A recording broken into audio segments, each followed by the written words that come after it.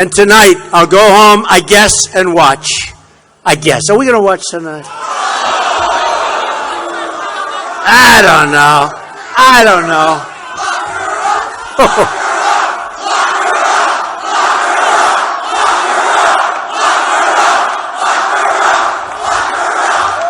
So let's do this. Let's do this. On November 8th, let's just win. That's the best. November 8th. We're going to win. All right? November 8th. So a lot of things have happened, and a lot of things are being said. And I watched last night, and boy, do you need a thick skin. How would you like to be me watching that garbage last night? Man, I mean, I was hit by every side. And I told the story just a little while ago. I wanted to hit back. I was going to hit back. I was going to say, take each one on. I know every one of them. I was going to take each one on. A friend of mine who's a governor, great guy, great politician, but a great guy. I said, you know, they said so many things about me, most of which, not all of it, a little bit of truth there, I guess, but most of which is a lie. I said, I'm going to hit this one. I'm going to hit that one. And they said, friend, he said, Donald, don't bother. Nobody cares. Don't bother. He said, you only have one person that you want to go after. And that's crooked Hillary Clinton. That's crooked Hillary Clinton. True. And I said to him, I said, yeah, but they said things that were terrible and I don't like it. And they have an audience and I don't like it. And they lied. They told so many different lies.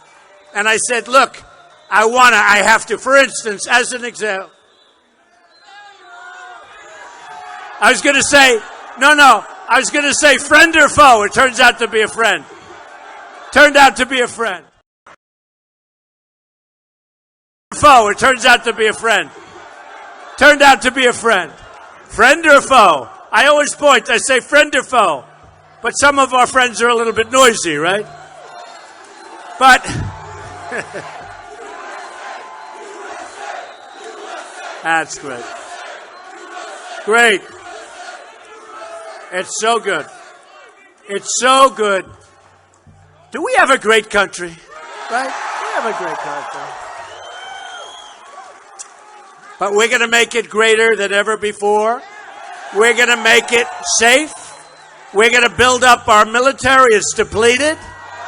We're going to take care of our great veterans. We're going to repeal and replace Obamacare.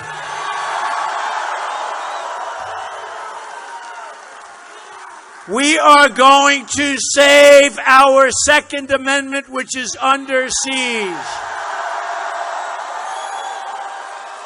We're going to get rid of Common Core, a disaster, and we're going to bring education locally.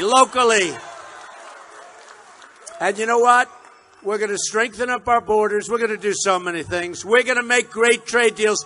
You know, one of the reasons I got elected, because everybody talked about Indiana. First of all, Mike Pence is doing a great job.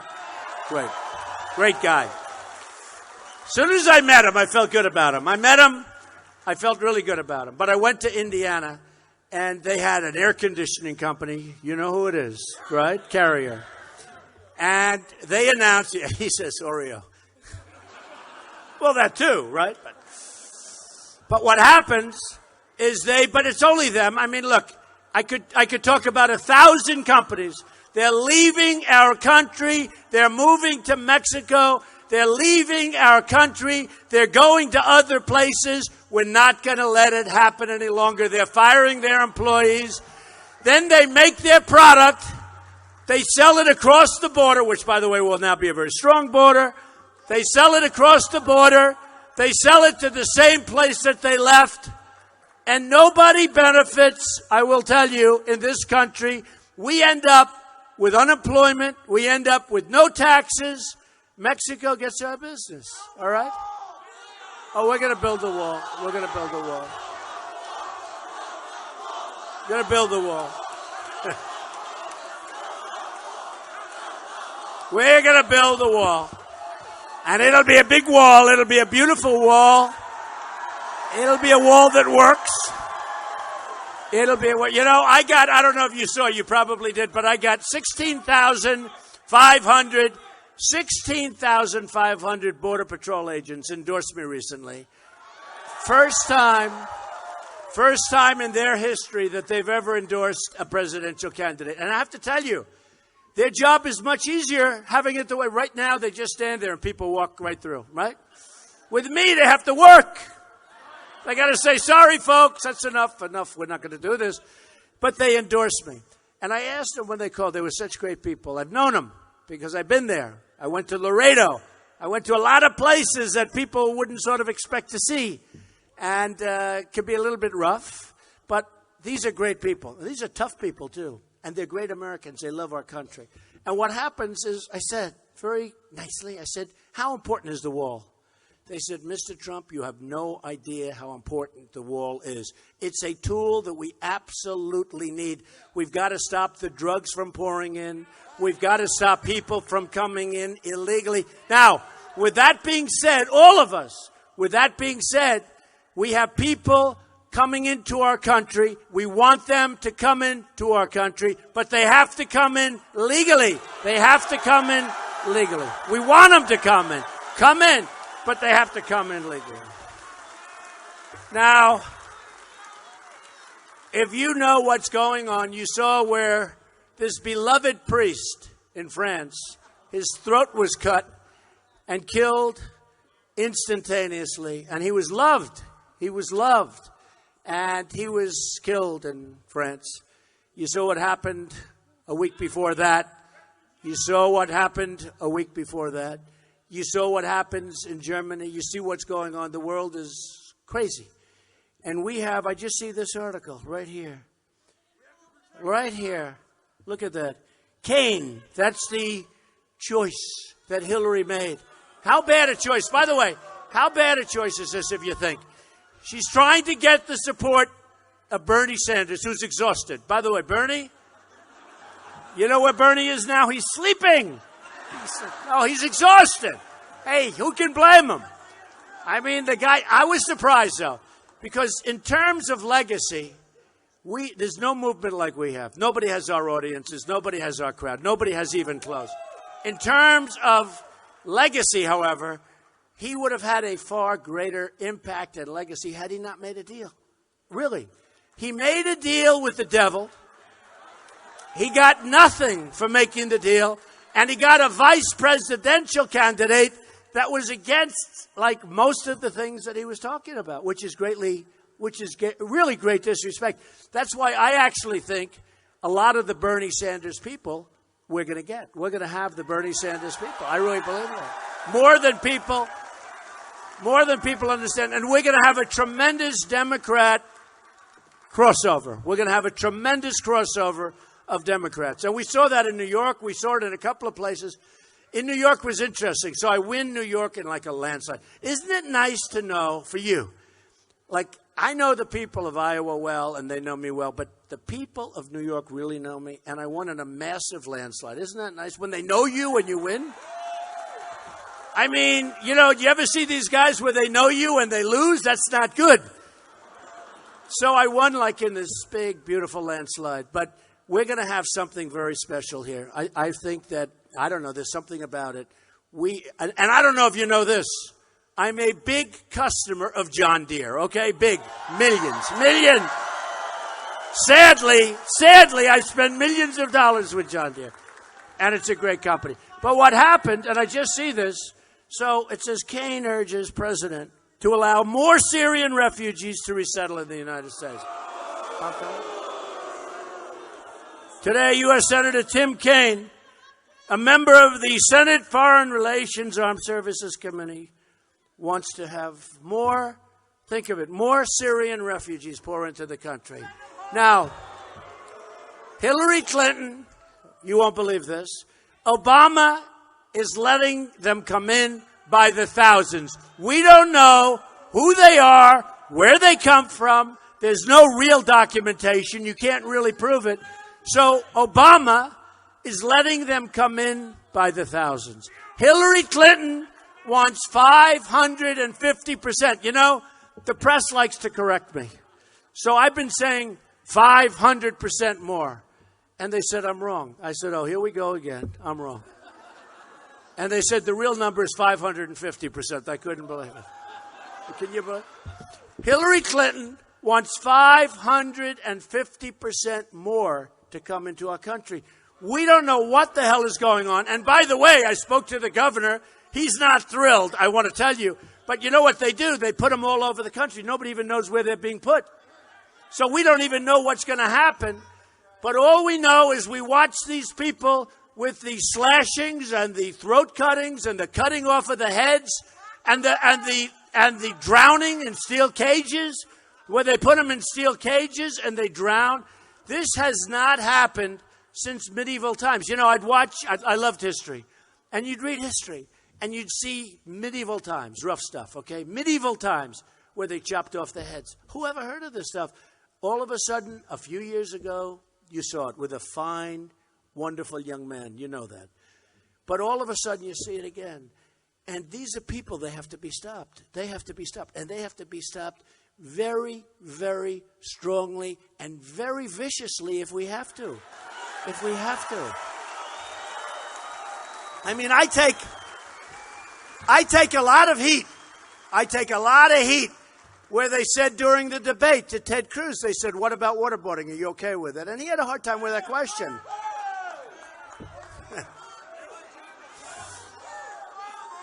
No, he had a hard time. That's a tough question because, you know, for them, for me, I'm not a politician. I say like it is. And they said, and he sort of didn't want to, smart guy, he didn't want to really get into that question. Then they asked me, I said, absolutely. I wouldn't even think about it. Absolutely. I said, don't even think about it. And for those people that say it doesn't work, and you know, one of the reasons waterboarding, because they used to consider it short of torture, okay? In other words, short of torture. And that way they could get away with it. All of a sudden they ruled, of course, Obama's group ruled it's torture and you can't do it. But here's the thing. So they can chop off heads, right? They can drown people in steel cages. They can cut your throats. We can't waterboard. You know, we're playing by different rules, okay? We're playing by different rules. Now, so they asked me about it. I say, no problem. No problem. You have to do it. Because they're chopping off heads, we can't waterboard. And you can just imagine these people from ISIS. They're sitting around eating. And they're talking about how many heads they chopped off, how many people they drowned, what animals they are, what animals. And they say, can you imagine in the United States waterboarding? Okay, waterboarding. Can you imagine? So we've got to start winning, folks. We don't win anymore. We're like the stupid people. We don't win anymore. We're being led by incompetent people. So I watched last night Obama talking about his world, a beautiful world, you know, his beautiful world. He doesn't talk about radical Islamic terrorism. He doesn't talk about the fact that people don't want to fly in airplanes and that people don't want to go to theaters. He doesn't talk about what's going on. I have a friend. He goes to France every year. Like religious. He works. He wants to go to France. He loves France, right? So I call him up. I say, how was your trip this year to France? France? I don't go to France. He said, France is no longer France. What's happening, folks, is very, very serious. And if we're not smart, and if we're not tougher than hell, we're not going to be around so much longer. Don't kid yourselves. Don't kid yourselves. And I watched his speech last night talking about false employment rates, talking about things that aren't in the real world, but not talking about crime, not talking about shooting up policemen, because our policemen and our law enforcement professionals are vital to our country, are vital. Vital. And they weren't going to have them on stage. And then I shouldn't have done it. I should have waited till the fourth day. I made a mistake. I should have waited till they were finished. But I started saying, they're not showing our law enforcement. They're not showing. Well, today I think they're bringing some on stage. You know, it's like the other day, they didn't have the American flag on stage, right? Right? Think of it. They spend millions of dollars on the stage. By the way, I thought our stage in Cleveland was much more beautiful.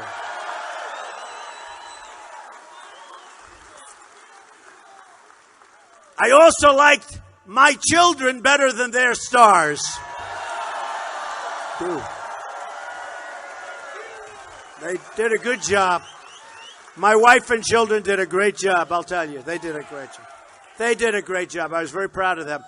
And we had a great convention. It was an amazing period of time. And actually, I guess you saw, we got, meaning I got, meaning we got, because it's really us.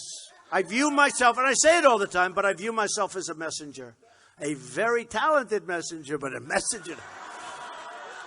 A messenger nevertheless. But we got one of the biggest bumps in many years. So now we're leading. We're leading in Iowa. We're leading in Pennsylvania. We're leading in Florida big. We're leading in Ohio. We're leading. And a poll just came down from the Los Angeles Times. I think it's 47-40 nationwide we're leading. So look, and they're going to get a bump because I watched last night. I must tell you, I shouldn't tell you this, but I watched, and I saw lies. And how would you like to be me watching television? Every one of these guys, I mean, professional politicians and others, they get up and they go crazy. I mean, we have the worst mayor in the United States, de Blasio, who's the worst mayor in the United States, like not even a contest. And he's saying, I don't even know this guy. I don't even know him. But he's a disaster if you know what's going on. He's a disaster. I won't say it because I love New York, so I'm not going to say it. But he's knocking me. Now, what happened, though, is a friend of mine called me because I was going to really hit each one of these people, some of whom I know pretty well. And they treat me so nice. Oh, Don, how are you? They give me hugs, kisses. Then they're up saying, he is a tyrant. He's a horrible human being. He's the worst thing that's ever happened. And I said, but he was hugging me and kissing me and talking to me. And I thought he loved me. In fact, a couple of them went up and I said, well, that one I like because there's no way that one can say anything bad about me. Oh, it was brutal. Then I had a guy get up. A little guy gets up, knocked the hell. I said, I want to hit him back so hard. I'm going to hit this guy. I'm going to hit him so hard. You have no idea. And I get a call from a friend of mine who's a governor of a big state. And a very talented guy. Great politician, but a talented guy. And I say, you know, I'm going to hit some of these guys that hit me last night. He said, I'm going to hit some of these guys that hit me last night. He said, Donald, don't do it. I said, what? He said, don't do it, Donald. All you do is one thing. He just said, do it. I sort of think so, too. No, but he said, you know, this is a professional politician who's smart. He said, Donald, you have one person to beat, nobody else. And he said to me, crooked Hillary Clinton. He said to me, crooked Hillary. That name is really sticking. He said, you beat crooked Hillary, don't punch down. He used the expression, don't punch down. Now, I don't know if he's right. So I said, I promise I won't say de Blasio's the worst mayor in the country. But I wanted to hit these people. And then I sat back, I said, he's probably right. What do you think? Is he right or wrong? Tell me. I know the rough guy in the back is saying he's wrong. No, go hit him. I don't know. We'll see because, and you know, such lies. And my wife is sitting there and she's watching and she's saying, wow. And she knows some of them. And she sees how they act toward me when they see me. And she said, how can he possibly say this? So it's an incredible thing. And then I have to do after, this is why I think we'll stay together all night because I don't want to really go home and watch that crap, okay?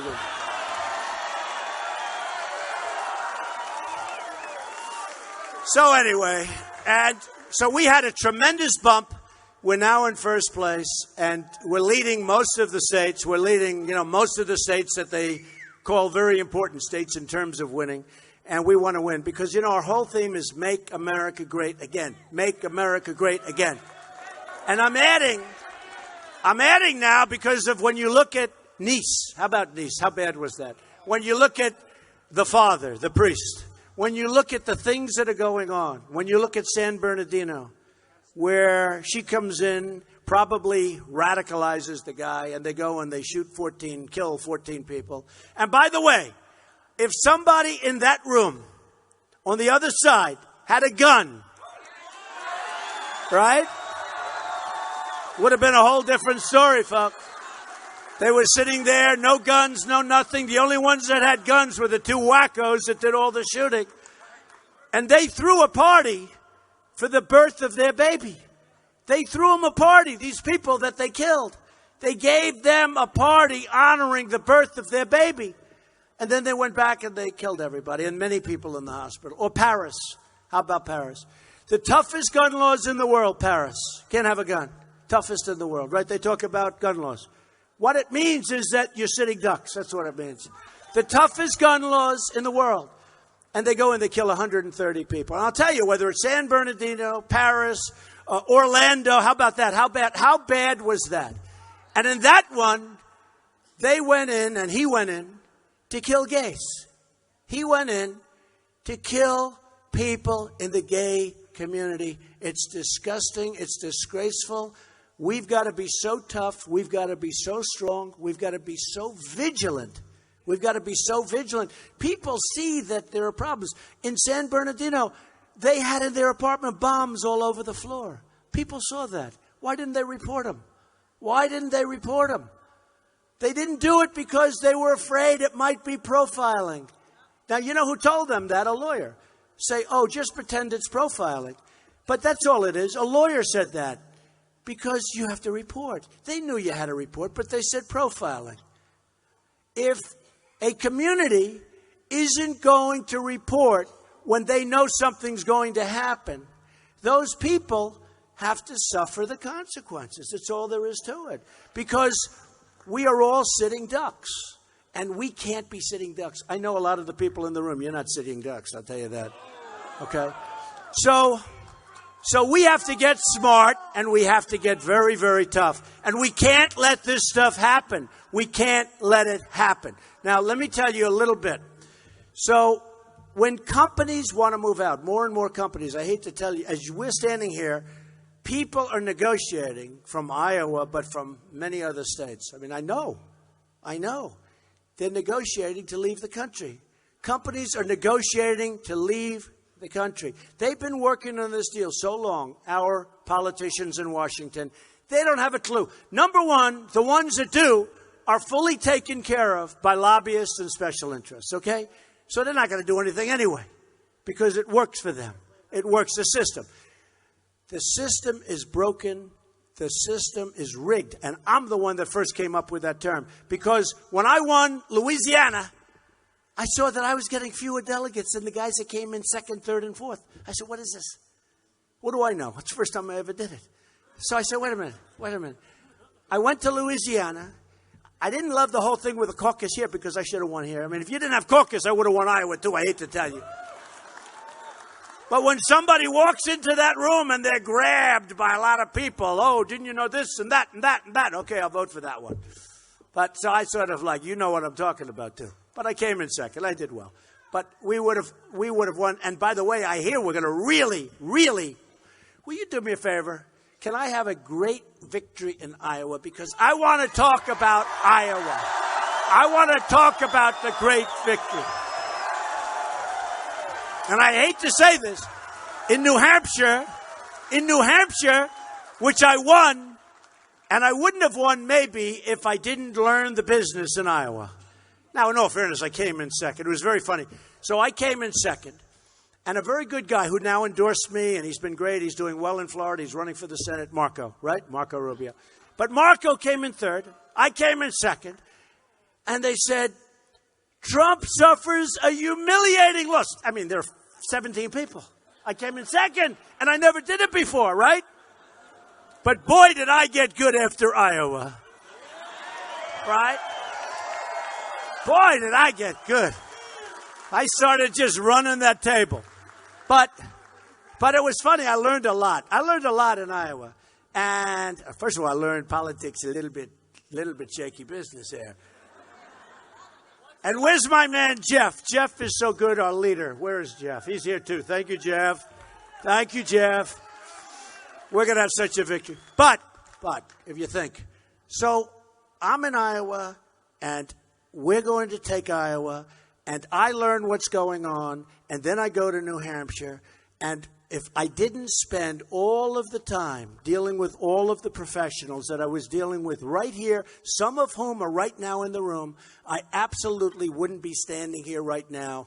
But we have to win Iowa this time. No more seconds and no more stuff. Because what happened when I came in second, it was terrible. I came in second and I said, man, I thought I was going to win it because, I was 7 or 8 points up. And I really was going to win by more than that.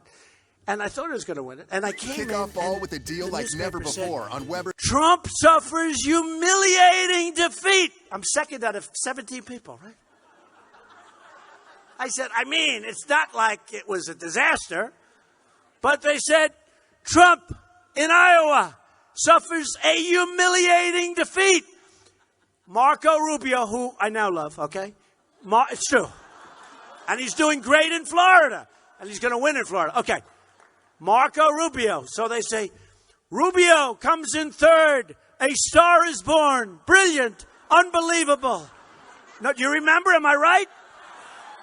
I said, wait a minute. I came in second and almost won. I was just this much. So I was humiliated. And Marco, a star was born. I said, what kind of a business is this? This is crazy. Right? You remember? Am I right? I'm not kidding. I went around for 2 months. Even after I won in New Hampshire, I kept going back to Iowa. I kept saying, what happened? But I will tell you, I learned a lot. And the people here are amazing. And it wasn't your fault. It was my fault. It was my fault because I did things that were not good, but I learned. You know, it's called you have to learn, right? I never did it before. I never did this. Whoever thought I was going to be doing this, right? I never did it before. I never did it. So, thank you. Thank you. So we have the big one coming up. And when they tell me that what we've done has never been done before, remember what I said. If we don't win, you're wasting your time being here tonight. You could be home watching other than the convention. You could be doing... Seriously. We got to win.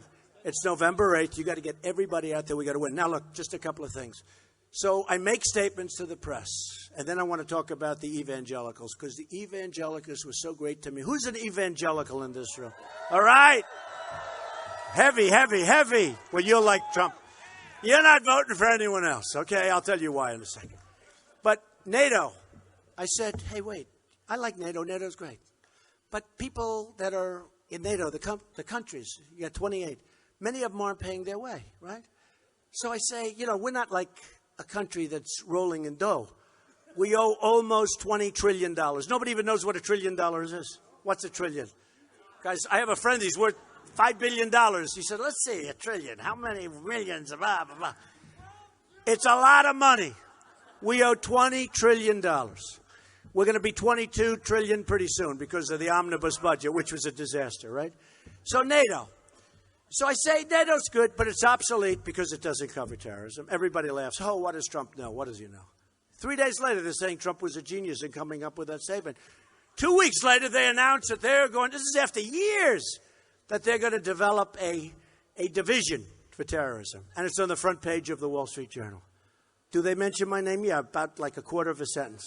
Trump was unhappy or something like that. But at least it's progress. Because we have common sense.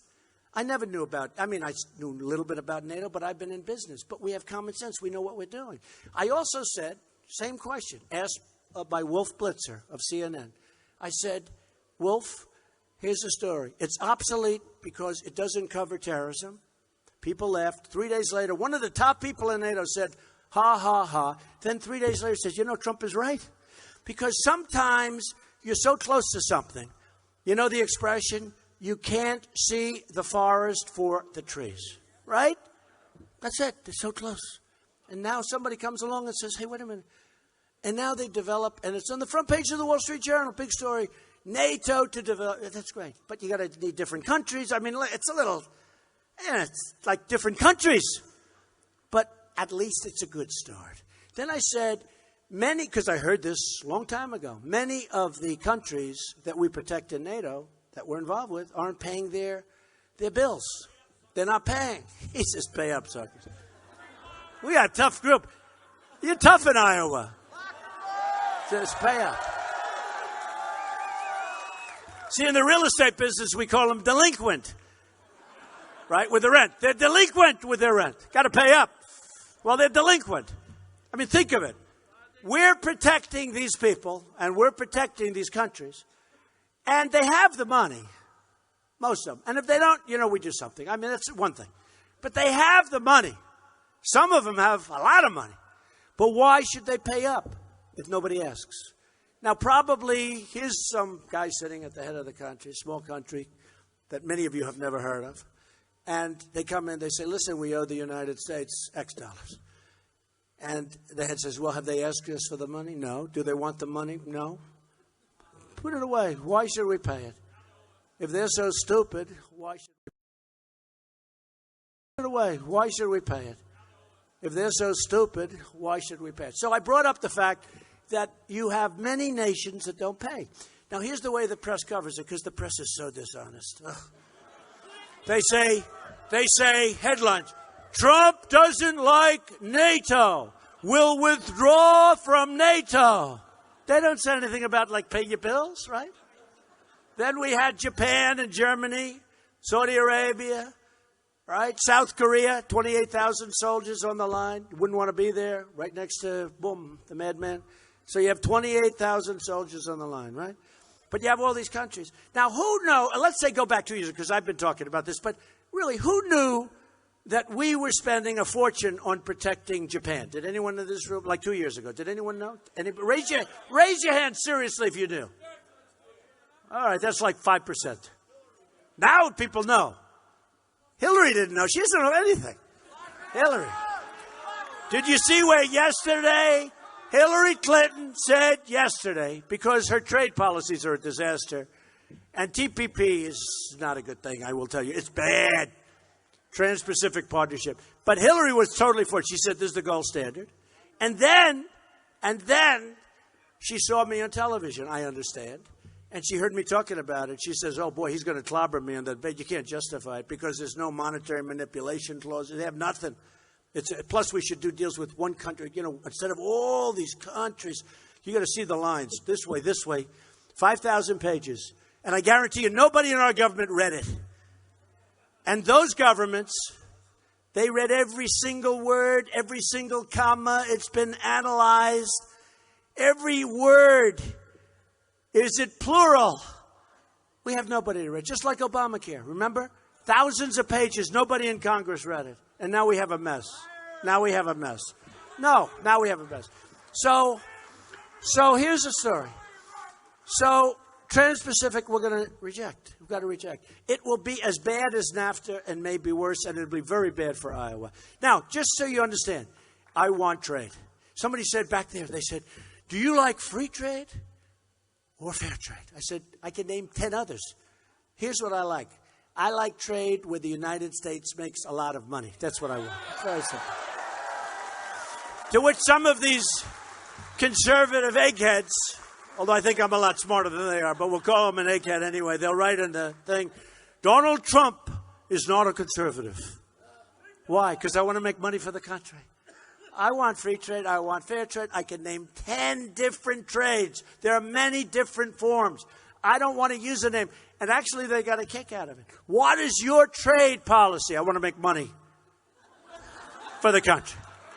That's all. It's very simple. In fact, I can see different policies for different countries because countries are different. Not every country is going to be treated the same.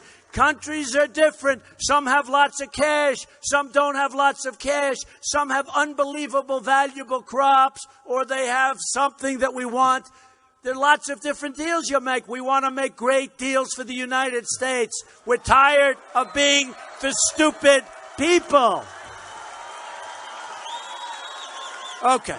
So, two things. I'm going to leave you with these two things because this is important. It's only about 200 degrees in this room. The good news is when you finish, you lose 10 pounds. You know, it's great. But let me just tell you, whether you like Donald Trump or truly can't stand Donald Trump, you like Donald Trump, right?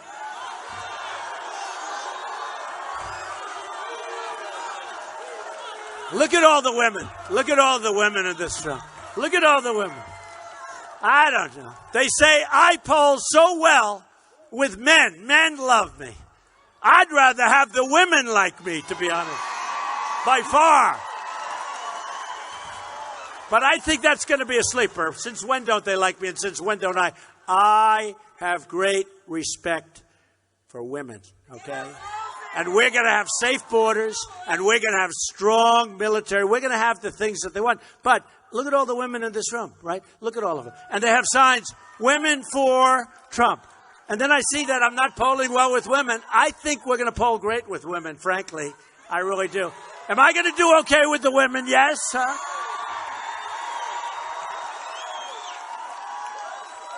And women do not like Hillary Clinton. That I can tell you. They don't like her.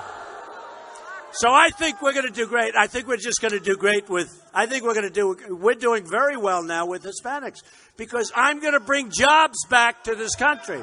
We're going to bring jobs back to this country. Thank you. And that's what people want. We want security. We want jobs. We want education. We want we got to have a strong military. We want our vets properly taken care of. We want certain things. Okay. But here's the story.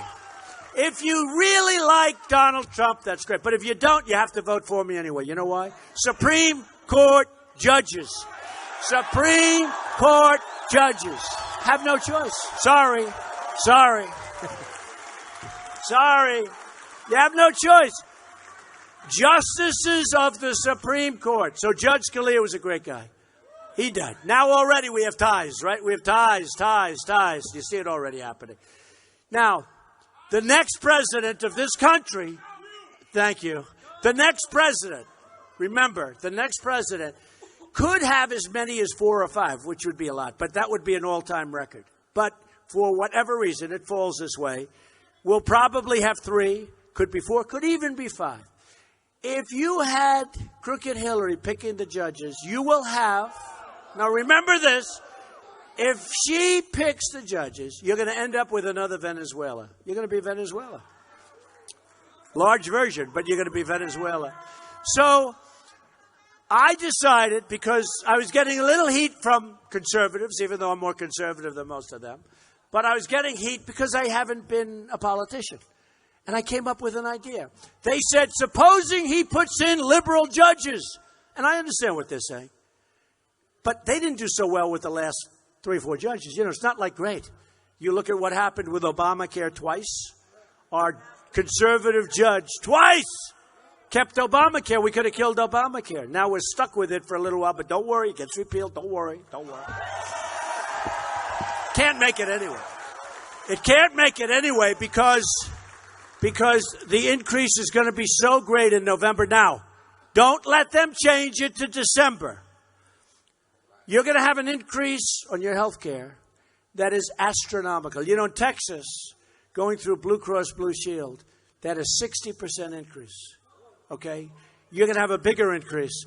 And what they want to do now, it's election defying, it's election changing. I don't think I want the change. I want to have the election right now, but it's election changing. We don't want them to change it so that the numbers come out in December, and they're trying to do that. You can't let that happen. So you're going to have such increases, it's going to fall of its own weight. So you have Supreme Court judges, all right? You have to do it for that reason. Now, number 2, evangelicals. I have been given tremendous support by the evangelicals. Unbelievable. And I'd go to different places. I did great in Iowa, but then I'd go to South Carolina. They said, you can't win South Carolina. I think it was 68% evangelical, some tremendous number. And I won in a landslide. And they say he might not be perfect, but he's ours. I'll tell you, he's definitely ours. Well, it was interesting because Jerry Falwell Jr., who's an incredible guy, right at Liberty College, he was saying that his father had the choice between two people. One was a man who taught Sunday school every Sunday, Jimmy Carter, knew the Bible perfectly, everything was perfect. The other was a man that had a marriage that didn't work out. It was Ronald Reagan. And his father had to make a decision. Is it Ronald Reagan or is it this perfect? All right, so I'm going to go on the microphone real quick.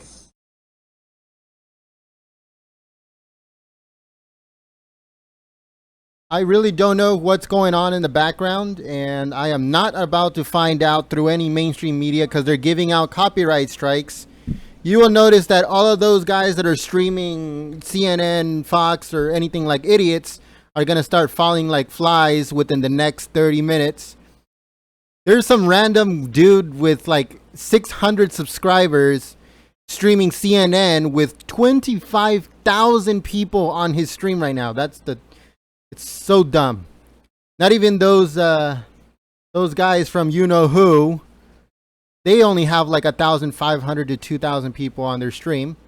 But I'm gonna try to find out who are they trying to see over there. I don't know what's going on. Give me 1 second. And they're talking, and they're praying, and they're doing everything, and it's beautiful. And it was an hour up. And I could say, I said, boy, I said to myself, I've got the support of these folks. They really like me and I really like them. So I said, I'd love your endorsement. They said, we can't do that. So what are you talking about? You like me. You're not going to endorse anybody else? No way. But we can't do that. I said, why? And they somewhat meekly told me because they don't want to lose their tax-exempt status. I said, wait a minute, what are you talking about? They said in the 1970s, Lyndon Johnson, very powerful guy, strong guy, smart guy. And frankly, I hear the reason was he was having problems with some of the churches. And he put this rule in. And he got it through because he was a strong cookie. And I said, so you're telling me that you can't endorse somebody that you really like and really have confidence because you can't get involved politically. And that if you do, you'll lose your tax-exempt status, which is a big deal. That's right. I said, wow. And I pointed down to the street, and there were people walking in the street, New York City, lots of people. I said, that means that all of those people have more power than you because you're not allowed to express a freedom that you're entitled to. You're entitled to express your thoughts, your feelings. I can't believe this. And I figured it out. And I said to him, I want to think about this. And I did research. And I said, if I win, we had another meeting a month later. I said, if I win, we are going to get rid of that Johnson Amendment. We're going to get rid of it. And remember this, and we didn't have it until the 1970s, so it's not like, gee whiz, this has been, 1776 stuff. We didn't have it until the 1970s. So if you look at what's going on with religion, and this is religion. This isn't just evangelical. This is religion. But if you look at what's going on, it's not going in the right direction. Because the ministers, the pastors, the rabbis, the people, this includes the Catholic, the priests, they don't have power to express their thoughts. So what I said, if I win, we're going to get rid. Now, that was 3 months ago. They love it. They never thought to ask for it. Did you ever have something happen where something happens and you sort of live with it, right? You live with it. Well, they've lived with us from the 1970s, and nobody's really thought of this. It's a little like some of the other stories I told you before. We are going to get rid of it, and we are going to give to these great people who we rely on and we believe in, we're going to give them their voice back, and religion will start to go in the proper direction. Because if you look at this country, it's going in the wrong direction. And by the way, we will be saying Merry Christmas again, okay? We will be saying.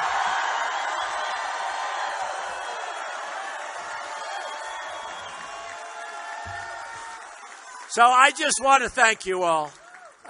It's an amazing outpouring. And Iowa are special people. I have so many friends in this audience. Iowa is special. And I say at the end of some of my speeches, we don't win anymore, but we're going to start winning again. We are going to start winning again.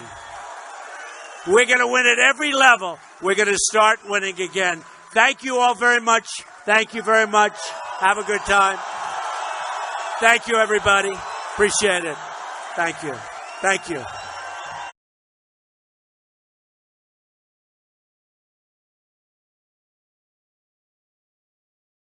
With folks, it will be approved.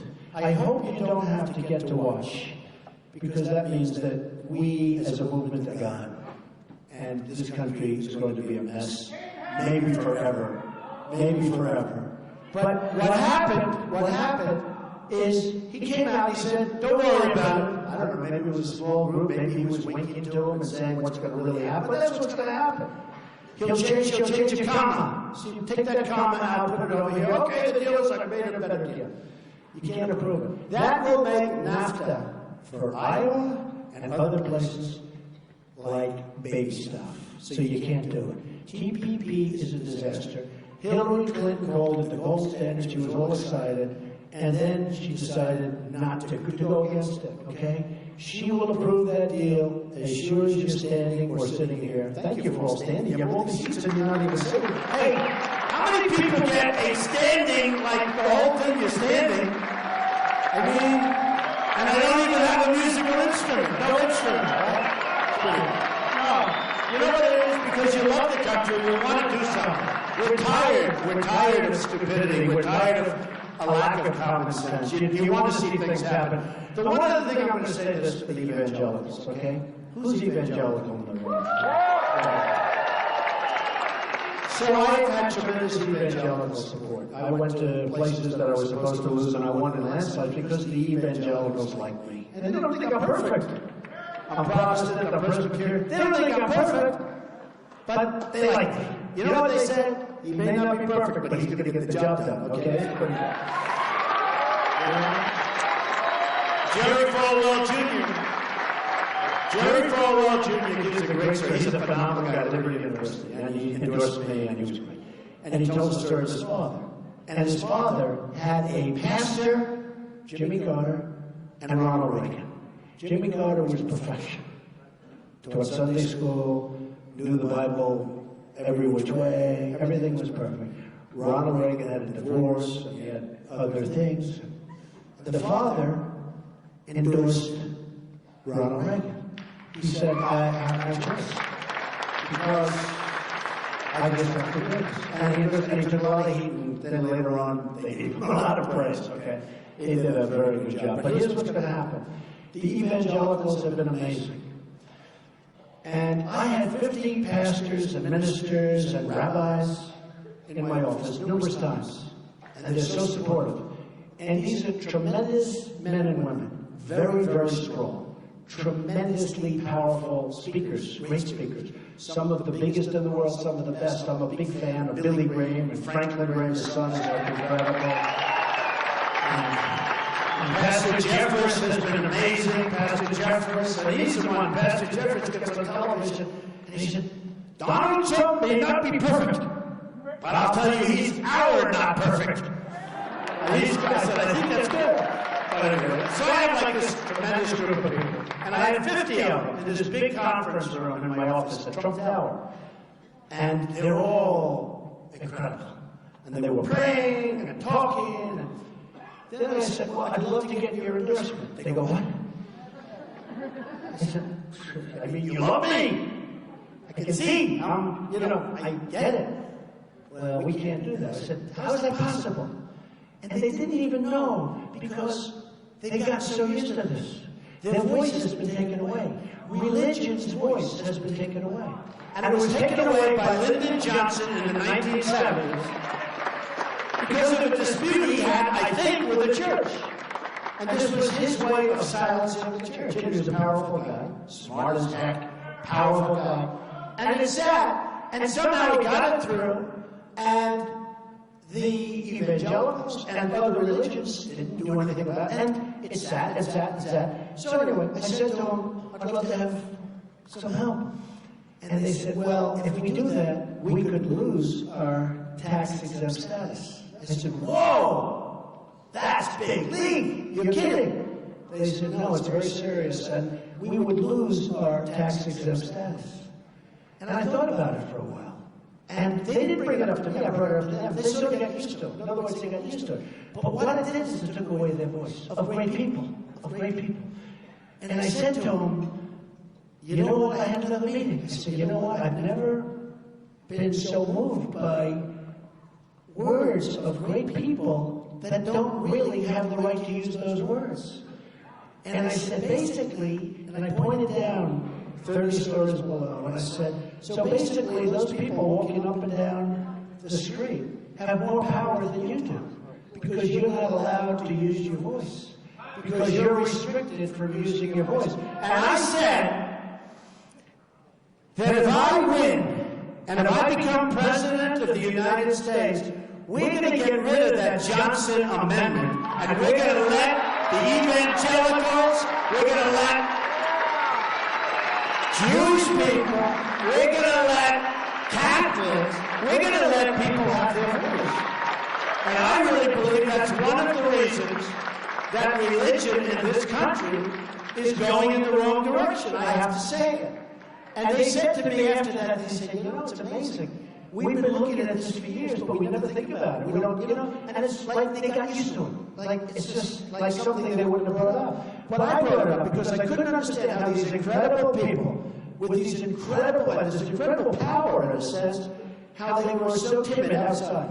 And they're not going to be timid anymore. And that's what's happening to religion, and that's one of the reasons that it is heading in the wrong direction. These are amazing people, and I, for one, want to hear their voice out there. And if they want to become active, that's a good thing, not a bad thing. We're going to get rid of the Johnson Amendment. It's in our platform. I got it put in the platform of the Republican Party.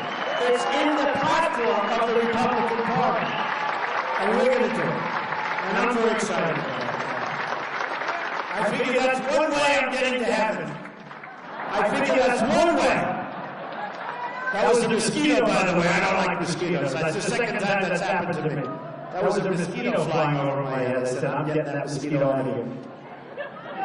But we are going to get rid of that. And I'll tell you, evangelicals, Catholics, Jews, Muslims, everybody. This is going to be a very important election for you. This is going to be your most important election in a true sense. Because your great respected people are now going to be able to speak. And I will tell you, once they do that, you're going to see a very much different country in terms of religion and in terms of spirit. And I think it's very important. So you have to get out and talk. Thank you. Thank you very much. I love Iowa. It's the beginning. And on November 8th, get out and vote. We're going to start winning again. Thank you very much, everybody. Thank you. Thank you. Thank you, everybody.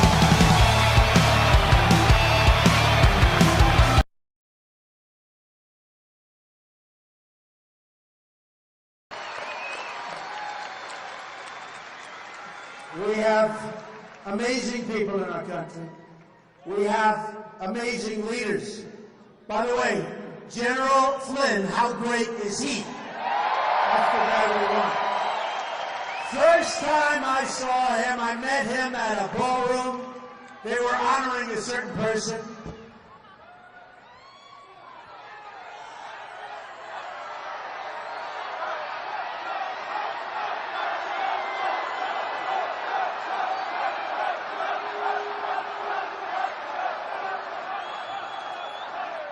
Never changes. It's getting better because Bernie's not here. Nobody has any spirit for Hillary. Nobody has any spirit for Hillary. Nobody. But General Flynn, I met him at a ballroom because somebody was being honored. You know who it was? It was me. And from the day I met him, I was impressed. He's tough, he's smart, he's great. And we're going to get people like that very actively involved with us. Very actively. So I want to thank General Flynn for being here. So this is the way we wake up in the morning, and every day it's something else. And it goes to show what's happening with our country. We're not going to let it happen anymore. We're going to get elected November 8th. Remember that. November 8th. And this is going to be a very important night. You know, we're here together. It's a family. It's a family. And you know what it is? It's a movement. This is a movement. There's never been anything like this. And it's a movement against a lot of things. Our biggest obstacle is the press. They're so dishonest. They're totally dishonest. These are really bad people. Let me I'll give you an example. And I have to say, our campaign is doing so nicely. We are running so. We have some of the finest people in our campaign. They are doing great. Look, here's what I just was handed 2 minutes ago. Dishonest liberal media, CNN's New Day, covered anti-Trump stories, 200, of which there really shouldn't be any, okay?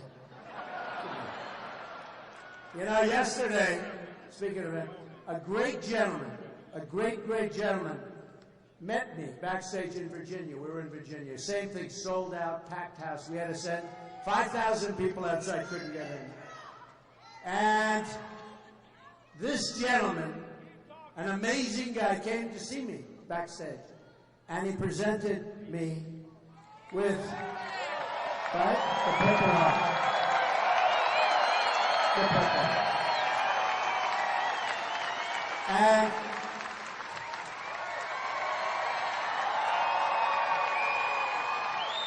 And an amazing man. And he said, Mr. Trump, I want you to have this. I said, but is it yours or is it a duplicate or you're not giving me? He said, I want you to have it. You're the one to lead this country. I want you to have this. And Lieutenant Colonel, he's a Lieutenant Colonel, an amazing guy. And I took it and I said, I can't believe this. It's really one of the most beautiful things that I've ever received. And from the heart. So much from the heart. So much from the heart. And then the next day I see where the media is saying, it's a replica, it's this, it's that. And it turned out his son was with him. He was a wonderful young guy, and his son was with him. And his son called, and he was absolutely so upset that those things were said, false stories, that they were said. And actually, ABC, Tom Lamas is probably back here someplace, but he covered it very nicely. And he spoke, and they talked about it. And it actually was his heart. I mean, you know, it's what it is. His Purple Heart.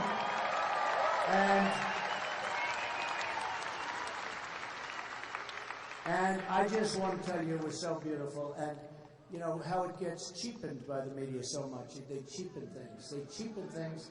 If they're on the other side, they just cheapen things, and it's so sad to see. And just a little while ago, I met with the Gold Star families. I met with 6 families that were just like incredible people. And a gentleman handed me a check. And he said, you know, Mr. Trump, this is for your campaign. And I said, you don't have to do that. He goes, I do. He said, it's more money, and I haven't even opened it yet. I don't think I'll tell you how much it is, actually, but but he said it's more money. Wow. He said it's more money than we can afford.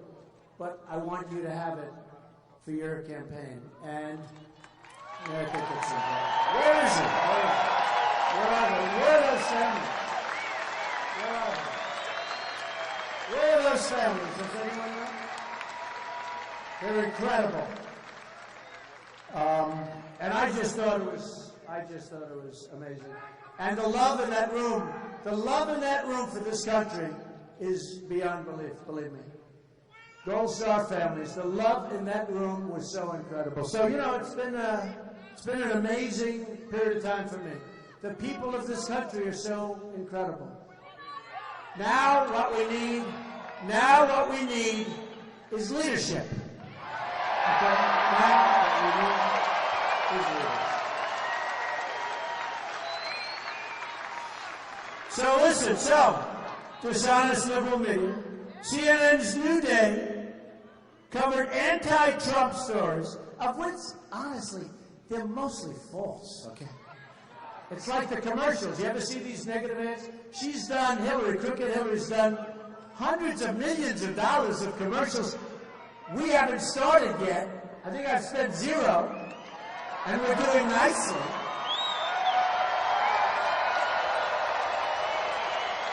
We just had a poll where we're up in North Carolina. We had another one. We're up in Florida. You know Florida, right? I haven't spent any money. And we just took in this month, I think it's $80 or $82 million, and a lot of it is in small money. I'm spending a lot for my own campaign. We're raising a lot of money for the Republican Party. And the money is coming in. We're just doing great. But small contributions, I think it was $61 each. And few Republicans can do that. Maybe no Republican can do that. Because people want to see great things happen for our country. They're so invested and so in love with our country, but we have a problem with the media. CNN's New Day, and I'm not just talking about CNN, they're all bad. Honestly, they're all bad. I don't know what it is. Is it like inferiority complex? They are so bad. It's other things. I actually pretty much know. CNN's New Day covered anti-Trump stories 200 times more than the Iran story today, according to the Media Research Center, which is respected, I think. Who knows? 200 times. So we're talking about 400. You know, they cover me constantly. Story after story after story. Mostly bad. Mostly bad. What would they do if I wasn't involved in this campaign? You wouldn't cover Hillary very much. That's boring, okay? That's very boring. Okay. So we have a problem. What you know what you have to do with the media? You have to bull your way through it. You just bull through it. And you do the best you can. And I actually said, with the horrible misrepresentation that's given me by the media, I mean, the New York Times is disgusting. The good news is it's failing. It'll be out of business within 3 years. That's the good news, okay? Failing, But my whole life I've had like probably 5 or 6 stories on the front page of the New York Times. Now I have like 2 a day. It's terrible. Well, it shows you that politics is more important than real estate, right? But we have to bull through it. And the amazing, look at this arena. If I would read my press, the phony press, the lying reporters, the disgusting people that work for the media, if I would read it, I'll tell you how many people. We have 16,000 people right now, and we have thousands outside. If I would read my press, you know what I'd say? I'd say we wouldn't have 40 or 50 people here. I really mean it. How do all these people? You know why? Because the people are smart. The people are smart.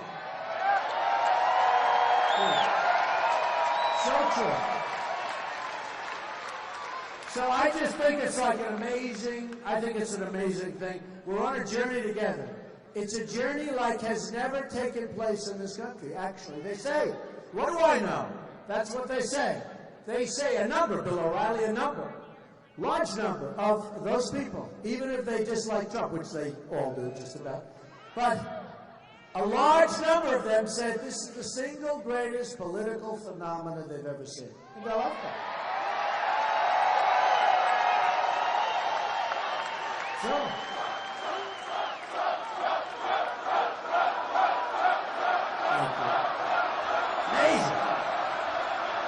amazing.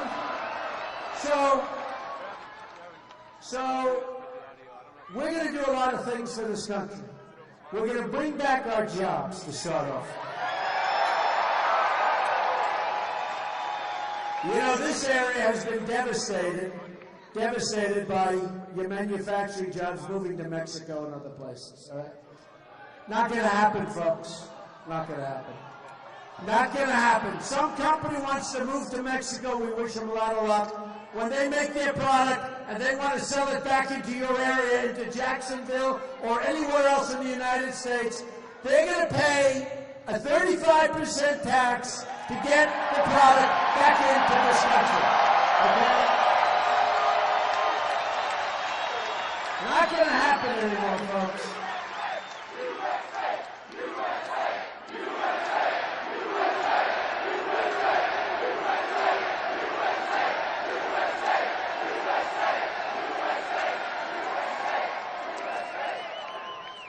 I have a lot of friends that live in Jacksonville. I know why.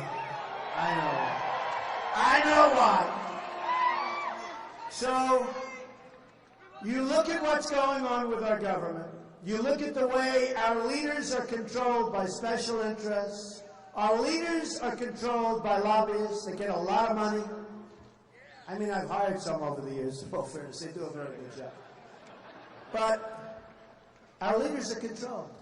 So when it comes to trade, if you want to have a company and you want to keep the company from moving to another country, like Mexico, then let me tell you what happens. You go out, you hire your lobbyists, you work with the special interests. The politician has no chance. They do whatever their lobbyists, they do whatever their donors, they do whatever their special interests want. And that's part of the beauty of what I'm doing. So I've spent, I guess, more than $60 million so far.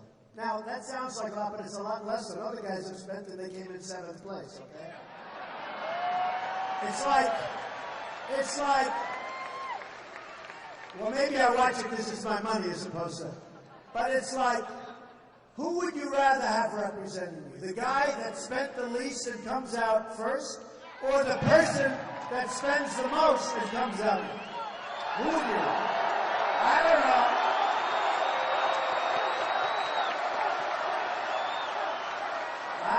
I think I know the answer.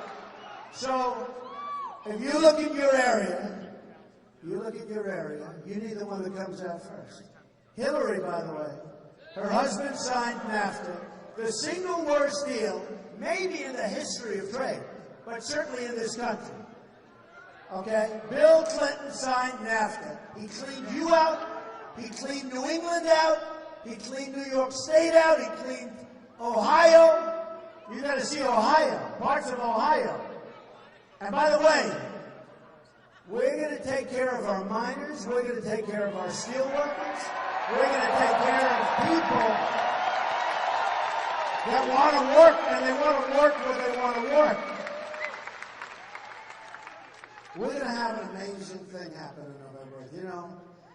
So, Brexit, you probably saw what happened. So I called it right. I got 0 credit, but that's okay. Everybody was saying, oh, they'll never break up the UK. They'll never break up. They're never going to leave, right? They're never going to leave. The UK will never, ever leave. Well, guess what? You know what happened? They left. And I think the odds were, the gambling odds were 20%. And they came up and they asked me, what do you think is going to happen? They're going to leave. Everyone said, why are you so sure? Because people don't want to be forced to take all these people in. You have the people coming from Syria, you have people from Look at Germany. Look at what's happened to Germany. It's a total and complete disaster, okay? A complete disaster. You look at what's going on in France. A friend of mine, I hate to say this, I like France, but a friend of mine goes to France every year, said, how was France this year? He said, France is no longer France. I don't go there anymore. It's no longer France. That's no longer France. City of Lights. No longer France, folks. So Hillary Clinton wants to bring people in by the tens of thousands into our country that we don't know who they are, where they come from.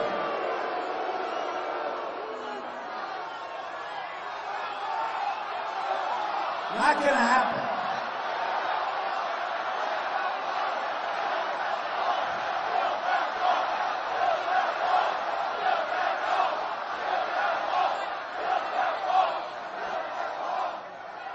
Not going to happen, folks.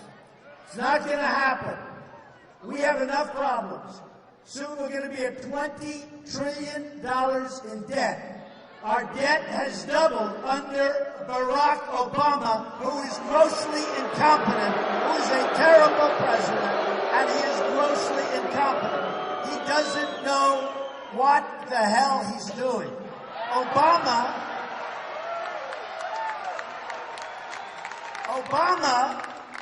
will not use the term radical Islamic terrorism. He won't use the term. He'll give a speech that lasts for a half an hour explaining why he shouldn't use the term. In the meantime, when I met with those incredible families backstage, they want that term used, and they want to wipe out the problem, because we have a big, fat, horrible problem. We're going to knock it out.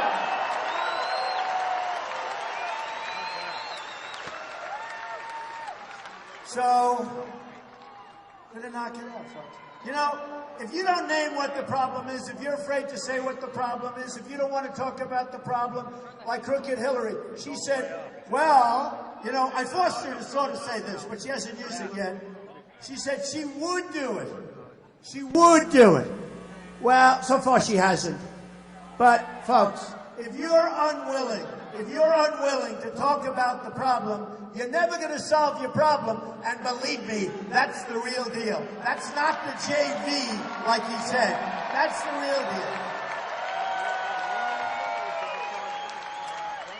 And, you know, when we fight our wars, we were talking about this backstage, we fight our wars in a very politically correct way. Okay, nice and easy. We have some incredible warriors like General Flynn. We have some incredible warriors who could get this problem taken care of, and fast, But we don't do what we have to do. We don't do what we have to do.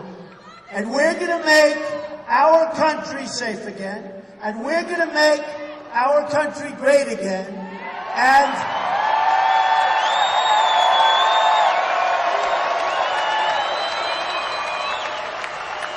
we're going to have law and order,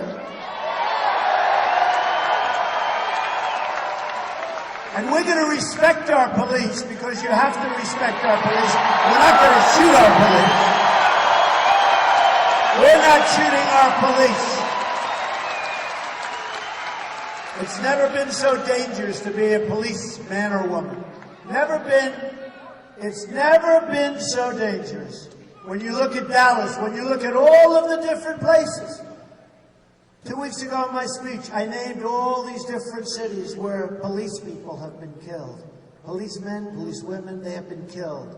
Viciously, brutally killed. And the reason they were killed, they're doing their job. It's going to stop, okay? It's going to stop. We're going to be law and order. It's going to stop.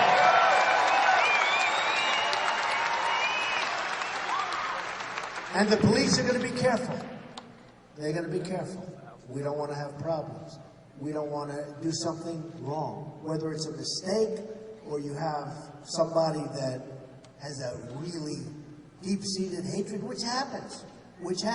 You know, the biggest problem that we have The police will do 100,000 unbelievable things. Nobody talks about it. If there's one mistake, whether it's intended or not intended, one mistake, that mistake is broadcast on the newscasts for weeks. For weeks. And we can't make those mistakes. We can't make those mistakes, and we're not going to make those mistakes.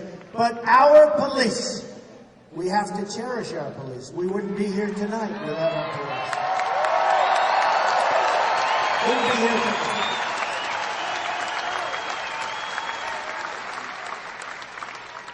And I will tell you, they and others, you know, I put the firemen, I'll tell you, there's groups, teachers, so important, teachers, so important, not recognized like they should be recognized. And by the way, speaking of teachers, we're going to get rid of Common Core, we're going to bring our education in.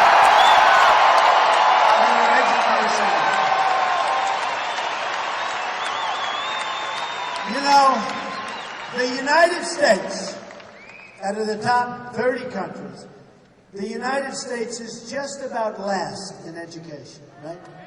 And we're first in spending.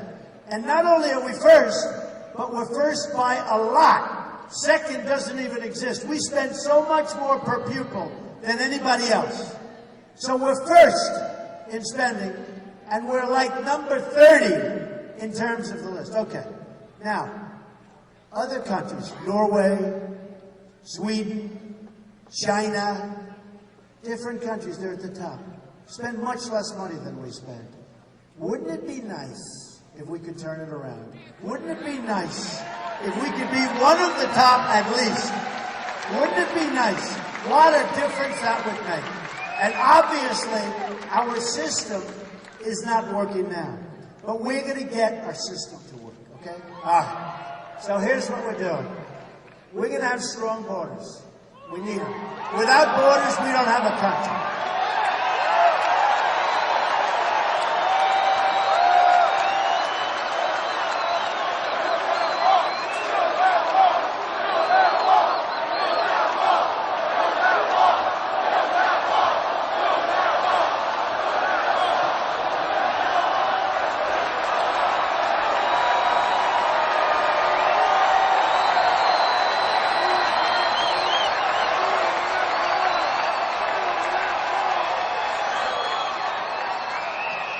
We're going to build a wall, folks, believe me.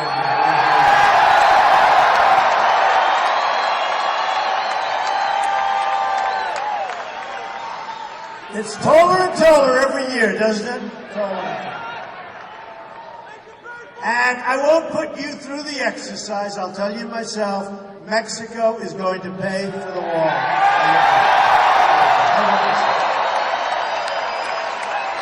You know, when I was on the stage not so long ago with some of the very good people, very talented people, some of the Republican candidates, and we were fighting over different things. You know, it's pretty vicious, they say, right? They say it was pretty vicious. They say it was the most vicious yet. Okay, the most vicious. That's not a good thing, but it's the way it is. Some people still haven't recovered, okay? But, well, I think this is more vicious because the press is more dishonest now than I've ever seen. So I actually think this is more vicious. But, I'd have people come up to me, good people, politicians, they come up to me, you don't really mean, you know, after the debate, they say, you don't really mean we're going to build a wall, do you? I said, yeah. And they'd say, how do you do that? Well, we could start with precast plank. I'm so good at building. I'm so good at building. You know, we're building the old post office on Pennsylvania Avenue, right? We're 1 year, and we're actually more than that, but that's okay. We're 1 year ahead of schedule, significantly under budget, and the deal is a much more beautiful deal than we even envisioned. Higher quality materials, marbles, and I just left a place, a great place, I won't mention because it's a great city. Love the city. I was there 2 days ago. They have a hospital, a veterans hospital, that's $1.2 billion over budget. Think of it. $1.2 billion over budget. It's not even that big a hospital. I looked at the building. I said, 1.2 billion. They should build it for 1/3 of that, let alone. This is over budget, and that means it's going to be much higher than that. So we're going to put things in place. There are ways of building roads, bridges, hospitals, airports. You don't have to have cost overruns. We have massive, massive cost overruns, and we have to rebuild our country. Our roads are old and tired. I have a friend who's in the trucking business. He's one of the biggest guys in the trucking business. Good guy. And he said, Donald, is there anything we can do about the roads? I said, why? What's the problem? He said, there are so many bad spots. They call them bad spots. I call them potholes, right? He said, there are so many bad spots. And this guy has this incredible equipment, these beautiful trucks, the best, the best. He said, I'm destroying my equipment. We're going down those highways at 60 miles an hour, and we're hitting areas that just destroy these trucks. I say, have you ever seen it like that? He said, I've been doing this business for 40 years. It's never, ever been like this, okay? We are going to shovel ready. He said, shovel ready. Another Obama beauty. Shovel ready. Let's spend $1 trillion. We're shovel ready. I don't know, has any job been built? You know, shovel ready. Another Obama beauty. But he said that. I have another friend. Okay, I have a lot of friends. I have another friend. He builds plants, right? Not the kind that grow out of the ground, the kind that are like rectangular and all. Big ones. Big plants, the biggest. And he's just about the biggest in the world. And he builds them in the United States, and he builds them in other countries. And I saw him not so long ago. I said, how are we doing? He said, I'm doing good. Company's good. I said, well, what's going on? Now, if this guy had to build an apartment, he wouldn't know where to begin, right? But a plant to build, 1 million cars a year or whatever the heck they do, he has no problem with that. That's the greatest. He's a great guy. Really talented guy. A brilliant guy and builder. So I said, so how are we doing? He said, not good. I said, how is your business? Great. I said, how does that work? He goes, you got to see what we're building in Mexico. We are building the greatest plants anywhere in the world. We are building plants. It's the 8th wonder of the world, what's going on in Mexico. Now I'm getting angrier and angrier in the meantime. Okay? We are building plants in Mexico. So I said, how are you doing in the United States? Not good. Not good. They're moving out of Michigan. They're moving to Mexico. They're moving out of Jacksonville. Let me tell you, while you're all standing here, and I appreciate you're all standing with seats, but while you're all standing here, as you stand here thinking you have a good job, many of the companies in this area and areas all over our country are negotiating deals with management to move their plants out of the United States. NAFTA was the beginning of a disaster. TPP, which Hillary Clinton considered the gold standard, and then she heard me speaking about it one night, and she said, oh, I'm against it. But she's going to approve it. In fact, the governor of Virginia, Terry McAuliffe, who knows Hillary even better than her own husband knows her. He knows her better than her husband. This guy, Terry, winked at people and said, don't worry, TPP is going to be approved if she wins the election. They'll make a couple of changes, meaning like a comma. So this agreement is 5,000 pages long. Nobody's read it from our country. And yet these other countries, killers, they digested every word, every comma, every sentence, every paragraph, everything. They know it, every single word. We don't have anybody that has even looked at it. Remember Obamacare, 2,500 pages. Do you remember Obamacare when nobody read it? Nobody read it. Obamacare. Unfortunately, we've been getting death threats and a bunch of Trumpians have been trying to hack everything we have, so I've had to spend too much time dealing with security and protecting my family. So that's unfortunate. I don't blame that on Donald, but that's just part of the game we're playing right now. Third, I'm not here to cause a scene. right? I'm not here to jump up and down. Oh yeah, at this point, yeah. Donald would do that on his own. He don't need any help from anybody else. He's kind of a big boy, you know, sometimes, and he'll say what he's going to say. So I'm not here to cause a scene. I'm not here to make faces.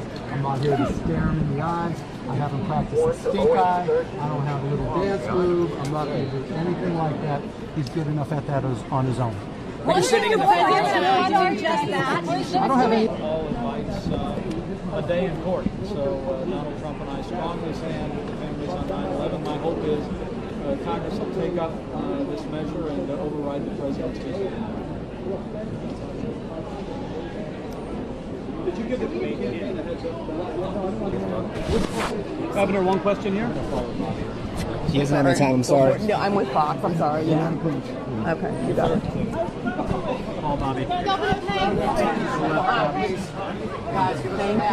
The will to, everybody's got the will to win, but it's only those with the will to prepare that do win. And what Bobby doesn't realize is Donald doesn't put in any effort to prepare. And that's dangerous because the only certainty about the President of the United States is that he or she faces uncertainty every day. Is there anything you can say about when you're back up? Not a thing? No. Be in the front row? Right here. Right here. Alex. Okay. She's a big girl. I'm not worried about it. What do you mean by big? There'll be a whole democratic process that I can follow up on. Don't know what he believes, what he doesn't believe, and who you can work with, and whether or not he'll even listen. So there's just so many uncertainties that I think are bad for the economy. What do you think of the 65% estate tax? I'm not a huge fan of it, but you know, I think it's too high? No, look, I don't plan on dying. I don't plan on dying anytime soon. I don't mean personally for your own wealth, but no, I'm not. Look, are you concerned about it? Not really. No, I'm not concerned. Look, taxes, I don't see as a big risk one way or the other. That's not what holds back businesses. You got to be profitable before you pay taxes, and you got to be really profitable before you're one of the 1,100 that are part of the estate tax issue. Does it affect you personally? Do I have enough money? Yeah, absolutely, but I don't plan on dying, so no. Where are you going to be sitting? No, not really. It's like anything else. Look, I'm a citizen like everybody else, and this is an interest. No, absolutely not, because Donald is there's so little thought behind what he says that it's not like I have to try to come back and say, look, this makes sense. Why aren't you supporting what he's doing? Because there's no there. Right? He talks a lot about top line percentages, but then you go look at the impact on the economy. And I'll tell you one thing that Secretary Clinton's group did that I love. When I saw her program, I emailed one of her staff, and I asked them, I said, look, everybody gives me a 10-year plan. 10-year plans are worthless. Right? There's just absolutely no value. You can't possibly be president then, and it's not going to stay in effect. And so the Clinton economic team published 1 and 4 year plan. So I got to see, okay, this is what's going to happen the first year, and this is what's going to happen in 4 years. And they're the first candidacy to ever do that. And to me, that meant a lot because it added some reality to my decision-making process. What's your relationship with Bill Clinton like?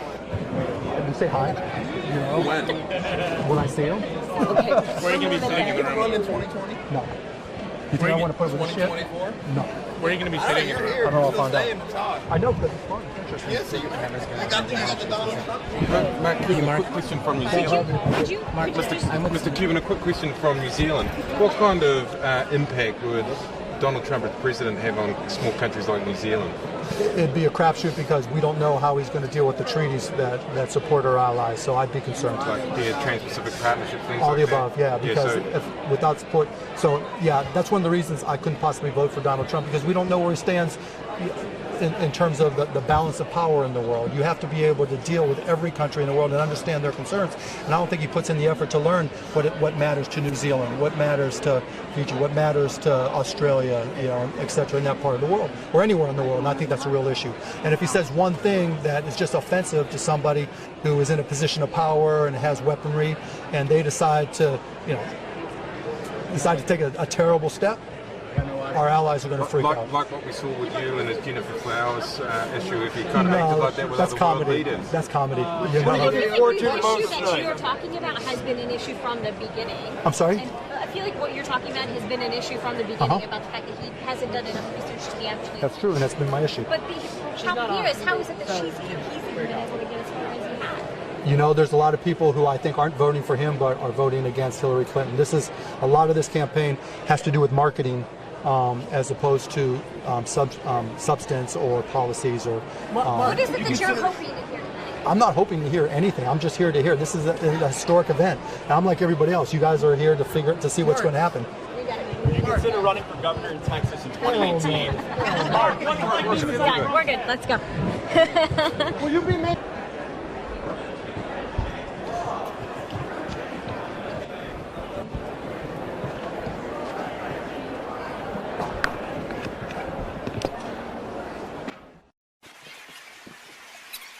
Be repealed and replaced.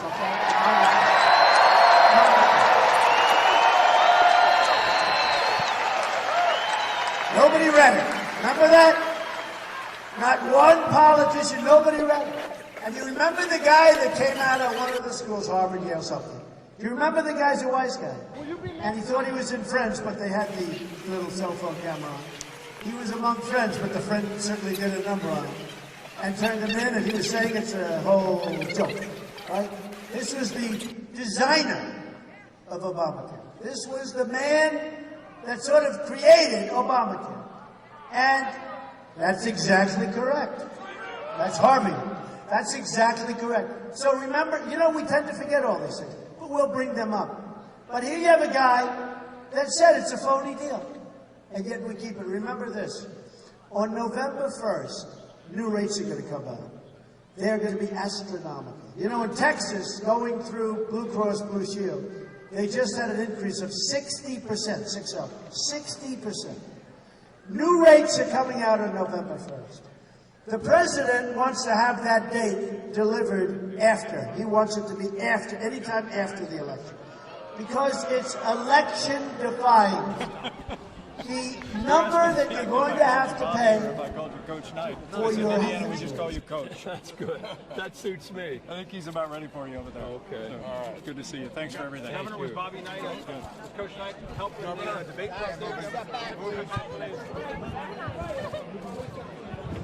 Good to see you. Thanks for everything. Governor, was Bobby Knight, was Coach Knight helped in the debate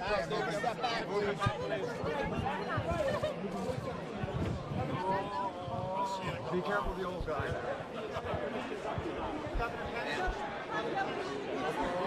Guys, back there, please.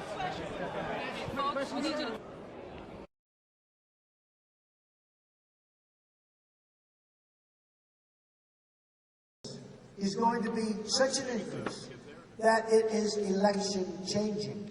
Now, maybe I don't want the election changing. Maybe I want it to be just the way it is. But it will send ripples through our society. It'll send ripples through our country. We can't let them delay. You know, they want to make that December 1st instead of November 1st. The election is on November 8th. When those numbers come out, it's going to be catastrophic. It's going to fail of its own volition. The country can't afford it, and the people can't afford it. Number one, the country can't. Number two, the people can't. It's got the double whammy. We will come out with something that will be so good, so much less expensive, so much better. It will be wonderful. We're going to take care of everybody. We're going to take care of everybody.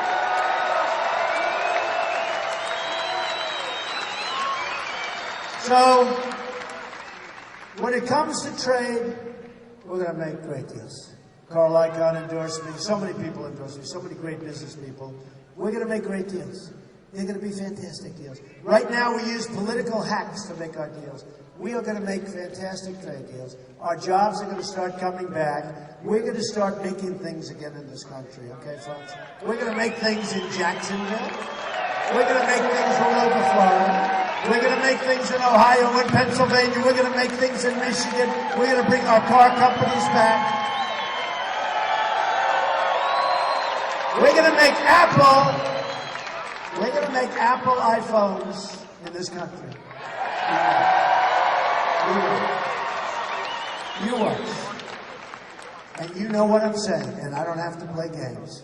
And we're not giving low-interest loans that nobody needs, and we're not giving tax abatements, we're not giving any. We're going to just say, hey, you want to play games and you want to come into this country, or if you want to devalue your currency and destroy our companies, because that's what's happened. These countries are devaluing their currencies, and they're totally destroying our companies and our jobs. And we're not going to let it happen, because that's cheating, okay? That's called cheating. That's called cheating. I have friends that are manufacturers. They can't get their product into China, and if they do get it into China, they have a big tax to pay, right? With us, come on in. Come on in. We're the stupid country. Come on in. Come on in, everybody. Rob us blind. Take our jobs. Take our money. Rebuild China and many other places. Not going to happen, folks. It's not going to happen. It's over. It's over. We're not going to have trade deficits of $500 billion a year. We're not going to have a trade deficit overall of $800 billion a year and going up, okay? Almost $800 billion trade deficits, okay? Why does that have to happen? Why does that have to happen? So we're going to turn it around. We're going to turn it around. We're going to bring our jobs back. We're going to bring our manufacturing back. We're going to get you your other jobs. Remember this. One of the reasons that we have these full stadiums, this is beautiful. One of the reasons that we have these full stadiums is because many people in this room do not raise your hand. Do not raise your hand. You've been working harder now than you did 18 years ago. You made more money in real wages 18 years ago than you make today. And now, largely also due to Obamacare, you're working 2 jobs instead of 1.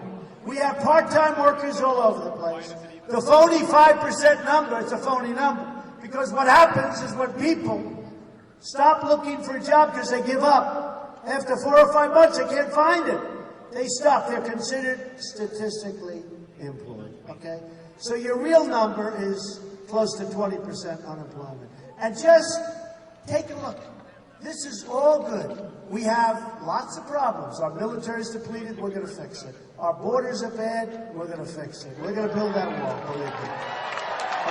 But we have lots of problems.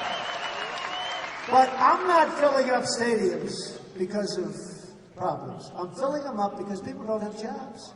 And they're not making as much money. How would you like to be working harder? You're older. You're not feeling as good. Although, I sort of feel as good as ever. I've been an awful lot. I think I feel better now than I did 25 years ago. You're inspiring. You're inspiring me. I have a friend who said to me the other day, because I spoke, and I guess it was 71 minutes, a long time, at the convention. The Republican convention, which I actually liked it. Didn't my kids do a good job? My wife, my kids.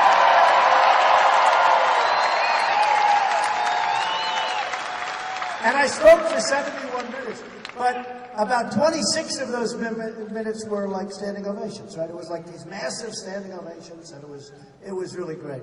And I have a friend who's a very successful guy, he's a strong guy, and he came up, he goes, could I ask you a question? Where do you get the energy? Where do you get the energy to do this? I said, do I have a choice? What am I going to do? Stop and take a rest?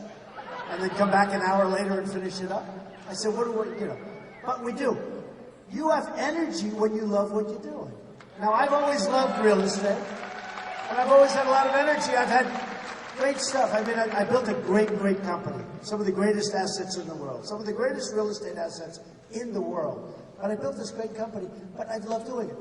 I love doing this. I love seeing these crowds of people pour in.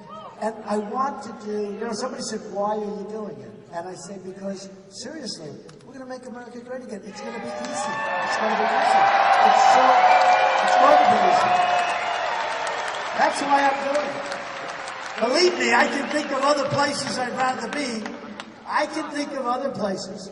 But I'm having a good time being with my friends from this country. This country is so incredible. We go to Oklahoma. We had 25,000 people. We had 21,000 people in Dallas. We had 35,000 people in Mobile, Alabama. Right? We had these massive crowds. And another friend said, how do you do that? How do you speak and you don't even have notes, or you don't even look down at your notes when you have, and you don't have a teleprompter? Right? You don't have a teleprompter. No. And teleprompters are all right for certain types of speeches.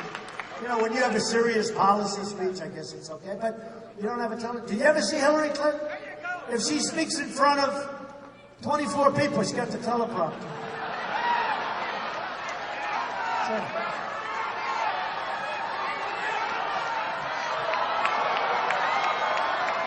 Ladies and gentlemen of Jacksonville, thank you. This is crooked Hillary Clinton. I'm going to rob you blind. I'm going to rob you blind. She always has teleprompters. In fact, I said to my people, you know, she reads the same speech or different speeches, but she reads. And she's always got teleprompters, even in like small groups. Look, let me tell you, if she came here tomorrow, so look at this place, packed, thousands outside, right? We actually put screens outside, thousands outside. So, Hillary, if she came here, if she had 500 people, I would be surprised. 500 is not bad, right? So we have 16,000 plus, we have a lot of people outside. Look, if she had 500 people, I would be surprised. Now, I don't know. I hear we're leading Florida by a little bit. I don't know why we're not winning by a lot. I don't know. And maybe crowds don't make the difference. Maybe they don't make the difference. But here's the thing. So, we're going to make great trade deals. We're going to put up the wall. The wall's going to work. Believe me. The border guards, the border agents, these are incredible people. They endorsed me, 16,500 endorsed me. Sheriff Joe Arpaio. Great guy. Sheriff Joe. Tough cookie. Good guy. Actually, good heart. Sheriff Joe endorsed me. He knows more about borders than anybody in the history of the world, I think, right? I think he's been working the border for 50 years or something, he told me. This guy knows borders. He endorsed me. Endorsed me early. National Rifle Association endorsed me. Big endorsement. We get tremendous support from the evangelical community, from the religious community. And we're going to give them back their right of speech. You heard that. Lyndon Johnson in the 1970s put in language that keeps our pastors, our ministers, our priests, our rabbis from speaking. Can't speak because you lose your tax exemption if you do. You can't have, think of it, they put it in. And I said to them in a meeting, I could see there was like love in the room. I had tremendous religious leaders, and they support me, and they like me. I know when people like me and when people don't, believe me. I'm very good at it. They like me. You know, I won with remember, I was going to lose in South Carolina, big evangelical, and I won big. I was going to lose in different areas. We won.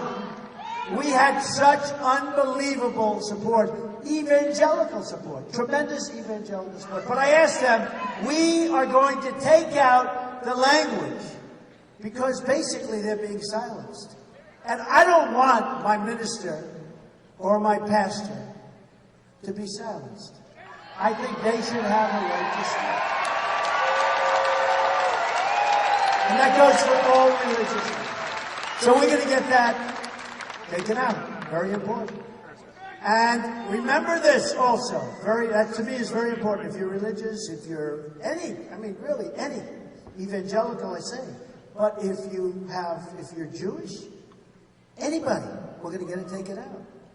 It's very unfair. It's really free speech. I actually pointed to them in the room when they were telling me this, and because they said we can't get involved politically. I said, that's too bad. And I was in a building, one of my buildings in New York, where there's a big conference room. I pointed down on the street. I said, that means that any one of those people on the street have more power than you. Any one of those people. They have more power than you do because they can say what they want to say. It's very unfair. I found it to be very unfair. And you look at religion, what's going on in this country, and it's not fair. And it's having a hard time. And it's having a hard time because they're not allowed to speak. And we're going to give them the right to speak.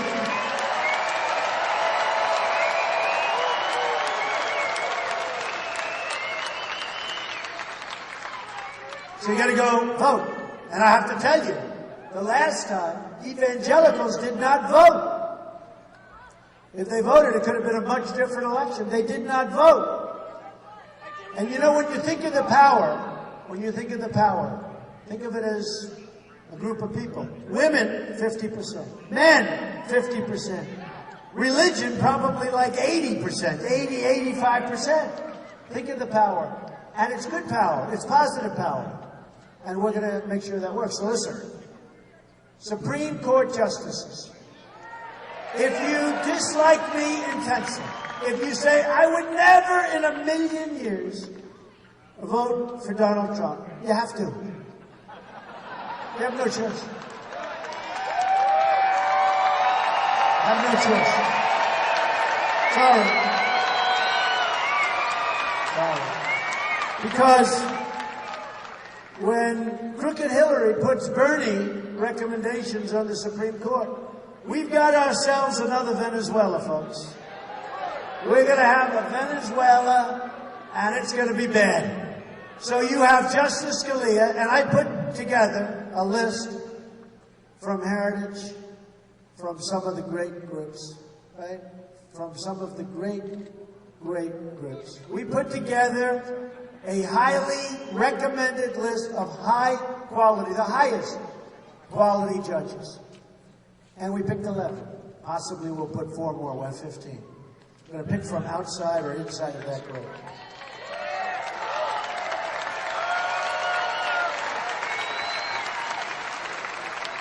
These are people respected by all sides. They're respected people. And we're going to put them in. We're going to put them in Supreme Court judges. Now, before we even start, we have Judge Scalia. So Justice Scalia was a great one. And we would have never, right?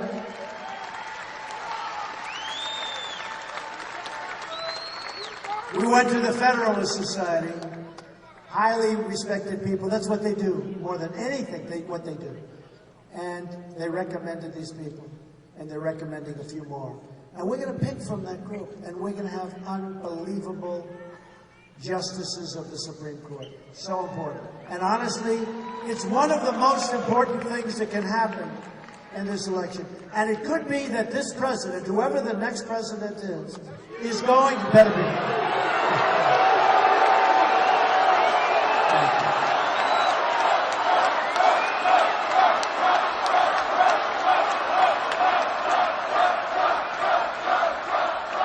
It could be that our next president, and hopefully it will be me.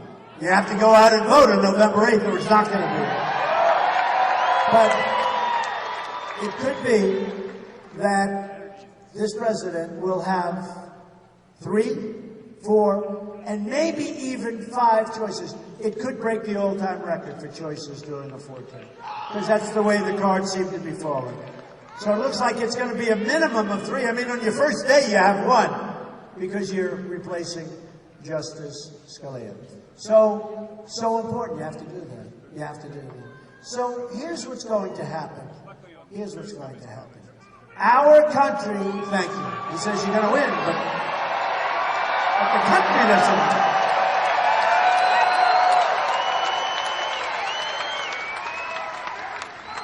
So, by the way, I can't stress, it's just so important. You have to go, you have to do it for that reason. You have to do it for that reason. Now, thank you very much. I appreciate it. Thank you for your sacrifice. Thank you. Who said that? Who said that statement? Somebody in there. Very nice. Thank you very much. That's very nice. Well, it is a sacrifice. Look, we're all making sacrifices. We want our country to be great again. Look, we don't win as a country. We have a depleted military. We have great people. We have a depleted military. It's been starved for money. At a time when we just about, in our history, need it the most, right? We have people out there that want to do tremendous harm to us. We have leaders that are incompetent. We have leaders that don't know what they're doing. I'll give you an example. I said about NATO, I said, well, wait a minute, it's obsolete. Everybody laughed. They thought it was funny. Thank you.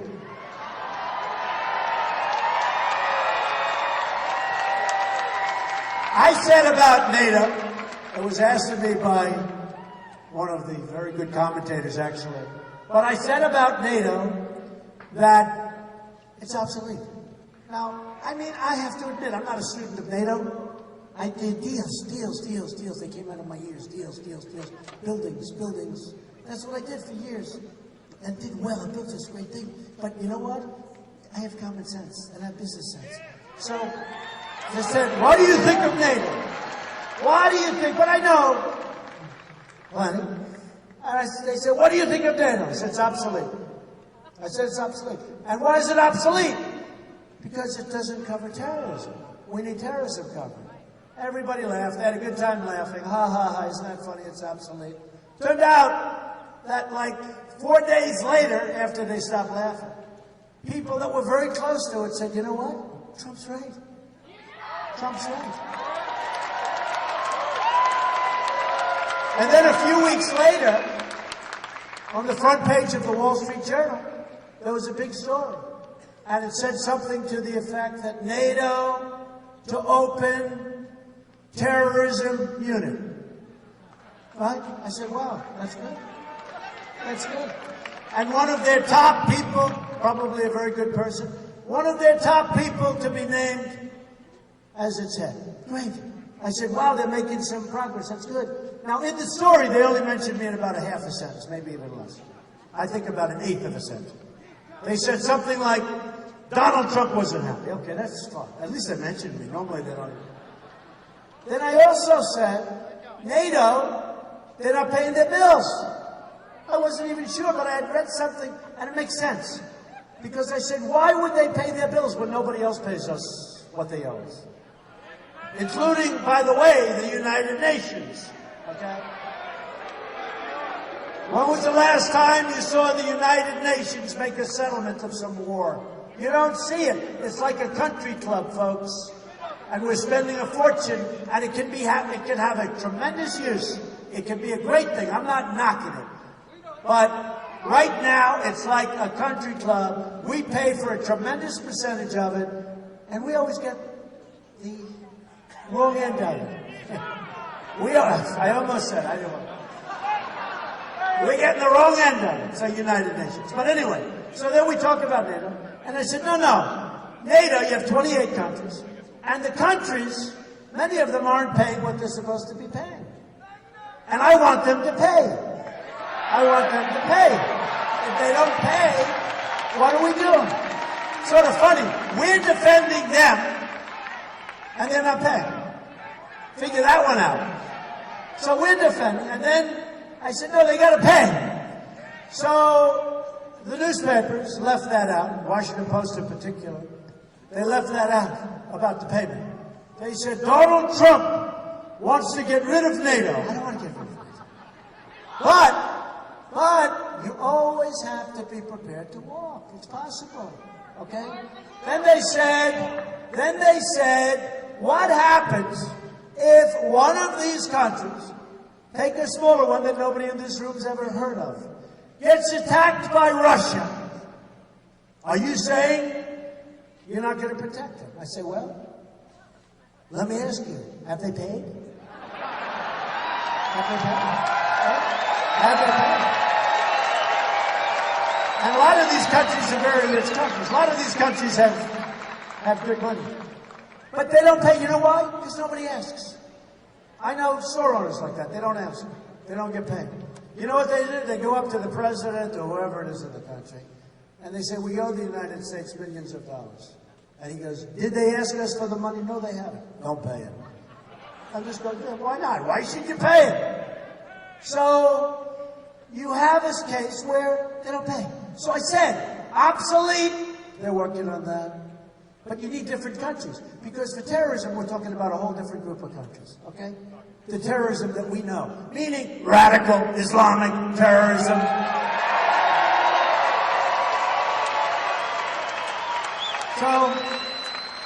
So we're going to say, unfortunately, they're going to pay. And if they don't, sorry. Then the people would say, the stupid people back there. They say like this. They go like this.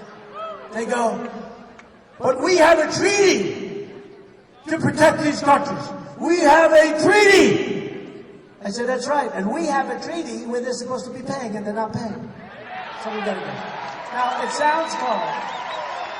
And by the way, the commander in NATO, who I must say, General Flynn has a lot of respect for. The commander of NATO last week said these countries have to pay. I like this guy. I'm going to like this guy. He said they have to pay. And he went in and he met with the countries and he said, hey, listen, we're getting a hard time. But you know what? You have to pay. Because if you don't pay, you can't do it anymore. Because, you know, the United States, we have to pay our bills. You have to pay your bills too. So here's the story. I don't want to sound cold. You know the kind of money that this country could be taking in to solve these massive, massive, massive budget problems that we have as a country. We have Japan. We take care of Japan militarily. They pay, according to a certain general that gave a big talk, they pay 50% the cost of what we spend. So this general said, does Mr. Trump not understand that Japan is paying 50% the cost of what it's costing to defend them? And I get a call from a reporter. Well, Mr. Trump, they're paying 50%. I said, why don't they pay 100%? Why are they paying 100%? Right? Why 50%? So we're defending Germany. We're defending South Korea against the maniac next door. I mean, you know, these are serious, like, defenses. Do you know, and I love Japan, I love the people of Japan, I'm friends with some of them, but do you know, and by the way, they can't even believe they get away with this stuff. In all fairness, they used to tell me all the time, but once I ran for president, they're saying, no, I think it's a fair deal. You know, they want their country to do well. But you know that if Japan is attacked, we have to get involved probably with World War III, right? If we're attacked, Japan doesn't have to do nothing. They can sit home and watch Sony television, right? Sure. So we protect Germany. We protect numerous countries. We protect Saudi Arabia. Saudi Arabia has nothing but money. They were making $1 billion a day when the prices were high. Now they're making a lot. We protect them. We have military bases. We pay rent. Now you tell me, why are we paying rent? We have bases to protect them, we're paying rent. If we weren't protecting Saudi Arabia, they wouldn't be there for 2 months. And you know who wants Saudi Arabia? Iran. We've made Iran powerful. We've made them rich and we've made them powerful. And that's why they're in Yemen. And when I said, and when some of these people asked the question, why, when they made this horrible deal, one of the worst deals ever made, the Iran deal, why didn't you include Yemen? We're fighting them in Yemen. And the reason they want Yemen is because of the border to Saudi Arabia, because they want the oil from Saudi Arabia. They don't want Yemen, they want the border, because the border is massive. Right along Saudi Arabia, they want to go in. Okay. Now, if we don't protect Saudi Arabia, they're not going to be there very long. But the question is, so why didn't you work out the deal when you made this horrible deal with Iran that we stopped the fighting in Yemen? And you know what Secretary Kerry said? He said, who's really just an offshoot of Hillary. He said very strongly after he recovered from his bicycle race where he fell and broke his leg. That was another beauty. Can you imagine these killers on the other side, these killer negotiators? The Persians are great negotiators. Can you imagine these killers on the other side? Where the hell is the Secretary of State? Oh, he's in a bicycle race. He just fell and broke his leg. He even had the little patches. You know the little patches? You know the patches with different companies on them. And he's laying in the street, our Secretary of State, with a broken leg. And I always say, I promise you, I give you my solemn oath that I will never, ever be in a bicycle race during a major negotiation. Ever! Ever!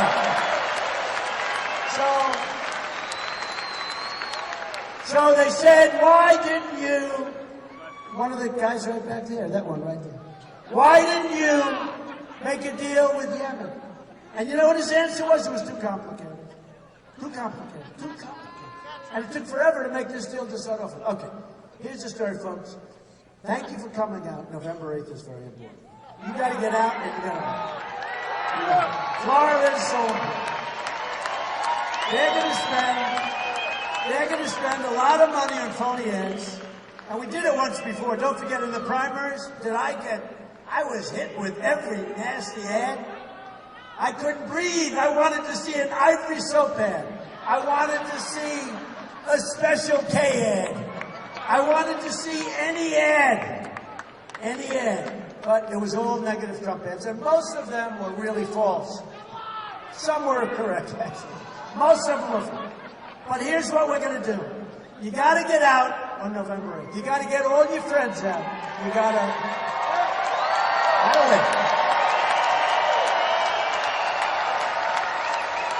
Because our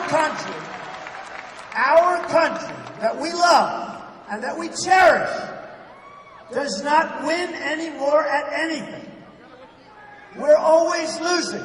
We're losing with the Iran deal. We're losing with education. We're losing every single thing we're losing.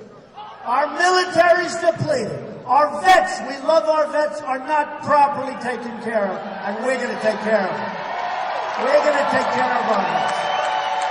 First time in a long time, and believe me, we are.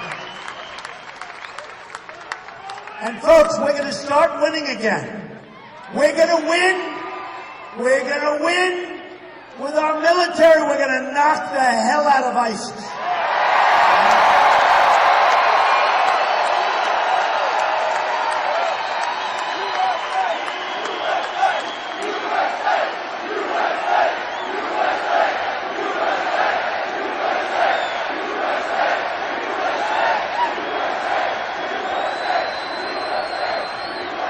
We're going to win for our vets. We're going to win for our vets.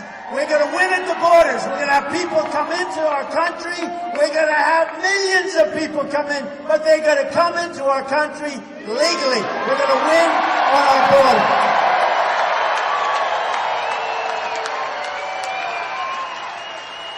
We're going to win on trade. We're going to bring our jobs back to this country. We're going to start making things again. We're going to be smart. And if people rip us off, they are going to suffer the consequences. It's not going to happen anymore.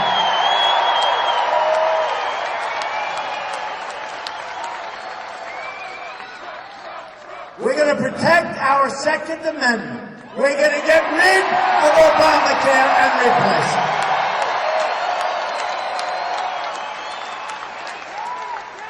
Folks, we're going to win so much. You're going to get so sick and tired of winning. You're going to beg me. You're going to say, Mr. President, sir, please, please, we can't take it. You're winning too much. We don't want to win this much in Jacksonville. We liked it the way it was when we weren't winning. No, I don't think so. We're going to win again, folks. You're going to be so proud of your country. You're going to be so proud of your president. We're going to win, win, win.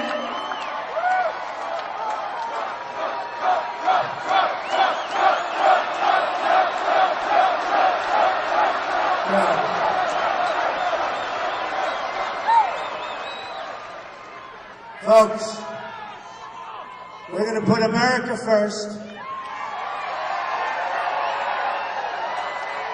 We're going to make our country safe again.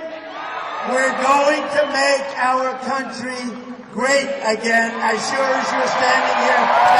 Thank you, Jackson. God bless you. Thank you, Florida. November 8th. She's asked a pretty simple question. Anybody could have answered it. And she lied. She lied. She lied so much and to such an extent that it's become a big scandal. It's become the big story. And it's actually taken a little while to see it because the press is totally dishonest and they don't want to tell. They don't want to talk about what's really happening. Believe me, they, and we all know it, they want a certain narrative, and that's not the narrative they want.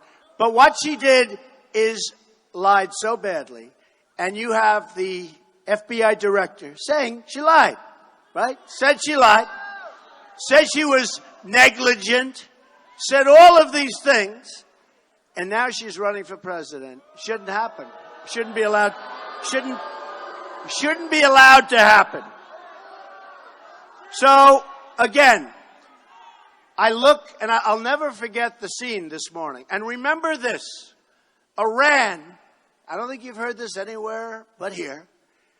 Iran provided all of that footage, the tape, of taking that money off that airplane, right? $400 million in cash. How does the president do that? How do you do that? We're going to send $400 million in cash. This is in cash, in currency. Now, here's the amazing thing. Over there, where that plane landed, top secret, they don't have a lot of paparazzi. You know, the paparazzi doesn't do so well over there, right? And they have a perfect tape done by, obviously, a government camera. And the tape is of the people taking the money off the plane, right? That means that in order to embarrass us further, Iran sent us the tapes, right? It's a military tape. It's a tape that was a perfect angle, nice and steady, nobody getting nervous because they're going to be shot because they're shooting a picture of money pouring off a plane. And then you say, where does that money go? Who gets that money? I doubt it's the people of Iran. I doubt it. But you say, who gets the money? Then you also say, who's authorized to give cash? Who's authorized? No. Who's authorized to give cash? And you know what? I'll tell you, it's a disgrace. And Iran released that tape, which is of quality like these guys have. Iran released that tape so that we will be embarrassed. And 2 days ago, one of their tops said, we don't care about the deal with this country, with the United States. We're going to do whatever we want. Said it. Scornfully said it. We're going to do whatever we want. We're not going to abide by any deals. Who does the United States think we are? Look, they were in big trouble. They had sanctions. They were dying. They were in big trouble. They probably eventually would have collapsed. And we took off the sanctions, and we made this horrible deal. And now they're a power. They've gone from being in deep, deep trouble. Iran is now a power. And they're going to have nuclear weapons much sooner than you think. And they have plenty of money, and they have plenty of everything now. You know, we're fighting in Yemen, and we're fighting them. Everybody's fighting. We're fighting all over. But we're fighting them. And they don't want Yemen. They want the border of Saudi Arabia because they want the oil in Saudi Arabia, right? They want the oil in Saudi Arabia. So they're fighting for Yemen and back and forth. But we're on the other side of the fight. And the question was asked to Secretary Kerry. And this was something all started by crooked Hillary Clinton. This was all started by Hillary Clinton. Everything was started by her. They relied on her. So what happens is you ask the question, why didn't you settle Yemen as an example? Why didn't you get something settled in Syria as an example where we're fighting? They're backing Assad. Why didn't we settle? And you know, the answer was, it was too complicated. No, think of it. That was the answer. It was too wow, there's a lot of people here. Man. There's a lot. Man.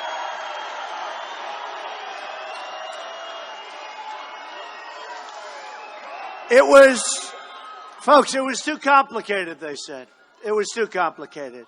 Now, so it looks like we paid $400 million for the hostages, right? Such a bad precedent, such an unbelievably bad precedent set by Obama.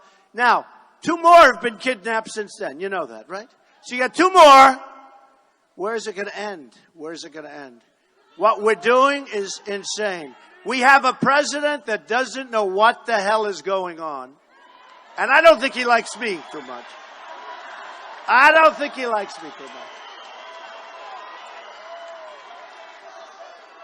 You have Bernie Sanders. People are going to be voting for Trump. Something just came in. They like Trump.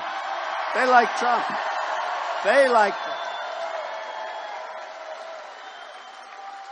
No, it's been like an amazing thing. You know, that system was rigged for Bernie. It was rigged. The superdelegates. We have to make sure that when we run, because look at these people as an example. When we run, we have to make sure that you don't have people voting 10 times. Because as you know, there's a big difference now from what there was before. Oh, there he is. All right, you can get him out.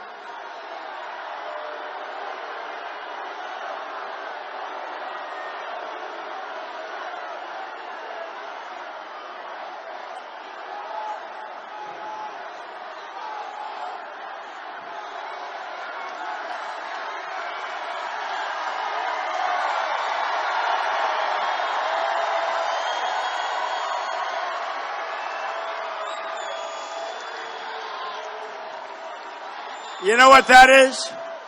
That's the final remnant of Bernie's protesters. That's it.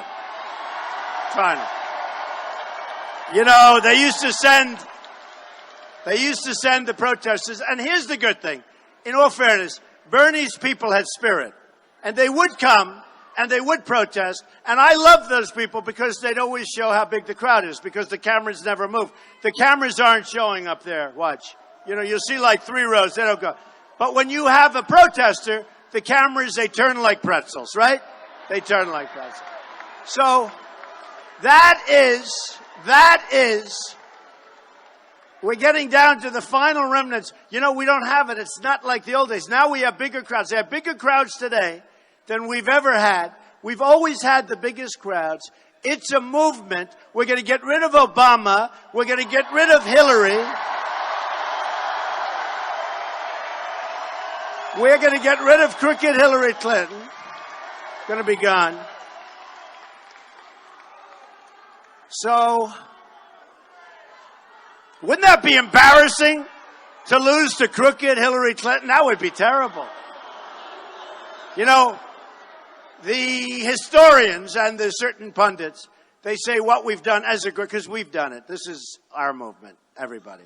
I mean, many, many times on the cover of Time magazine over the last year. But I'll tell you what, if we don't make it all the way, think of it. If we don't make it all the way, it's sort of been a waste of time, don't you think? It's like, I mean, you know, I'll tell you, Bernie Sanders should not have done what he did. He should have gone out, probably shouldn't have gone to the convention. How angry was he at that convention? Did you see his wife? Nice woman. She's patting him on the back, and he's angry. And she went, whoa, whoa. He was angry. He was an angry man. But honestly, had he not made a deal, it would have been somewhat legendary what he did. And then on top of it, she picks a vice presidential candidate that's just the exact opposite from what Bernie and his people stood for. The exact opposite. In almost every way, he's the exact opposite. And by the way, I left Virginia yesterday. We had a crowd like this. We had a massive crowd. Turned away 5,000. The great state of Virginia. And your vice presidential candidate running along with Hillary. You know what happened? The first week, he raised taxes in the state of Virginia, and I think you heard, by $4 billion. $4 billion. And that was when he started. Unemployment almost doubled. In fact, it might have more than doubled. So his first act was a tax increase. His second act was watching the state go to hell. And I'm there. I have a lot of things happening in Virginia. You look at Mike Pence, the great job he's done in Indiana. It's been amazing. Lower taxes, great job growth. But I'm in the state of Virginia, and it's a great place. And I want to tell you that I thought when she picked him, I didn't know him. When she picked him, I figured he'd be like a popular guy. And people from Virginia say, this is the worst guy you could have picked. He lifted our taxes by $4 billion. Governor Kane, beautiful, beautiful. Beautiful. So, here's the story. Here's the story. You have a governor, call him Governor Tim, right? He's known as Governor Tim, except now they don't like him anymore because of the tax increases and because of the unemployment. I mean, tremendous unemployment. And we have the right guy as vice president, and most importantly, you have somebody here that's going to bring back jobs from Mexico. We're going to bring back jobs from all over the world that have taken our jobs. We're going to bring back manufacturing. Now, so important. The infrastructure of our states and our country is crumbling. It's crumbling. We've got to fix it.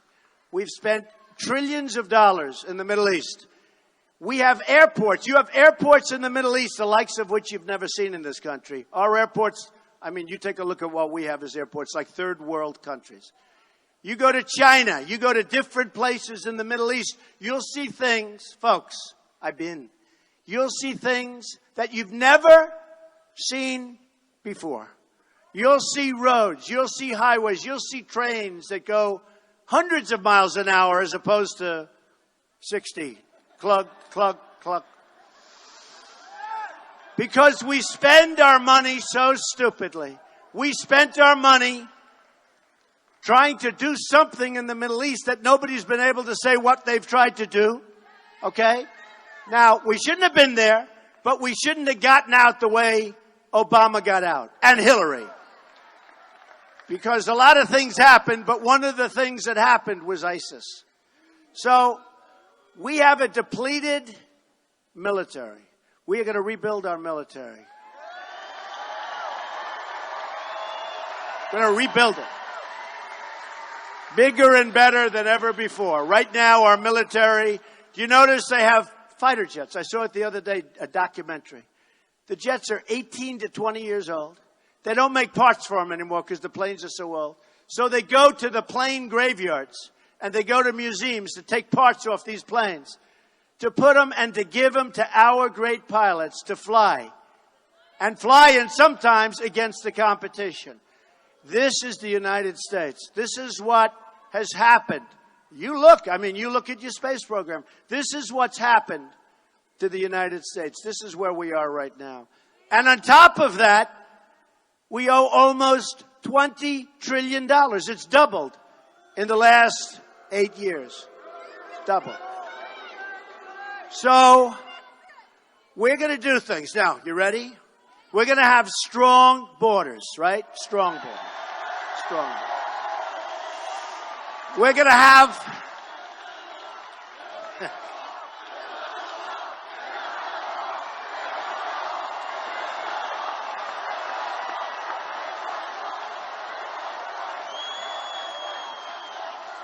We're going to have a wall, folks. We're going to have a serious wall.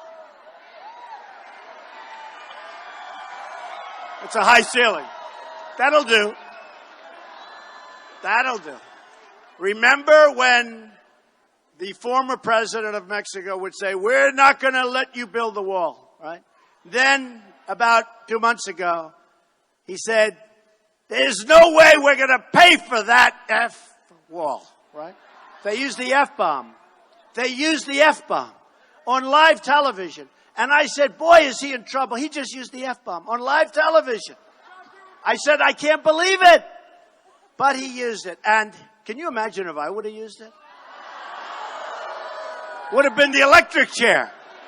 If I would have used it, it would have been the electric chair.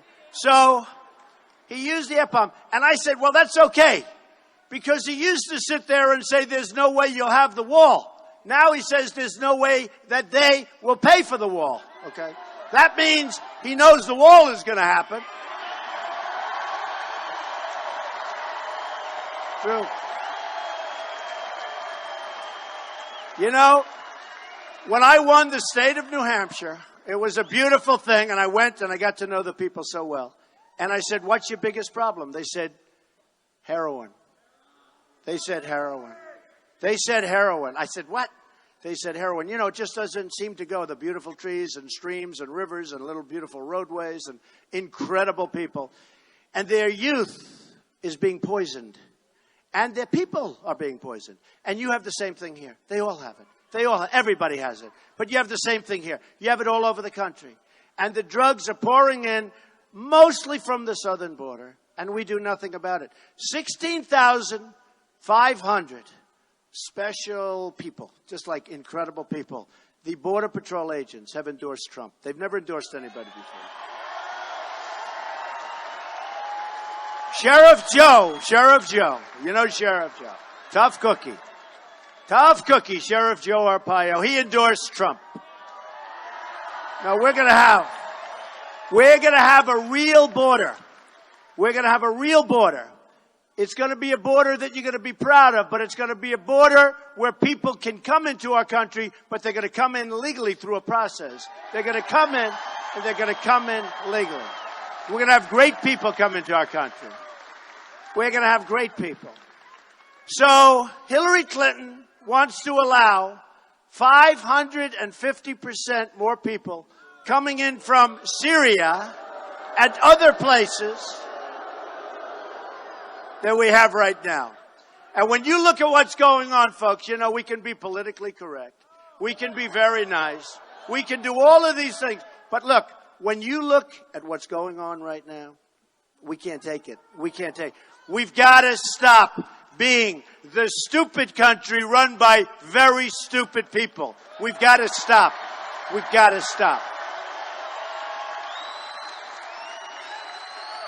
Look at the tremendous difficulty that we're having.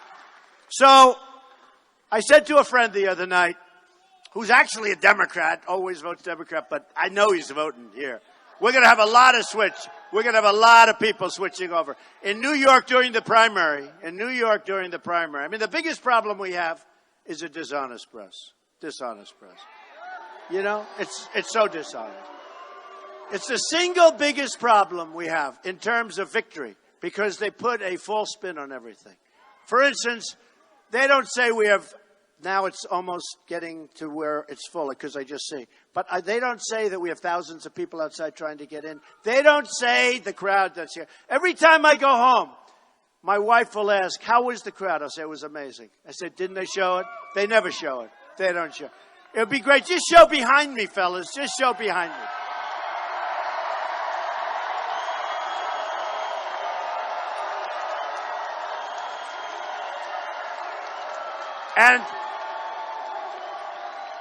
And what they don't know is that's the small part of the group. And let me tell you, they're the smart ones. See, you people think you have the best location, but they're the ones that are going to become famous because they'll be on television, okay? Right? So anyway. So, he's a Democrat. He said, I'm voting for you. He's going to vote for me. It's shocking because this guy's seriously wrong about things. But you know why he's voting for me? Supreme Court justices. They have no choice. We're going to put great people on the Supreme Court. If Hillary puts her people on the Supreme Court, okay, like, who knows? Elizabeth Warren maybe will go. Maybe. Pocahontas. They'll put Pocahontas. What an insult to Pocahontas, isn't it? I apologize, ladies and gentlemen, to Pocahontas. But she will put people so far left that our country will become Venezuela. Big version, Venezuela, believe me. So let me just tell you that Supreme Court Justices, Judge Scalia, great guy. Nobody thought this was going to happen. So you could have 3, you could have 4, you could even have 5. There's a possibility. Probably more justices than any president has ever picked in one term. So the truth is, I tell people, you don't like me, but you have no choice. You have to go for me. I'm sorry. And they'll say, we don't like you, but we have to go for you. But most people like me, which is very nice.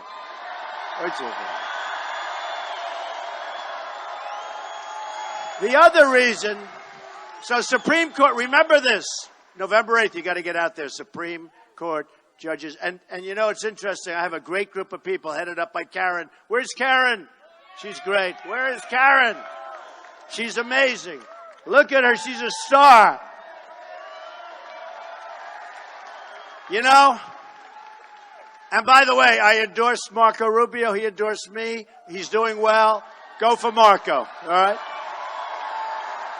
But we had a very, very tough battle in Florida, and tremendous amounts of money was spent on me. Tremendous. The commercials. It was very depressing. You turn on the television. I want to watch Ivory Snow. I want to watch like a cereal, something, Kellogg, something, anything.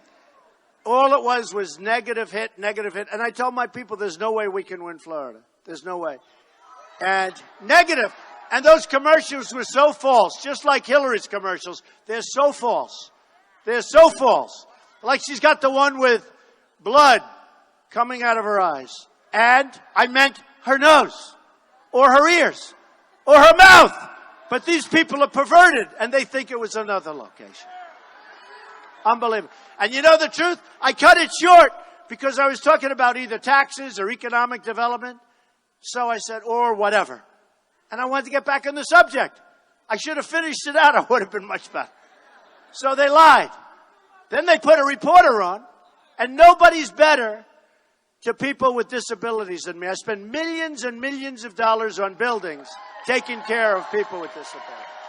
Millions. But we had a story where I was talking about people dancing in the streets or dancing on the rooftops, you remember. Now, in all fairness, throughout the world, they were dancing. But I said, in New Jersey, they were dancing.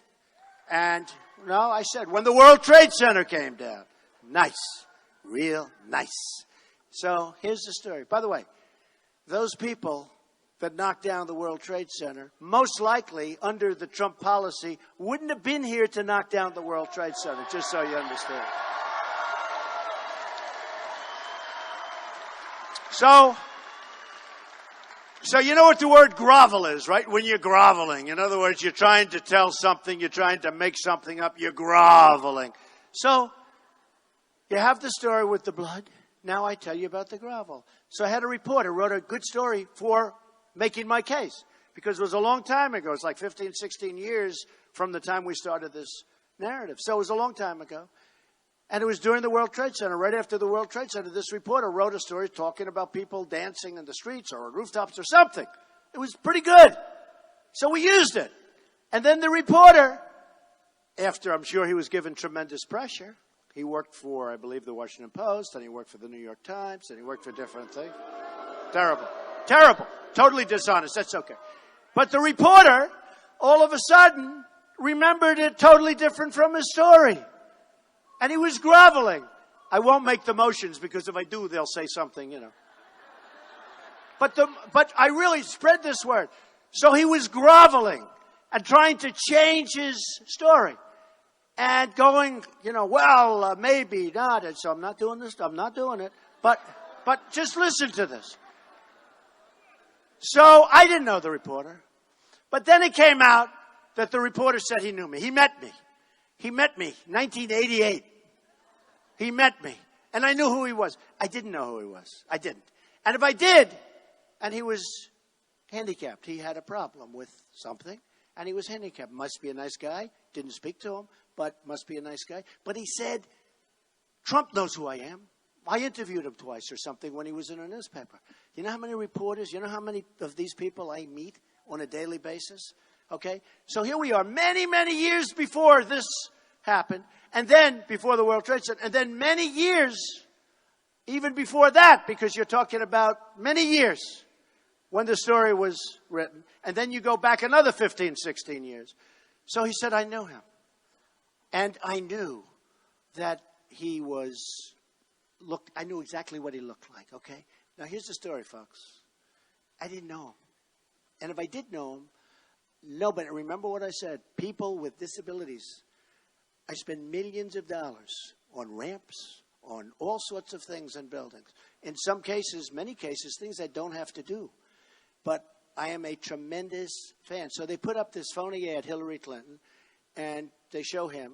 The word was groveling, and what I was talking about was groveling. So those are two of the things.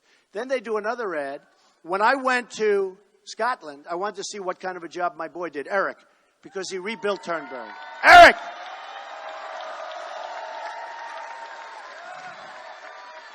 And I said, because there was a lot of press, I said, by the way, I was the one that predicted independence. I said, independence is going to happen. Everybody said, that's not going to happen. And you know why I said it was going to happen? Because in the UK, they were tired of having people pour into their country, pour into Scotland, and pour into these different places. They were tired of it, and they didn't want to be told. And the polls said 20 or 25%. Not even the polls. I guess it was the gambling whatever in Las Vegas. They said a certain percentage, very low. I said, no, it's going to happen. So I had a better feel. Now, when it happened, nobody gave me credit. These are minor details. I got no credit. Give me credit. So it happened. So when I went to Scotland, now here's another phony ad. Here's another phony ad. So I went to Scotland, and I cut the ribbon, and I inspected my son's work. And then I got on a plane, and very quickly I came back. And I said, I don't want to touch a golf club, unlike our president who plays more golf than people on the PGA Tour. Flies to Hawaii in a 747 spewing, and then he comes back and he talks about the carbon footprint is being damaged. So when I went to Scotland, I wanted to see my boy's work. He's proud of it. He worked hard. He spent a lot of time there. Turnberry. So I went there, I inspected, I did this. Essentially, I was there for a day, less. And I came right back. And I said, I don't want to hold a golf club. I do not want a picture of me holding a golf club. Not that there's anything wrong with that, but I don't want that picture. So they say, Mr. Trump, would you like to hit the first ball? No, keep the club away from me. Keep it away. And I like to play golf. You know, I'm a good golfer, believe it or not. People are shocked. People are shocked. But so I should play Obama for the presidency. I'll do it.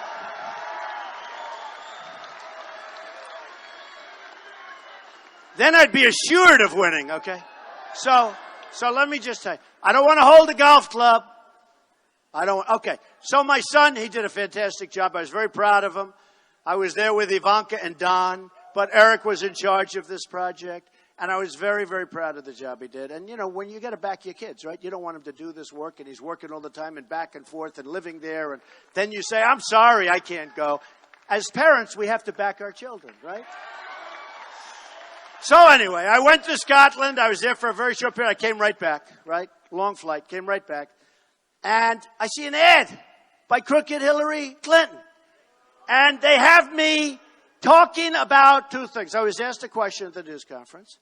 And it was, what would happen if, you know, they break up? I said, well, I think what will happen is your money will go down, your pound will go down. And I said, that's a good thing for Turnberry. They said, would it be a good thing for Turnberry? I said, yeah, that's a good thing for Turnberry. Okay. They didn't put the question in.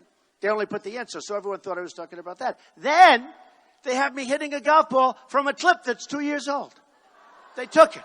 So they said, Donald Trump on his trip to Turnberry or wherever. They actually, I'll tell you the good thing. The guy in Turnberry calls me up. Mr. Trump, sir, did you take a commercial? I said, no. Business is pouring in. She took a commercial. She mentioned Turnberry. She mentioned the name. So that's the good news. The bad news is, just like the other two stories I told you, the bad news is that it was a lie. It was a typical Hillary lie.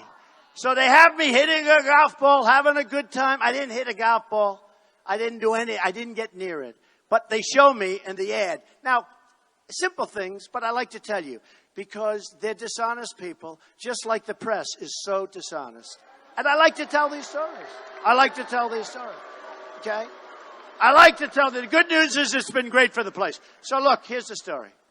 They've spent hundreds, I don't know, I'm hearing way over $100 million on ads. Over $100 million on ads. And even much more than that. I've spent nothing. Like practically, I think nothing.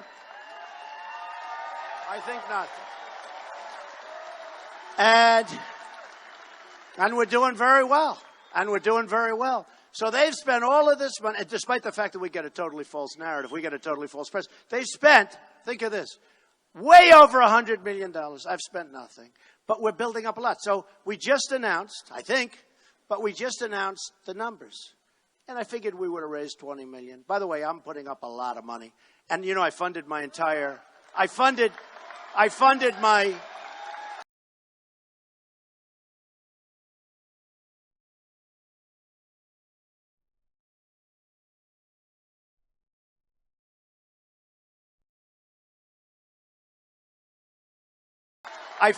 primary, the only one. And I'm doing a lot of the funding for the general, other than the smaller donations where it comes in. And some people put up money for the Republican Party. Good people, very good people.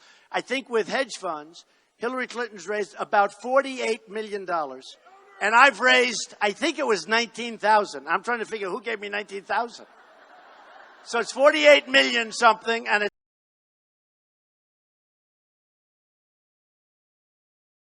19,000, 18,000. And that's the way it is. But I'm putting up a lot of money toward the victory. I will not be beholding to any of these special interests. All right, real quick. There is no audio coming from whatever the hell she's saying. It must not be that important. So just to let you know. About the 82 million is that a lot of that money came from small donors, which Republicans really don't get. They really don't get them. Bernie got them. But a lot of it came from the small donors. I think it was.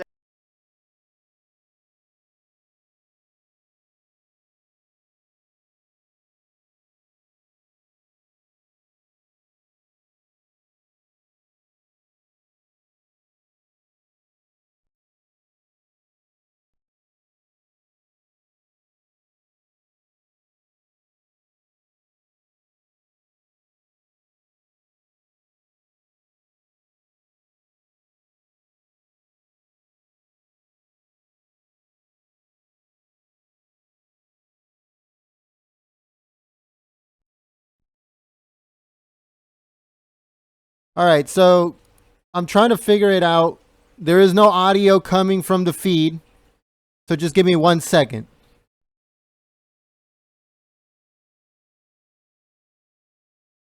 It hasn't started yet, so this is just going to be some random guy talking. Hold on.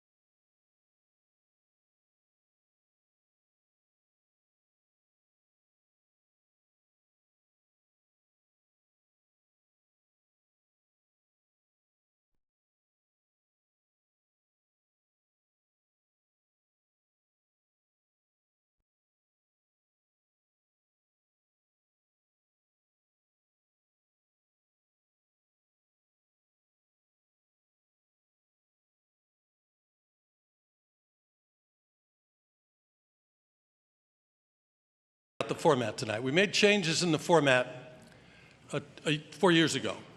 This is very different than what it used to be prior to that. The 90 minutes has been broken into 6 15-minute segments of time.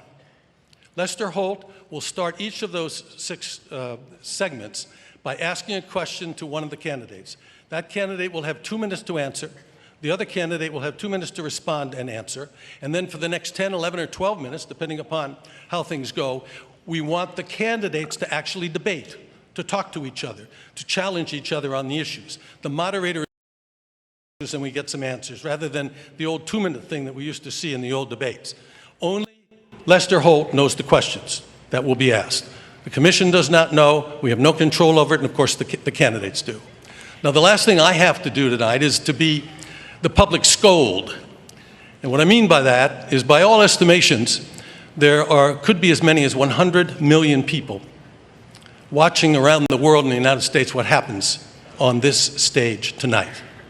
And this debate is for them to observe these candidates, to listen to them, to consider what their position is on the issues, and to see them in this atmosphere that we have here. It is not, this debate is not for us, the lucky ones who get to sit in this audience and be part of history, really. And this is a very historic debate tonight. So this is not like the primary debates. There's no clapping, there's no cheering, there's no booing, there's no sound. You please be quiet. Let's not interfere with what those 100 million people are doing in trying to exercise their view of democracy by listening to what these candidates say. You'll get a chance to applaud in a few minutes when the two candidates come out and meet right where I am. And when it's over, you get a chance to applaud. So please, please follow that. It's very, very important to us. It's important to the candidates, and we don't want to have anything disrupting what's happening. And like I say, we've done 20 of these, and only on 1 or 2 occasions have we had a problem. So we're putting our trust in you, and I think Lester's going to talk to you about this also. As I said, Paul Kirk and I started this way back in 1987, and as most of you know, when Teddy Kennedy died, Paul was named by the governor of Massachusetts to fill Teddy's seat until a special election was held, and he had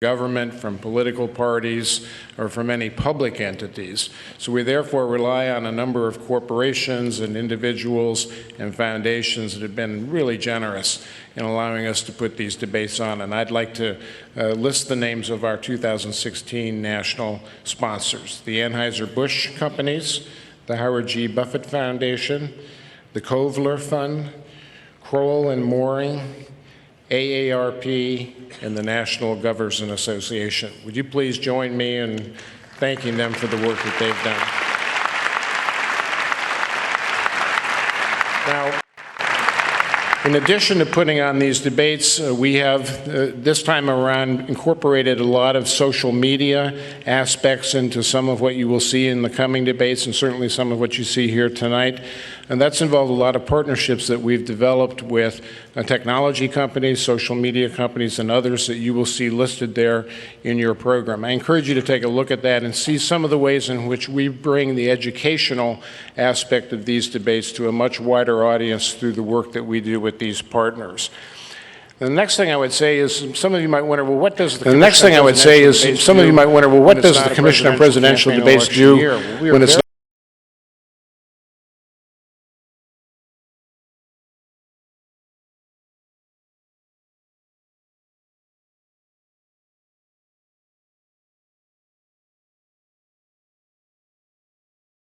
Abroad to help them with their function. You'll see more information about that also listed there in your program.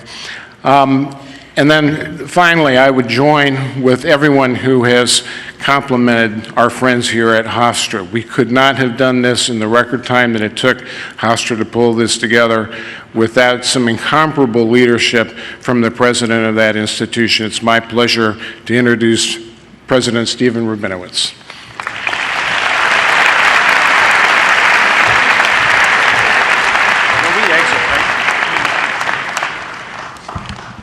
Thank you.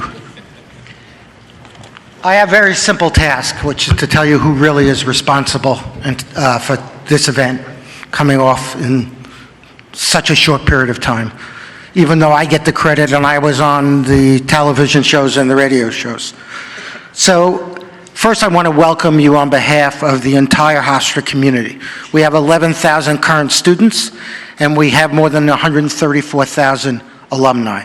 And we could not be prouder and more delighted to welcome you to the first presidential debate leading up to the November 8th election. Now, about those thank yous. First and foremost, I want to thank the Commission on Presidential Debates, the nonpartisan commission, for the honor that they bestowed upon Hofstra for hosting 3 events which are critical in our nation's history. Secondly, I want to compliment the staff of the CPD, led by the indomitable Janet Brown, the executive director. The staff of the CPD are among the most professional and most competent people with whom I have ever worked. They are. Thirdly, I want to thank all of my Hofstra colleagues who did all the hard work. As you heard, usually you have 12 months to prepare for a debate. We had 8 weeks to prepare for a debate. And the way we did it was all of our people worked from early morning to late at night, 7 days a week for those 8 weeks. You don't know their names. I know their names. You don't know their names. You won't know their names. But I thank them from the very, very bottom of my heart. I thank government officials. The commission won't go any place where they're not welcome, and it's clear that for 3 consecutive debates, they've been welcomed here by the state of New York, by the county of Nassau, by the town of Hempstead, and the village of Hempstead. And finally, in terms of general thank yous, I thank the many law enforcement agencies who work so well together, coordinated, and planned one of the most difficult security events in modern times. Thank you, law enforcement agencies.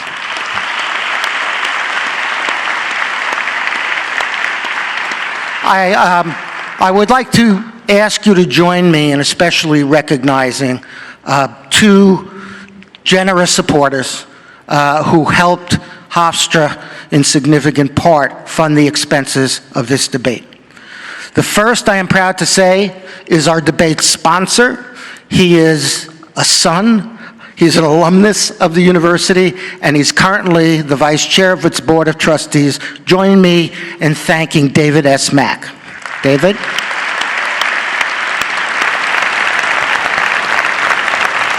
Secondly,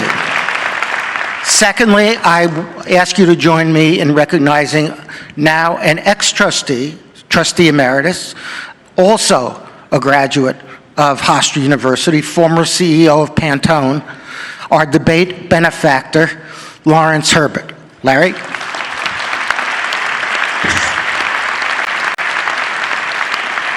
By the way, Larry has also recently generously endowed the Herbert School of Communication.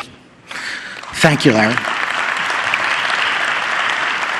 So, a lot has changed at Hofstra between the debates of 2012 and the debates of 2016. If I had to mention all of them, I would have to go to the podium. Just too many to relate, but I'm willing to have dinner or lunch with anybody who wants to know everything that has happened. But I do want to mention 2 special things that have occurred. One is, we just a few months ago opened the Peter Calico School of Government, Public Policy, and International Relations. That school has been generously endowed by Peter S. Calico, who is also here tonight. Peter, would you join me in welcoming Peter?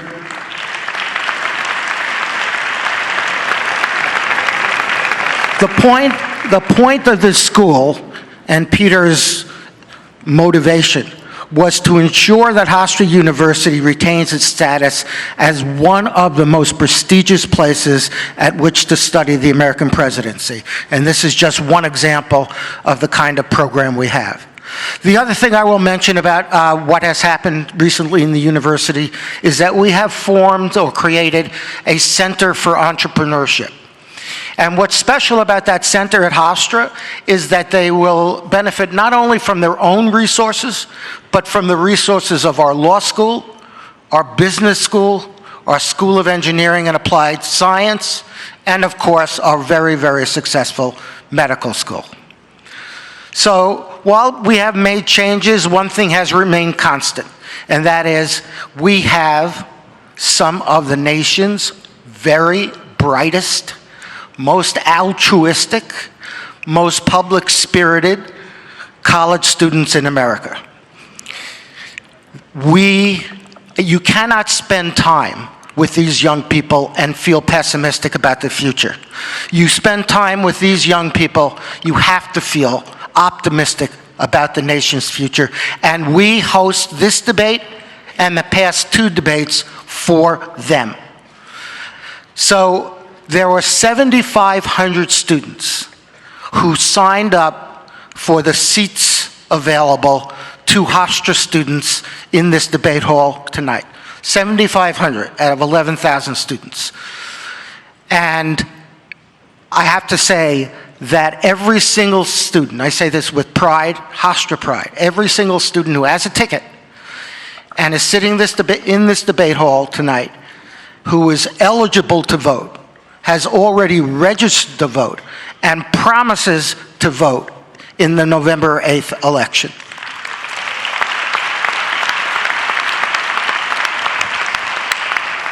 That's why we do this. I will close simply by emphasizing once again how proud the university is to play this very small part in our nation's history. Thank you. I'm going to add one logistical thing that I forgot. Right at 9 o'clock, you're going to hear a lot of noise from behind you. The networks go on the air at 9 o'clock. So you'll hear their introductions. Don't worry, they will get quiet in about 2 or 3 minutes, and then we'll go forward. Thank you very much.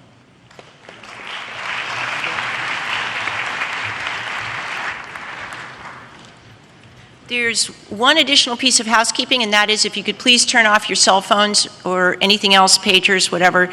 No use of cell phones or photography while this is going on. If you could do that now, that would be great. I'd like you to welcome Melania Trump and former President Bill Clinton.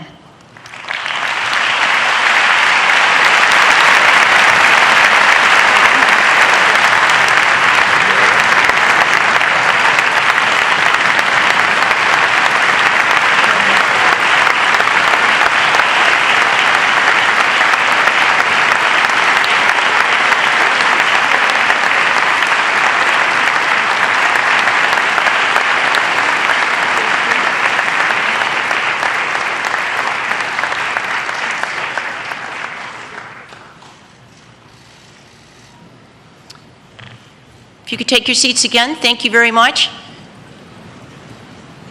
We are grateful this evening to have as moderator Lester Holt, the anchor of NBC Nightly News. You can welcome him now. Thank you, Janet. Thank you. Good evening. Nice to see every seat is filled. There was some question whether we'd have enough interest for tonight, but I guess we've taken care of that. Mrs. Trump, President Clinton, good to see you. Good to see everyone. That thud you heard backstage was the sound of my knees buckling when Frank mentioned a potential audience of 100 million. But it's just us tonight. And in a moment, it'll just be the 3 of us and hopefully just the 2 of them. That's what it's all about. As you can imagine, this is not an easy job, so I'm going to ask your help tonight. You heard the admonition, if you could please refrain from clapping and booing or reacting in any audible way. That would make my job a lot easier, and I know the American public would appreciate it because we really want to hear what they have to say tonight, and I'm happy to be the one facilitating that conversation.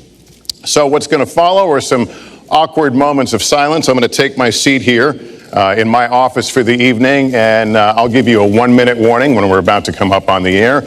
And then no fancy lights or musical opens. We just go to it. So thank you for being here. I hope you enjoy the debate.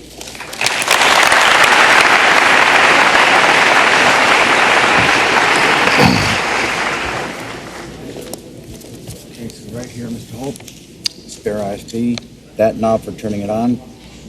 This is your spare lavalier. In case something goes wrong, someone will come out to take care of it. It'll probably be me. Got it. All right, you're good to go. Thank you.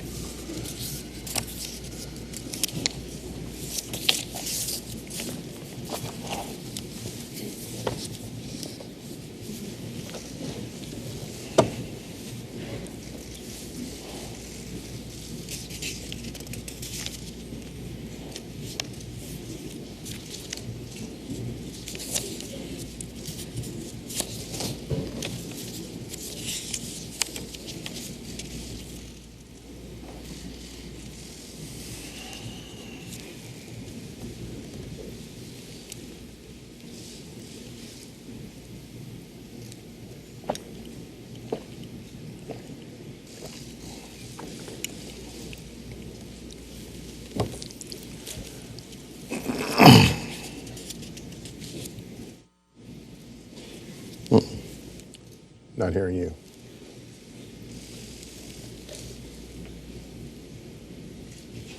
Not hearing you. You're broken up. You're broken up.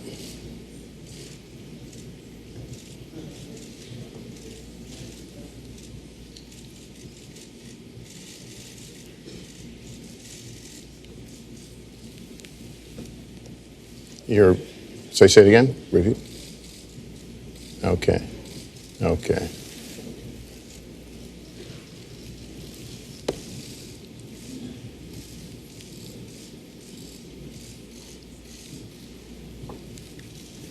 No, it's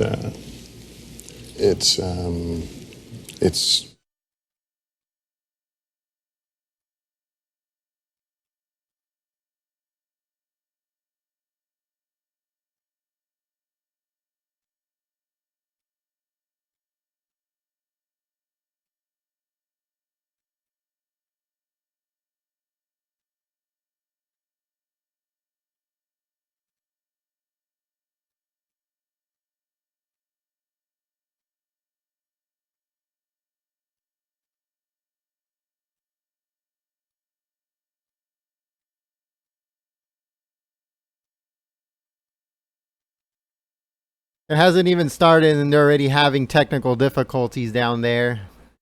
I hope they don't fuck this up.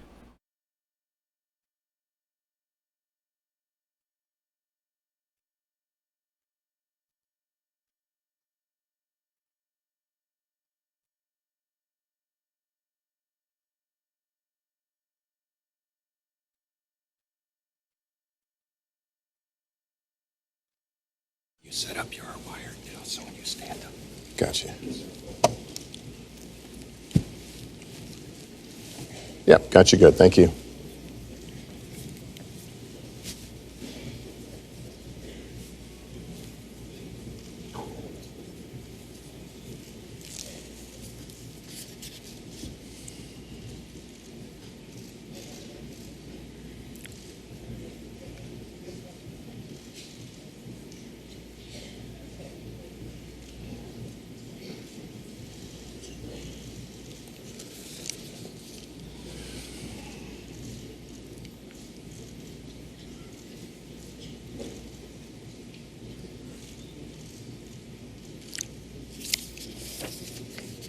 Okay.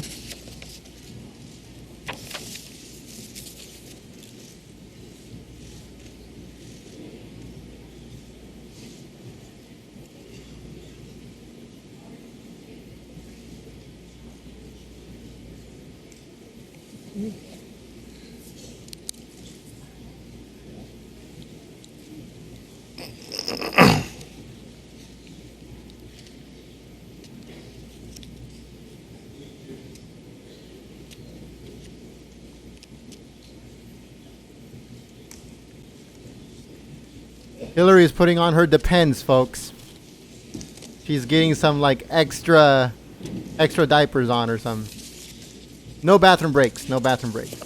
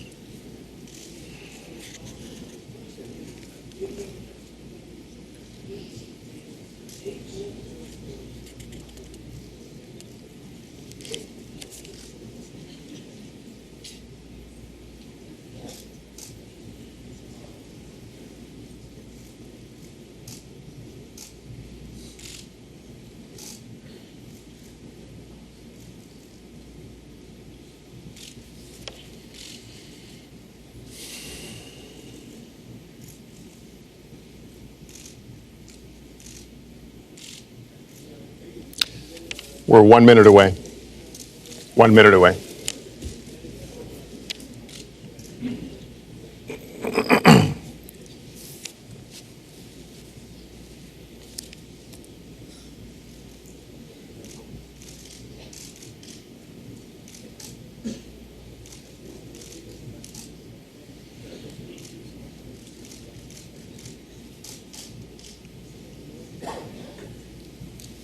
I wonder if Hillary is like backstage just buffering or maybe loading, one of the two.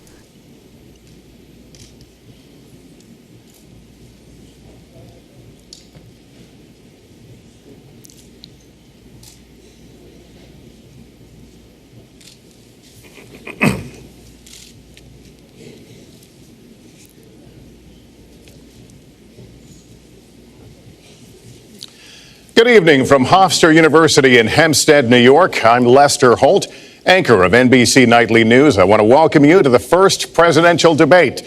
The participants tonight are Donald Trump and Hillary Clinton. This debate is sponsored by the Commission on Presidential Debates, a nonpartisan, nonprofit organization. The commission drafted tonight's format, and the rules have been agreed to by the campaigns. The 90-minute debate is divided into 6 segments, each 50 minutes long. We'll explore 3 topic areas tonight: achieving prosperity, America's direction, and securing America. At the start of each segment, I will ask the same lead-off question to both candidates, and they will each have up to 2 minutes to respond. From that point until the end of the segment, we'll have an open discussion. The questions are mine and have not been shared with the commission or the campaigns. The audience here in the room has agreed to remain silent so that we can focus on what the candidates are saying. I will invite you to applaud, however, at this moment as we welcome the candidates. Democratic nominee for President of the United States, Hillary Clinton, and Republican nominee for President of the United States, Donald J. Trump.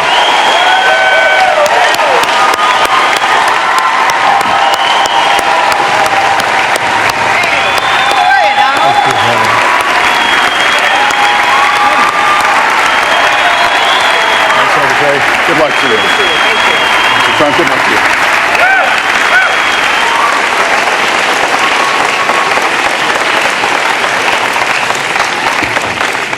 you. Well, I don't expect us to cover all the issues of this campaign tonight, but I remind everyone there are 2 more presidential debates scheduled. We are going to focus on many of the issues that voters tell us are most important, and we're going to press for specifics.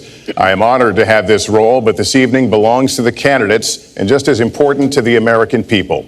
Candidates, we look forward to hearing you articulate your policies and your positions, as well as your visions and your values. So, let's begin. We're calling this opening segment Achieving Prosperity, and central to that is jobs. There are 2 economic realities in America today. There's been a record 6 straight years of job growth, and new census numbers show incomes have increased at a record rate after years of stagnation. However, income inequality remains significant, and nearly half of Americans are living paycheck to paycheck. Beginning with you, Secretary Clinton, why are you a better choice than your opponent to create the kinds of jobs that will put more money into the pockets of American workers? Well, thank you, Lester, and thanks to Hofstra for hosting us. The central question in this election is really what kind of country we want to be and what kind of future we'll build together. Today is my granddaughter's 2nd birthday, so I think about this a lot. First, we have to build an economy that works for everyone, not just those at the top. That means we need new jobs, good jobs, with rising incomes. I want us to invest in you. I want us to invest in your future. That means jobs in infrastructure, in advanced manufacturing, in innovation and technology, clean renewable energy, and small business, because most of the new jobs will come from small business. We also have to make the economy fairer. That starts with raising the national minimum wage and also guarantee, finally, equal pay for women's work. I also want to see more companies do profit sharing. If you help create the profits, you should be able to share in them, not just the executives at the top. And I want us to do more to support people who are struggling to balance family and work. I've heard from so many of you about the difficult choices you face and the stresses that you're under. So let's have paid family leave, earned sick days. Let's be sure we have affordable child care and debt-free college. How are we going to do it? We're going to do it by having the wealthy pay their fair share and close the corporate loopholes. Finally, we tonight are on the stage together, Donald Trump and I. Donald, it's good to be with you.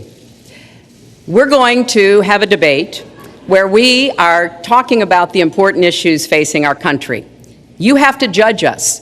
Who can shoulder the immense, awesome responsibilities of the presidency? Who can put into action the plans that will make your life better? I hope that I will be able to earn your vote on November 8th. Secretary Clinton, thank you. Mr. Trump, the same question to you. It's about putting more money into the pockets of American workers. You have up to 2 minutes. Thank you, Lester. Our jobs are fleeing the country. They're going to Mexico. They're going to many other countries. You look at what China is doing to our country in terms of making our product. They're devaluing their currency, and there's nobody in our government to fight them. And we have a very good fight, and we have a winning fight, because they're using our country as a piggy bank to rebuild China, and many other countries are doing the same thing. So we're losing our good jobs, so many of them. When you look at what's happening in Mexico, a friend of mine who builds plants said it's the 8th wonder of the world. They're building some of the biggest plants anywhere in the world, some of the most sophisticated, some of the best plants. With the United States, as he said, not so much. So Ford is leaving. You see that, their small car division leaving. Thousands of jobs, leaving Michigan, leaving Ohio. They're all leaving, and we can't allow it to happen anymore. As far as child care is concerned and so many other things, I think Hillary and I agree on that. We probably disagree a little bit as to numbers and amounts and what we're going to do, but perhaps we'll be talking about that later. But we have to stop our jobs from being stolen from us. We have to stop our companies from leaving the United States, and with it, firing all of their people. All you have to do is take a look at Carrier Air Conditioning in Indianapolis. They fired 1,400 people. They're going to Mexico. So many, hundreds and hundreds of companies are doing this. We cannot let it happen. Under my plan, I'll be reducing taxes tremendously, from 35% to 15% for companies, small and big businesses. That's going to be a job creator like we haven't seen since Ronald Reagan. It's going to be a beautiful thing to watch. Companies will come, they will build, they will expand, new companies will start, and I look very, very much forward to doing it. We have to renegotiate our trade deals, and we have to stop these countries from stealing our companies and our jobs. Secretary Clinton, would you like to respond? Well, I think that trade is an important issue. Of course, we are 5% of the world's population. We have to trade with the other 95%. And we need to have smart, fair trade deals. We also, though, need to have a tax system that rewards work and not just financial transactions. And the kind of plan that Donald has put forth would be trickle-down economics all over again. In fact, it would be the most extreme version, the biggest tax cuts for the top percent of the people in this country than we've ever had. I call it trumped up trickle-down, because that's exactly what it would be. That is not how we grow the economy. We just have a different view about what's best for growing the economy, how we make investments that will actually produce jobs and rising incomes. I think we come at it from somewhat different perspectives. I understand that. You know, Donald was very fortunate in his life, and that's all to his benefit. He started his business with $14 million borrowed from his father, and he really believes that the more you help wealthy people, the better off we'll be, and that everything will work out from there. I don't buy that. I have a different experience. My father was a small businessman. He worked really hard. He printed drapery fabrics on long tables where he pulled out those fabrics and he went down with a silk screen and dumped the paint in and took the squeegee and kept going. And so what I believe is the more we can do for the middle class, the more we can invest in you, your education, your skills, your future, the better we will be off and the better we'll grow. That's the kind of economy I want us to see again. Let me follow up with Mr. Trump if I can. You've talked about creating 25 million jobs, and you've promised to bring back millions of jobs for Americans. How are you going to bring back the industries that have left this country for cheaper labor overseas? How specifically are you going to tell American manufacturers that you have to come back? Well, for one thing, and before we start on that, my father gave me a very small loan in 1975, and I built it into a company that's worth many, many billions of dollars with some of the greatest assets in the world. And I say that only because that's the kind of thinking that our country needs. Our country's in deep trouble. We don't know what we're doing when it comes to devaluations, and all of these countries all over the world, especially China, they're the best ever at it. What they're doing to us is a very, very sad thing. So we have to do that. We have to renegotiate our trade deals. Unless they're taking our jobs, they're giving incentives, they're doing things that, frankly, we don't do. Let me give you the example of Mexico. They have a VAT tax. We're in a different system. When we sell into Mexico, there's a tax. When they sell in automatic, 16% approximately. When they sell into us, there's no tax. It's a defective agreement. It's been defective for a long time, many years, but the politicians haven't done anything about it. Now, in all fairness to Secretary Clinton, yes, is that okay? Good. I want you to be very happy. It's very important to me. But in all fairness to Secretary Clinton, when she started talking about this, it was really very recently. She's been doing this for 30 years. And why hasn't she made the agreements better? The NAFTA agreement is defective just because of the tax and many other reasons, but just because of the fact. Let me interrupt just a moment. Secretary Clinton and others, politicians, should have been doing this for years, not right now because of the fact that we've created a movement. They should have been doing this for years. What's happened to our jobs and our country and our economy generally is, look, we owe $20 trillion. We cannot do it any longer, Lester. Back to the question, though, how do you specifically bring back jobs? American manufacturers, how do you make them bring the jobs back? Well, the first thing you do is don't let the jobs leave. The companies are leaving. I could name, there are thousands of them. They're leaving, and they're leaving in bigger numbers than ever. And what you do is you say, fine, you want to go to Mexico or some other country, good luck. We wish you a lot of luck. But if you think you're going to make your air conditioners or your cars or your cookies or whatever you make and bring them into our country without a tax, you're wrong. And once you say you're going to have to tax them coming in, and our politicians never do this because they have special interests, and the special interests want those companies to leave because in many cases they own the companies. So what I'm saying is we can stop them from leaving. We have to stop them from leaving, and that's a big, big factor. Let me let Secretary Clinton get in there. Let's stop for a second and remember where we were 8 years ago. We had the worst financial crisis, the Great Recession, the worst since the 1930s. That was in large part because of tax policies that slashed taxes on the wealthy, failed to invest in the middle class, took their eyes off of Wall Street, and created a perfect storm.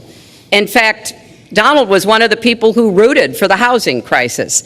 He said back in 2006, gee, I hope it does collapse because then I can go in and buy some and make some money. Well, it did collapse. That's called business, by the way. 9 million people. 9 million people lost their jobs. 5 million people lost their homes, and $13 trillion in family wealth was wiped out. Now, we have come back from that abyss, and it has not been easy. So we're now on the precipice of having a potentially much better economy, but the last thing we need to do is to go back to the policies that failed us in the first place. Independent experts have looked at what I've proposed and looked at what Donald's proposed, and basically they've said this, that if his tax plan, which would blow up the debt by over $5 trillion and would in some instances disadvantage middle-class families compared to the wealthy, were to go into effect, we would lose 3.5 million jobs and maybe have another recession. They've looked at my plans and they've said, okay, if we can do this, and I intend to get it done, we will have 10 million more new jobs because we will be making investments where we can grow the economy. Take clean energy. Some country is going to be the clean energy superpower of the 21st century.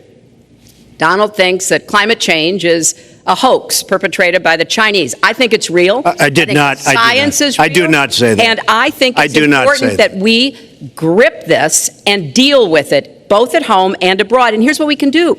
We can deploy 500 million more solar panels. We can have enough clean energy to power every home. We can build a new modern electric grid. That's a lot of jobs. That's a lot of new economic activity. So I've tried to be very specific about what we can and should do, and I am determined that we're going to get the economy really moving again, building on the progress we've made over the last 8 years, but never going back to what got us in trouble in the first place. Mr. Trump. She talks about solar panels. We invested in a solar company, our country. That was a disaster. They lost plenty of money on that one. Now, look, I'm a great believer in all forms of energy, but we're putting a lot of people out of work. Our energy policies are a disaster. Our country is losing so much in terms of energy, in terms of paying off our debt. You can't do what you're looking to do with $20 trillion in debt. The Obama administration, from the time they've come in, is over 230 years worth of debt, and he's topped it. He's doubled it in a course of almost 8 years, 7.5 years to be semi-exact. So I will tell you this, we have to do a much better job at keeping our jobs, and we have to do a much better job at giving companies incentive to build new companies or to expand, because they're not doing it. And all you have to do is look at Michigan and look at Ohio and look at all of these places where so many of their jobs and their companies are just leaving. They're gone. And Hillary, I just ask you this. You've been doing this for 30 years. Why are you just thinking about these solutions right now? For 30 years you've been doing it, and now you're just starting to think of solutions. Well, actually, I will bring back jobs. You can't bring back jobs. Well, actually, I have thought about this quite a bit. Yeah, for 30 years. I have, well, not quite that long. I think my husband did a pretty good job in the 1990s. I think a lot about what worked and how we can make it work again. Well, he approved 3 million NAFTA. new jobs, He approved a balanced NAFTA, budget, which is the single and worst trade deal ever approved in this country. Incomes went up for everybody. Manufacturing jobs went up also in the 1990s, if we're actually going to look at the facts. When I was in the Senate, I had a number of trade deals that came before me, and I held them all to the same test. Will they create jobs in America? Will they raise incomes in America? And are they good for our national security? Some of them I voted for. The biggest one, a multinational one known as CAFTA, I voted against.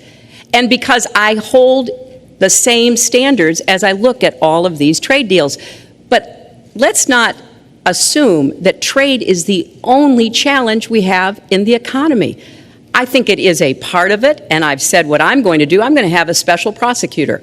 We're going to enforce the trade deals we have, and we're going to hold people accountable. When I was Secretary of State, we actually increased American exports globally 30%.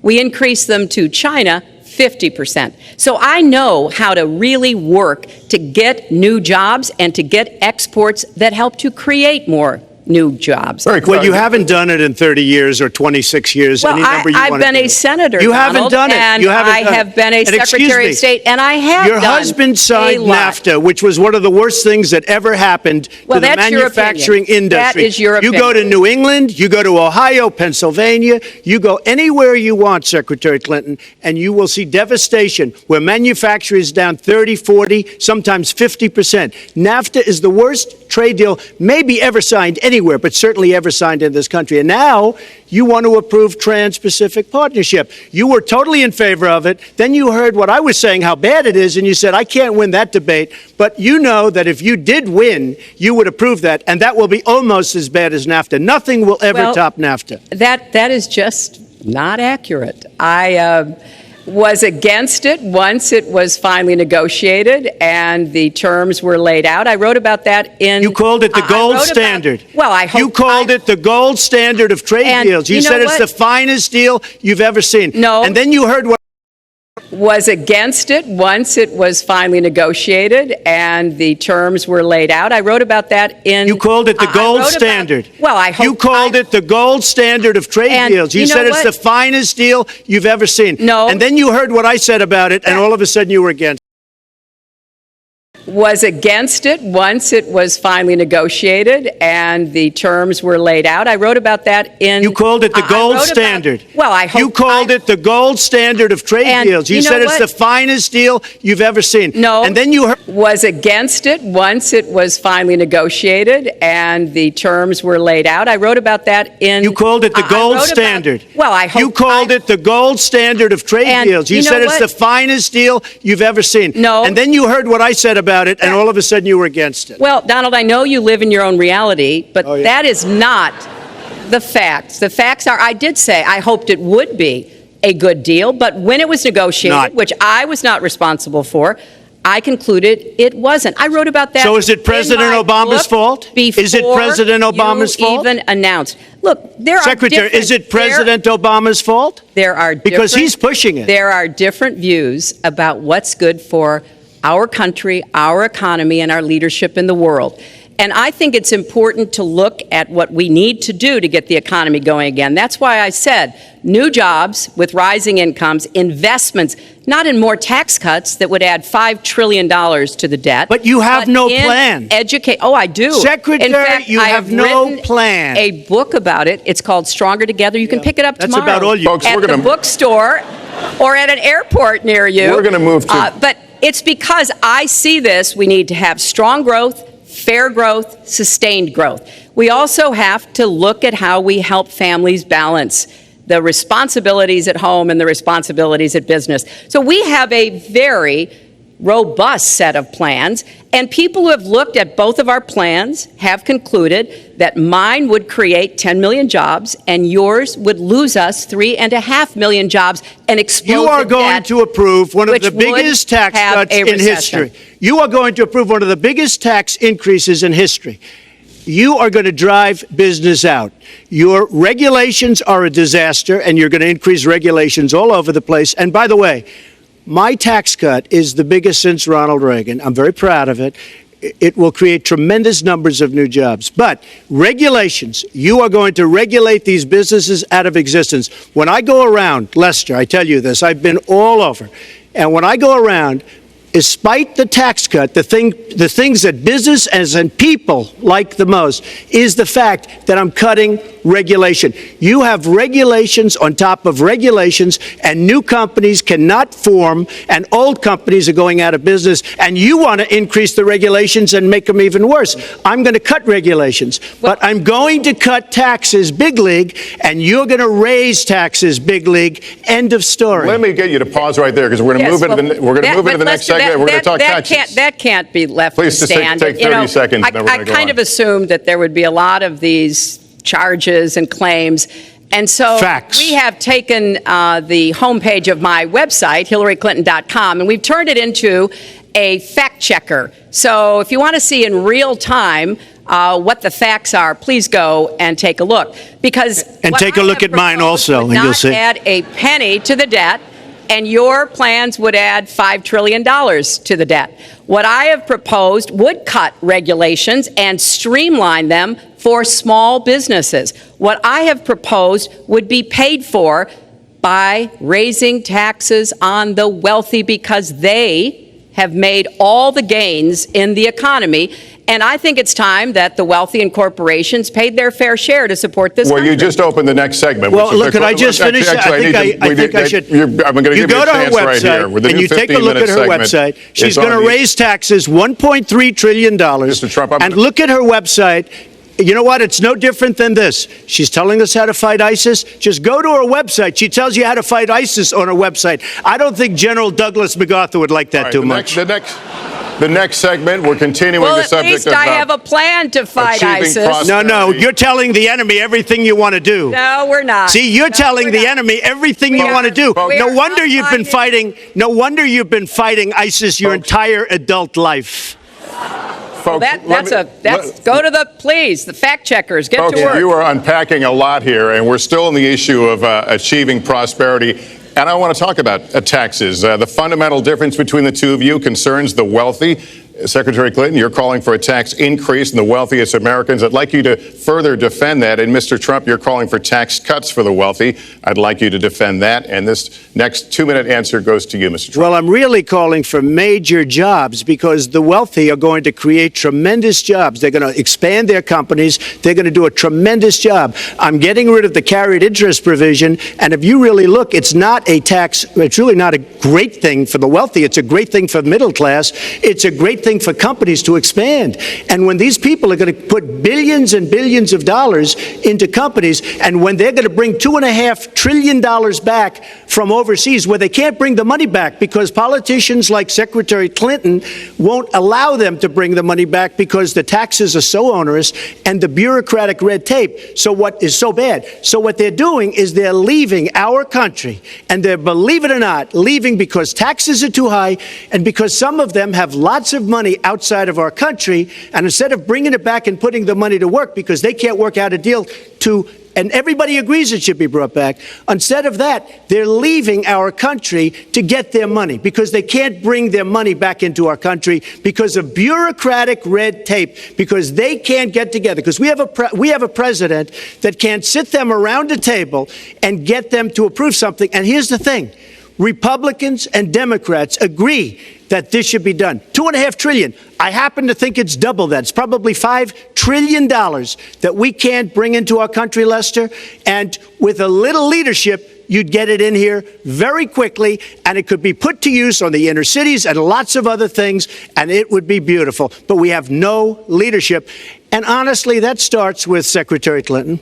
All right, you have 2 minutes on the same question to defend tax increases on the wealthiest Americans, Secretary Clinton. I have a feeling that by the end of this evening, I'm going to be blamed for everything that's ever happened. Why not? Why not? Yeah, why not? Just join the debate by saying more crazy things. Now, let me say there's nothing crazy about not letting our companies bring their money back into their country. This is Secretary Clinton's 2 minutes, please. Yeah, well, let's start the clock again, Lester. We've looked at your tax proposals. I don't see changes in the corporate tax rates or the kinds of proposals you're referring to that would cause the repatriation, bringing back of money that's stranded overseas. I happen to support that. I happen to support that in a way that will actually work to our benefit. But when I look at what you have proposed, you have what is called now the Trump loophole, because it would so advantage you and the business you do. You've proposed an approach that has a $4 billion tax benefit for your family. And when you look at what you are proposing, for my family? It is, Lester, as I said, trumped up trickle down. Trickle down did not work. It got us into the mess we were in 2008 and 9. Slashing taxes on the wealthy hasn't worked, and a lot of really smart, wealthy people know that. And they are saying, hey, we need to do more to make the contributions we should be making to rebuild the middle class. I don't think top-down works in America. I think building the middle class, investing in the middle class, making college debt-free so more young people can get their education, helping people refinance their debt from college at a lower rate. Those are the kinds of things that will really boost the economy. Broad-based, inclusive growth is what we need in America, not more advantages for people at the very top. Mr. Trump, typical politician, all talk, no action, sounds good, doesn't work, never going to happen.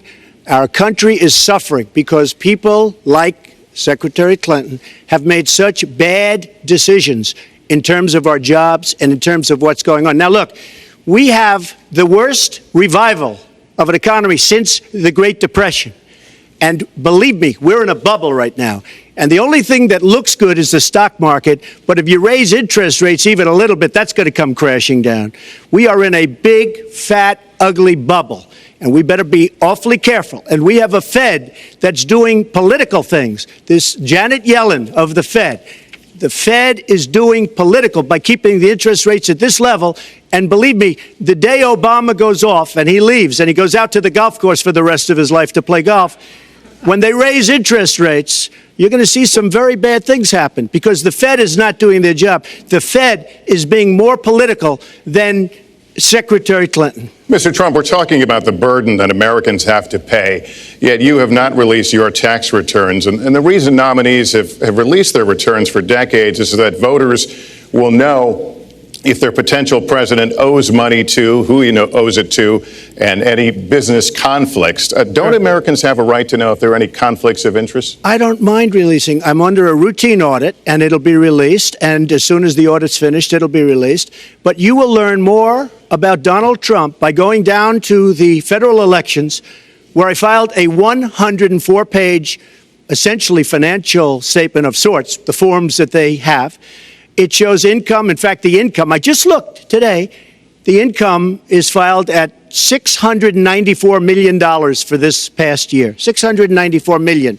If you would have told me I was going to make that 15 or 20 years ago, I would have been very surprised. But that's the kind of thinking that our country needs. When we have a country that's doing so badly, that's being ripped off by every single country in the world, it's the kind of thinking that our country needs, because everybody, Lester, we have a trade deficit with all of the countries that we do business with of almost $800 billion a year. You know what that is? That means who's negotiating these trade deals?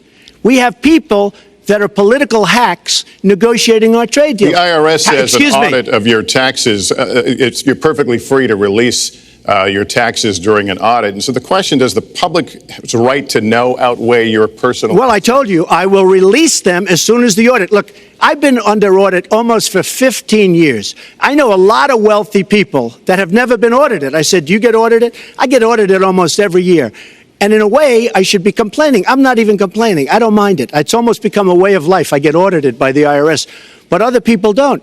I will say this. We have a situation in this country that has to be taken care of. I will release my tax returns against my lawyer's wishes when she releases her 33,000 emails that have been deleted. As soon as she releases them, I will release my tax returns. And that's against my lawyers. They say, don't do it. I will tell you this. No, in fact, watching shows, reading the papers, almost every lawyer says, you don't release your returns until the audit's complete. When the audit's complete, I'll do it. But I would go against them if she releases her email. So it's negotiable? It's not negotiable. No, let her release the email. Why did she delete 33,000? Well, I'll let her ask that, but let me just admonish the audience one more time. There was an agreement. We did ask you to be silent, so it would be helpful for us. Secretary Clinton. Well, I think you've just seen another example of bait and switch here. For 40 years, everyone running for president has released their tax returns. You can go and see nearly, I think, 39, 40 years of our tax returns, but everyone has done it. We know the IRS has made clear there is no prohibition on releasing it when you're under audit. So you've got to ask yourself, why won't he release his tax returns? And I think there may be a couple of reasons. First, maybe he's not as rich as he says he is. Second, maybe he's not as charitable as he claims to be. Third, we don't know all of his business dealings, but we have been told through investigative reporting that he owes about $650 million to Wall Street and foreign banks. Or maybe he doesn't want the American people, all of you watching tonight, to know that he's paid nothing in federal taxes, because the only years that anybody's ever seen were a couple of years when he had to turn them over to state authorities when he was trying to get a casino license, and they showed he didn't pay any federal income tax. So if he's paid zero, that means zero for troops, zero for vets, zero for schools or health. And I think probably he's not all that enthusiastic about having the rest of our country see what the real reasons are, because it must be something really important, even terrible, that he's trying to hide. And the financial disclosure statement, they don't give you the tax rate. They don't give you all the details that tax returns would. And it just seems to me that this is something that the American people deserve to see. And I have no reason to believe that he's ever going to release his tax returns, because there's something he's hiding. And we'll guess. We'll keep guessing at what it might be that he's hiding. But I think the question is, were he ever to get near the White House, what would be those conflicts? Who does he owe money to? Well, he owes you the answers to that, and he should provide them. He also raised the issue of your emails. Do you want to respond to that? I do. You know, I made a mistake using a private email. That's for sure. And if I had to do it over again, I would obviously do it differently. But I'm not going to make any excuses. It was a mistake, and I take responsibility for that. Mr. Trump? That was more than a mistake. That was done purposely. Okay, that was not a mistake. That was done purposely. When you have your staff taking the Fifth Amendment, taking the Fifth, so they're not prosecuted. When you have the man that set up the illegal server taking the Fifth, I think it's disgraceful. And believe me, this country thinks it's disgraceful. It really thinks it's disgraceful also. As far as my tax returns, you don't learn that much from tax returns, that I can tell you. You learn a lot from financial disclosure. And you should go down and take a look at that. The other thing, I'm extremely underleveraged. The report that said 650, which, by the way, a lot of friends of mine that know my business said, boy, that's really not a lot of money. It's not a lot of money relative to what I had. The buildings that were in question, they said in the same report, which was, actually, it wasn't even a bad story, to be honest with you, but the buildings are worth $3.9 billion.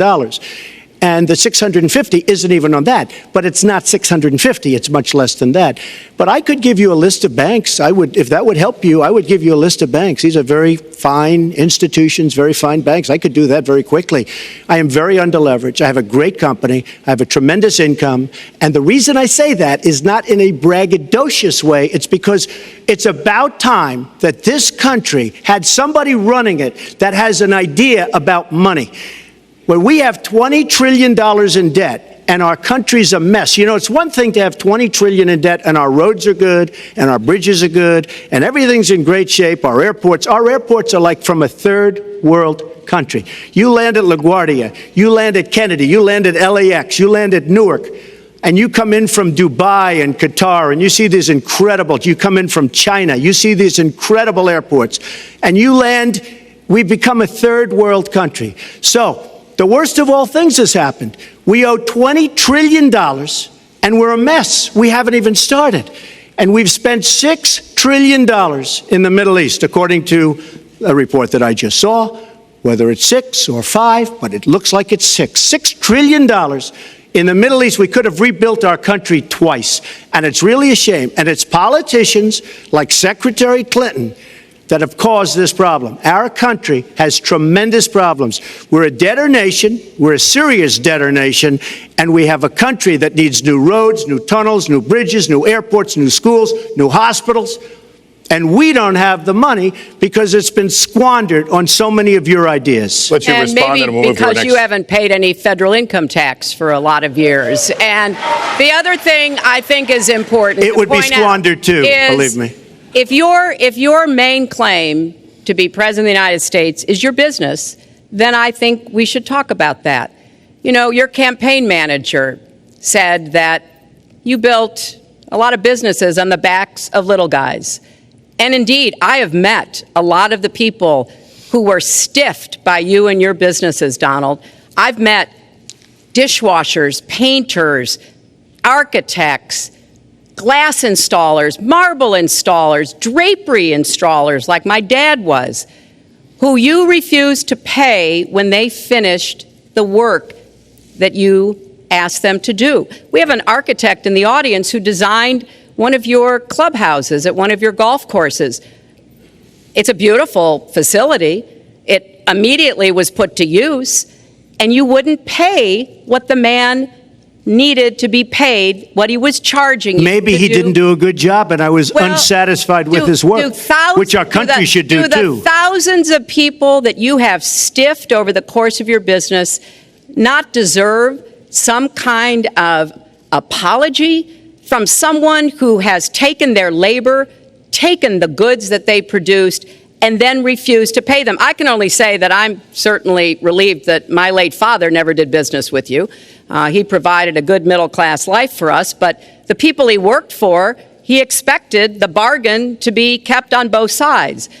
And when we talk about your business, you've taken business bankruptcy 6 times. There are a lot of great business people that have never taken bankruptcy once. You call yourself the king of debt.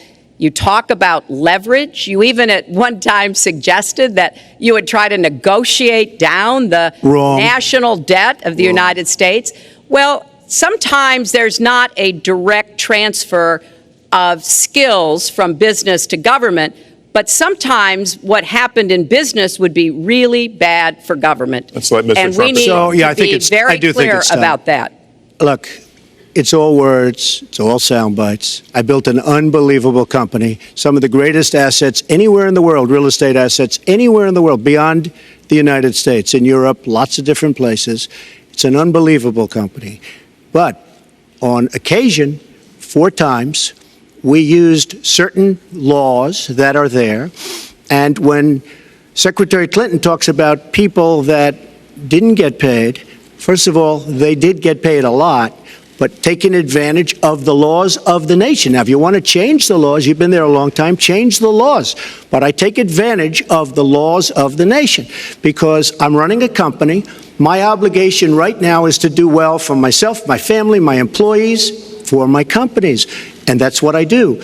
But what she doesn't say is the tens of thousands of people that are unbelievably happy and that love me. I'll give you an example. We're just opening up on Pennsylvania Avenue, right next to the White House. So if I don't get there one way, I'm going to get to Pennsylvania Avenue another. But we're opening the old post office. Under budget, ahead of schedule, saved tremendous money. I'm a year ahead of schedule. And that's what this country should be doing. We build roads and they cost 2 and 3 and 4 times what they're supposed to cost.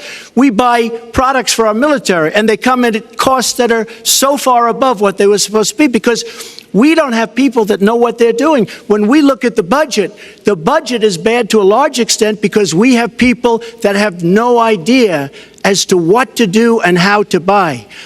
The Trump International is way under budget and way ahead of schedule, and we should be able to do that for our country. Well, we're well behind schedule, so I want to move to our next segment. We move into our next segment talking about America's direction, and let's start by talking about race. The share of Americans who say race relations are bad in this country is the highest it's been in decades, much of it amplified by shootings of African Americans by police, as we've seen recently in Charlotte and Tulsa. Race has been a big issue in this campaign, and one of you is going to have to bridge a very wide and bitter gap. So how do you heal the divide? Secretary Clinton, you get 2 minutes on this. Well, you're right. Race remains a significant challenge in our country. Unfortunately, race still determines too much. Often determines where people live, determines what kind of education in their public schools they can get, and yes, it determines how they're treated in the criminal justice system. We've just seen those 2 tragic examples in both Tulsa and Charlotte. And we've got to do several things at the same time. We have to restore trust between communities and the police. We have to work to make sure that our police are using the best training, the best techniques, that they're well prepared to use force only when necessary. Everyone should be respected by the law, and everyone should respect the law. Right now, that's not the case in a lot of our neighborhoods. So I have, ever since the first day of my campaign, called for criminal justice reform. I've laid out a platform that I think would begin to remedy some of the problems we have in the criminal justice system. But we also have to recognize, in addition to the challenges that we face with policing, there are so many good, brave police officers who equally want reform. So we have to bring communities together in order to begin working on that as a mutual goal. And we've got to get guns out of the hands of people who should not have them. The gun epidemic is the leading cause of death of young African American men, more than the next 9 causes put together. So we have to do two things, as I said. We have to restore trust. We have to work with the police. We have to make sure they respect the communities and the communities respect them. And we have to tackle the plague of gun violence, which is a big contributor to a lot of the problems that we're seeing today. All right, Mr. Trump, you have 2 minutes. How do you heal the divide? Well, first of all, Secretary Clinton doesn't want to use a couple of words, and that's law and order. And we need law and order. If we don't have it, we're not going to have a country. And when I look at what's going on in Charlotte, a city I love, a city where I have investments, when I look at what's going on throughout various parts of our country, whether it's, I can just keep naming them all day long. We need law and order in our country. And I just got today, as you know, the endorsement of the Fraternal Order of Police. We just came in. We have endorsements from, I think, almost every police group, a large percentage of them in the United States. We have a situation where we have our inner cities, African Americans, Hispanics, are living in hell because it's so dangerous. You walk down the street, you get shot. In Chicago, they've had thousands of shootings, thousands, since January 1st. Thousands of shootings. And I'm saying, where is this? Is this a war-torn country? What are we doing? And we have to stop the violence. We have to bring back law and order in a place like Chicago where thousands of people have been killed, thousands over the last number of years. In fact, almost 4,000 have been killed since Barack Obama became president. Almost 4,000 people in Chicago have been killed. We have to bring back law and order. Now, whether or not in a place like Chicago you do stop and frisk, which worked very well, Mayor Giuliani is here, it worked very well in New York, it brought the crime rate way down. But you take the gun away from criminals that shouldn't be having it. We have gangs roaming the street, and in many cases, they're illegally here, illegal immigrants, and they have guns, and they shoot people. And we have to be very strong, and we have to be very vigilant. We have to know what we're doing.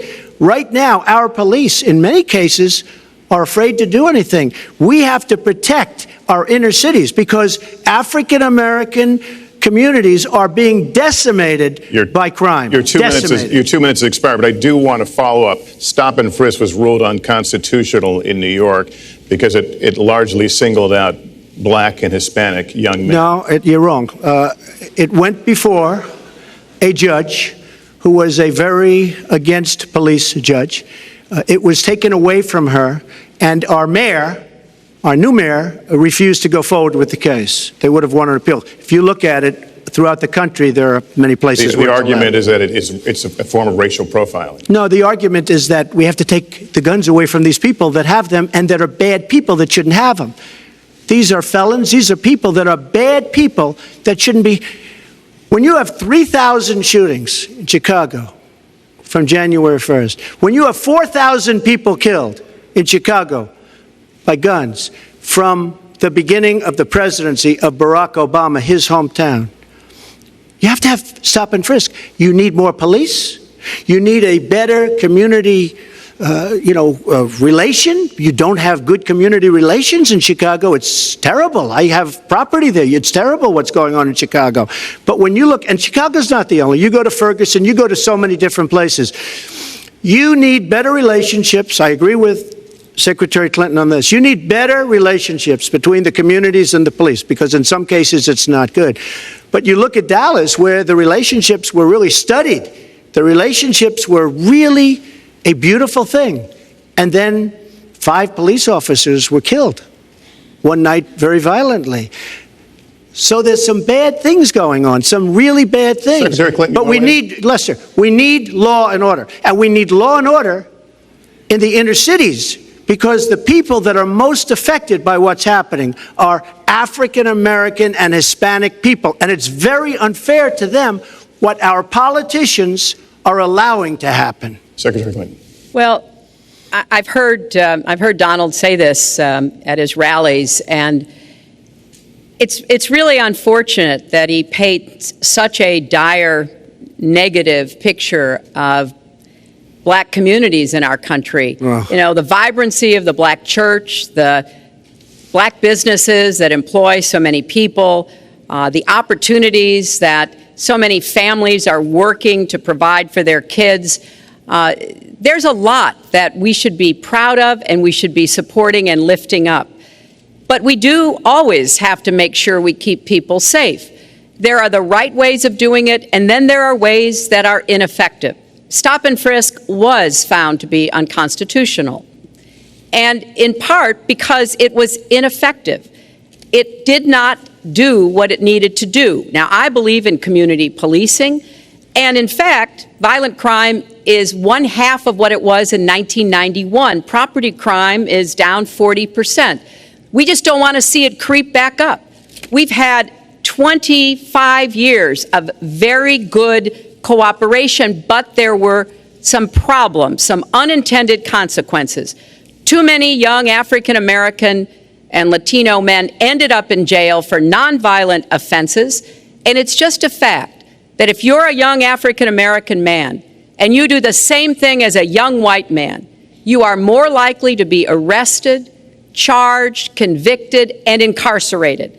So we've got to address the systemic racism in our criminal justice system. We cannot just say law and order. We have to say we have to come forward with a plan that is going to divert people from the criminal justice system, deal with mandatory minimum sentences, which have put too many people away for too long for doing too little.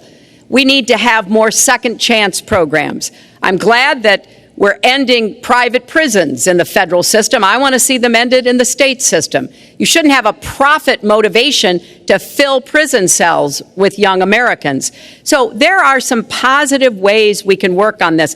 And I believe strongly that common sense gun safety measures would assist us right now. And this is something Donald has supported along with the gun lobby. Right now, we've got too many military-style weapons on the streets. In a lot of places, our police are outgunned. We need comprehensive background checks, and we need to keep guns out of the hands of those who will do harm, and we finally need to pass a prohibition on anyone who's on the terrorist watch list from being able to buy a gun in our country. If you're too dangerous to fly, you are too dangerous to buy a gun. So there are things we can do, and we ought to do it in a bipartisan way. Secretary Clinton, last week you said we've got to do everything possible to improve policing, to go right at implicit bias. Do you believe that police are implicitly biased against black people?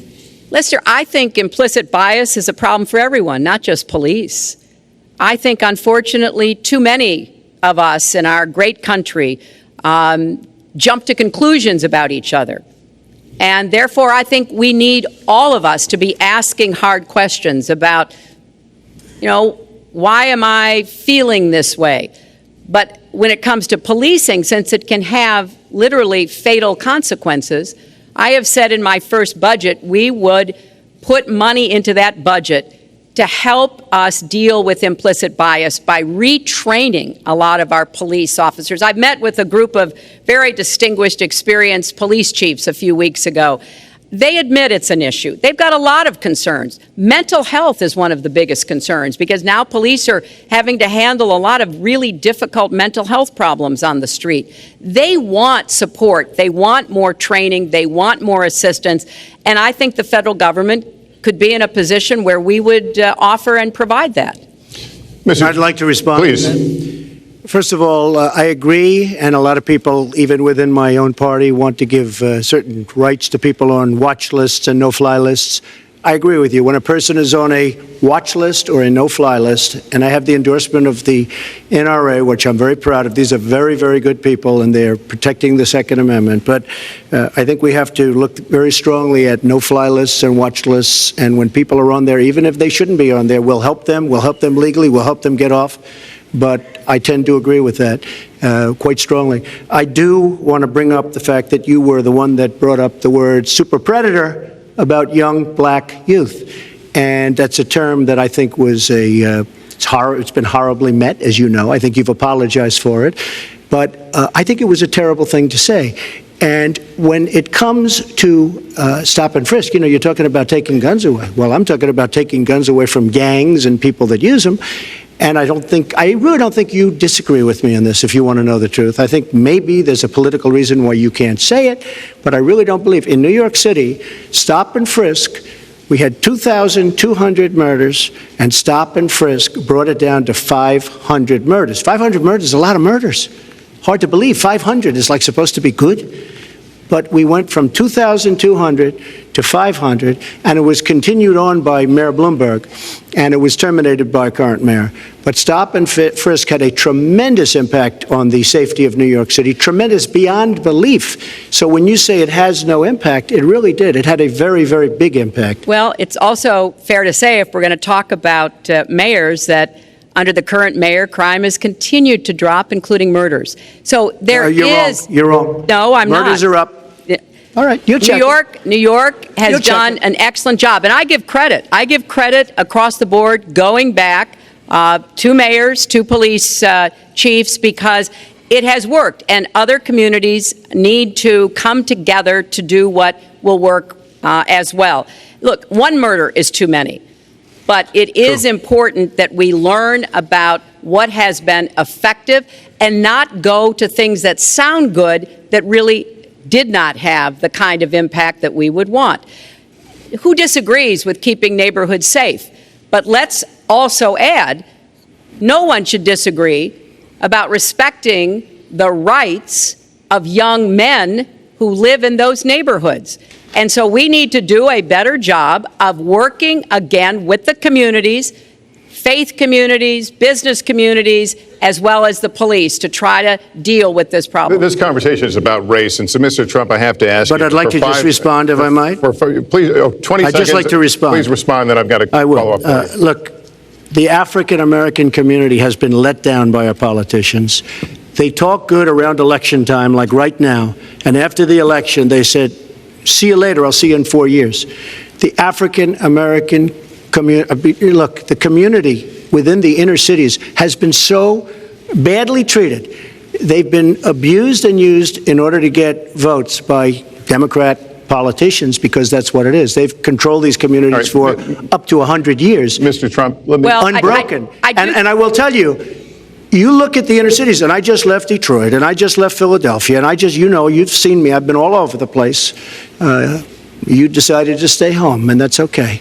But I will tell you, I've been all over, and I've met some of the greatest people I'll ever meet within these communities, and they are very, very upset with what their politicians have told them and what their politicians have done.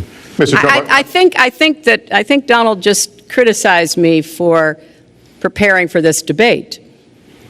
And yes, I did. And you know what else I prepared for? I prepared to be president, and I think that's a good thing. Mr. Trump, for 5 years, you perpetuated a false claim that the nation's first black president was not a natural-born citizen. You questioned his legitimacy. In the last couple of weeks, you acknowledged what most Americans have accepted for years: the president was born in the United States. Can you tell us what took you so long? I'll tell you just very simple to say. Sidney Blumenthal works for the campaign and very close friend of Secretary Clinton.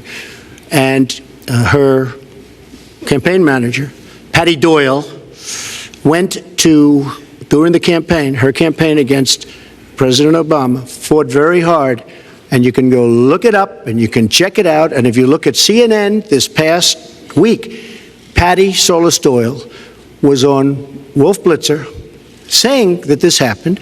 Blumenthal sent McClatchy, highly respected reporter at McClatchy, to Kenya to find out about it. They were pressing it very hard. She failed to get the birth certificate. When I got involved, I didn't fail.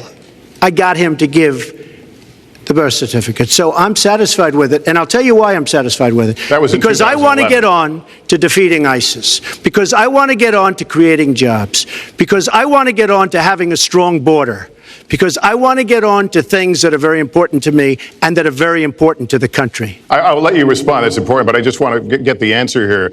The birth certificate was produced in 2011. You continued to tell the story and question the president's legitimacy in 2012, 13, 14, 15, as recently as January. So the question is, what changed your mind? Well, nobody was pressing it. Nobody was caring much about it.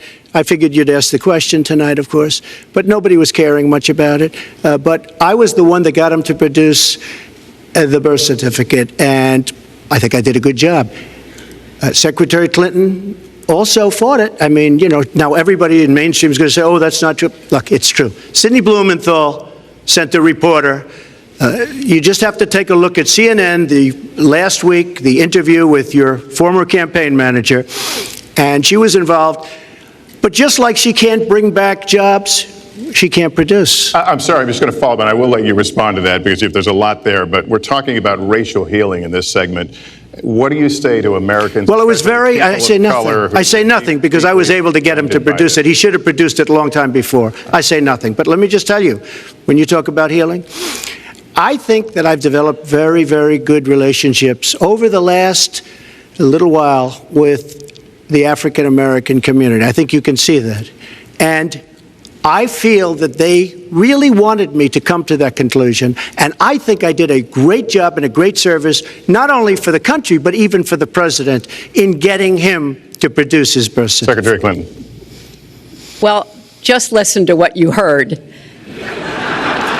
And clearly, as Donald just admitted, he knew he was going to stand on this debate stage and Lester Holt was going to be asking us questions, so he tried to put the whole racist birther lie to bed. But it can't be dismissed that easily. He has really started his political activity based on this racist lie that our first black president was not an American citizen.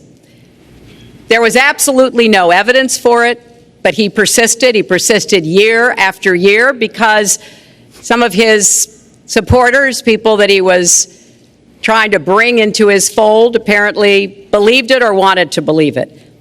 But remember, Donald started his career back in 1973 being sued by the Justice Department for racial discrimination because he would not rent apartments in one of his developments to African Americans, and he made sure that the people who worked for him understood that was the policy. He actually was sued twice by the Justice Department. So he has a long record of engaging in racist behavior. And the birther lie was a very hurtful one. You know, Barack Obama is a man of great dignity, and I could tell how much it bothered him and annoyed him that this was being touted and used against him. But I like to remember what Michelle Obama said in her amazing speech at our Democratic National Convention. When they go low, we go high. And Barack Obama went high, despite Donald Trump's best efforts to bring him down. Mr. Trump, you can respond, then we're going to move on to the next segment. I would love to respond. First of all, I got to watch, in preparing for this, some of your debates against Barack Obama. You treated him with terrible disrespect. And I watched the way you talk now about how lovely everything is and how wonderful you are. It doesn't work that way. You were after him. You were trying to. You even sent out, or your campaign sent out, pictures of him in a certain garb, very famous pictures. I don't think you can deny that. But just last week, your campaign manager said it was true. So when you try to act holier than thou, it really doesn't work. It really doesn't. Now, as far as the lawsuit, yes, when I was very young, I went into my father's company, had a real estate company in Brooklyn and Queens, and we, along with many, many other companies throughout the country, it was a federal lawsuit, were sued. We settled the suit with no admission of guilt. It was very easy to do, but they sued many people. I notice you bring that up a lot, and I also notice the very nasty commercials that you do on me in so many different ways, which I don't do on you. Maybe I'm trying to save the money, but frankly, I look at that and I say, isn't that amazing? Because I settled that lawsuit with no admission of guilt, but that was a lawsuit brought against many real estate firms, and it's just one of those things. I'll go on one step further. In Palm Beach, Florida, tough community, a brilliant community, a wealthy community, probably the wealthiest community there is in the world. I opened a club and really got great credit for it. No discrimination against African Americans, against Muslims, against anybody. And it's a tremendously successful club, and I'm so glad I did it. And I have been given great credit for what I did, and I'm very, very proud of it. And that's the way I feel. That is the true way I feel. Our next segment is called Securing America. We want to start with a 21st century war happening every day in this country. Our institutions are under cyber attack, and our secrets are being stolen. So my question is, who's behind it, and how do we fight it? Secretary Clinton, this answer goes to you. Well, I think cybersecurity, cyber warfare, will be one of the biggest challenges facing the next president, because clearly we're facing at this point two different kinds of adversaries. There are the independent hacking groups that do it mostly for commercial reasons, to try to steal information that they then can use to make money.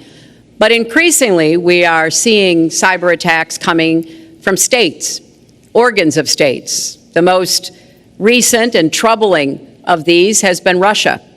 There's no doubt now that Russia has used cyber attacks against all kinds of organizations in our country, and I am deeply concerned about this. I know Donald's very praiseworthy of Vladimir Putin, but Putin is playing a really tough, long game here. And one of the things he's done is to let loose cyber attackers to hack into government files, to hack into personal files, hack into the Democratic National Committee. And we recently have learned that that this is one of their preferred methods of trying to wreak havoc and collect information. We need to make it very clear, whether it's Russia, China, Iran, or anybody else, the United States has much greater capacity, and we are not going to sit idly by and permit state actors to go after our information, our private sector information or our public sector information. And we're going to have to make it clear that we don't want to use the kinds of tools that we have. We don't want to engage in a different kind of warfare, but we will defend the citizens of this country. And the Russians need to understand that. I think they've been treating it as almost a probing. How far would we go? How much would we do? And that's why I was so shocked when Donald publicly invited Putin to hack into Americans. That is just unacceptable. It's one of the reasons why 50 national security officials who served in Republican administration have said that Donald is unfit to be the commander-in-chief. It's comments like that that really worry people who understand the threats that we face. Mr. Trump, you have 2 minutes on the same question. Who's behind it, and how do we fight it? I do want to say that I was just endorsed, and more are coming next week. It'll be over 200 admirals, many of them are here, admirals and generals endorsed me to lead this country. That just happened, and many more are coming, and I'm very proud of it. In addition, I was just endorsed by ICE. They've never endorsed anybody before on immigration. I was just endorsed by ICE. I was just recently endorsed 16,500 Border Patrol agents. So when Secretary Clinton talks about this, I mean, I'll take the admirals and I'll take the generals any day over the political hacks that I see that have led our country so brilliantly over the last 10 years with their knowledge, okay? Because look at the mess that we're in. Look at the mess that we're in. As far as the cyber, I agree to parts of what Secretary Clinton said. We should be better than anybody else, and perhaps we're not. I don't think anybody knows it was Russia that broke into the DNC. She's saying Russia, Russia, Russia, but maybe it was. I mean, it could be Russia, but it could also be China. It could also be lots of other people. It also could be somebody sitting on their bed that weighs 400 pounds, okay? You don't know who broke in to DNC, but what did we learn with DNC? We learned that Bernie Sanders was taken advantage of by your people, by Debbie Wasserman Schultz. Look what happened to her. But Bernie Sanders was taken advantage of. That's what we learned. Now, whether that was Russia, whether that was China, whether it was another country, we don't know. Because the truth is, under President Obama, we've lost control of things that we used to have control over. We came in with the internet, we came up with the internet, and I think Secretary Clinton and myself would agree very much. When you look at what ISIS is doing with the internet, they're beating us at our own game. ISIS. So we have to get very, very tough on cyber and cyber warfare. It is a huge problem. I have a son. He's 10 years old. He has computers. He is so good with these computers. It's unbelievable. The security aspect of cyber is very, very tough, and maybe it's hardly doable.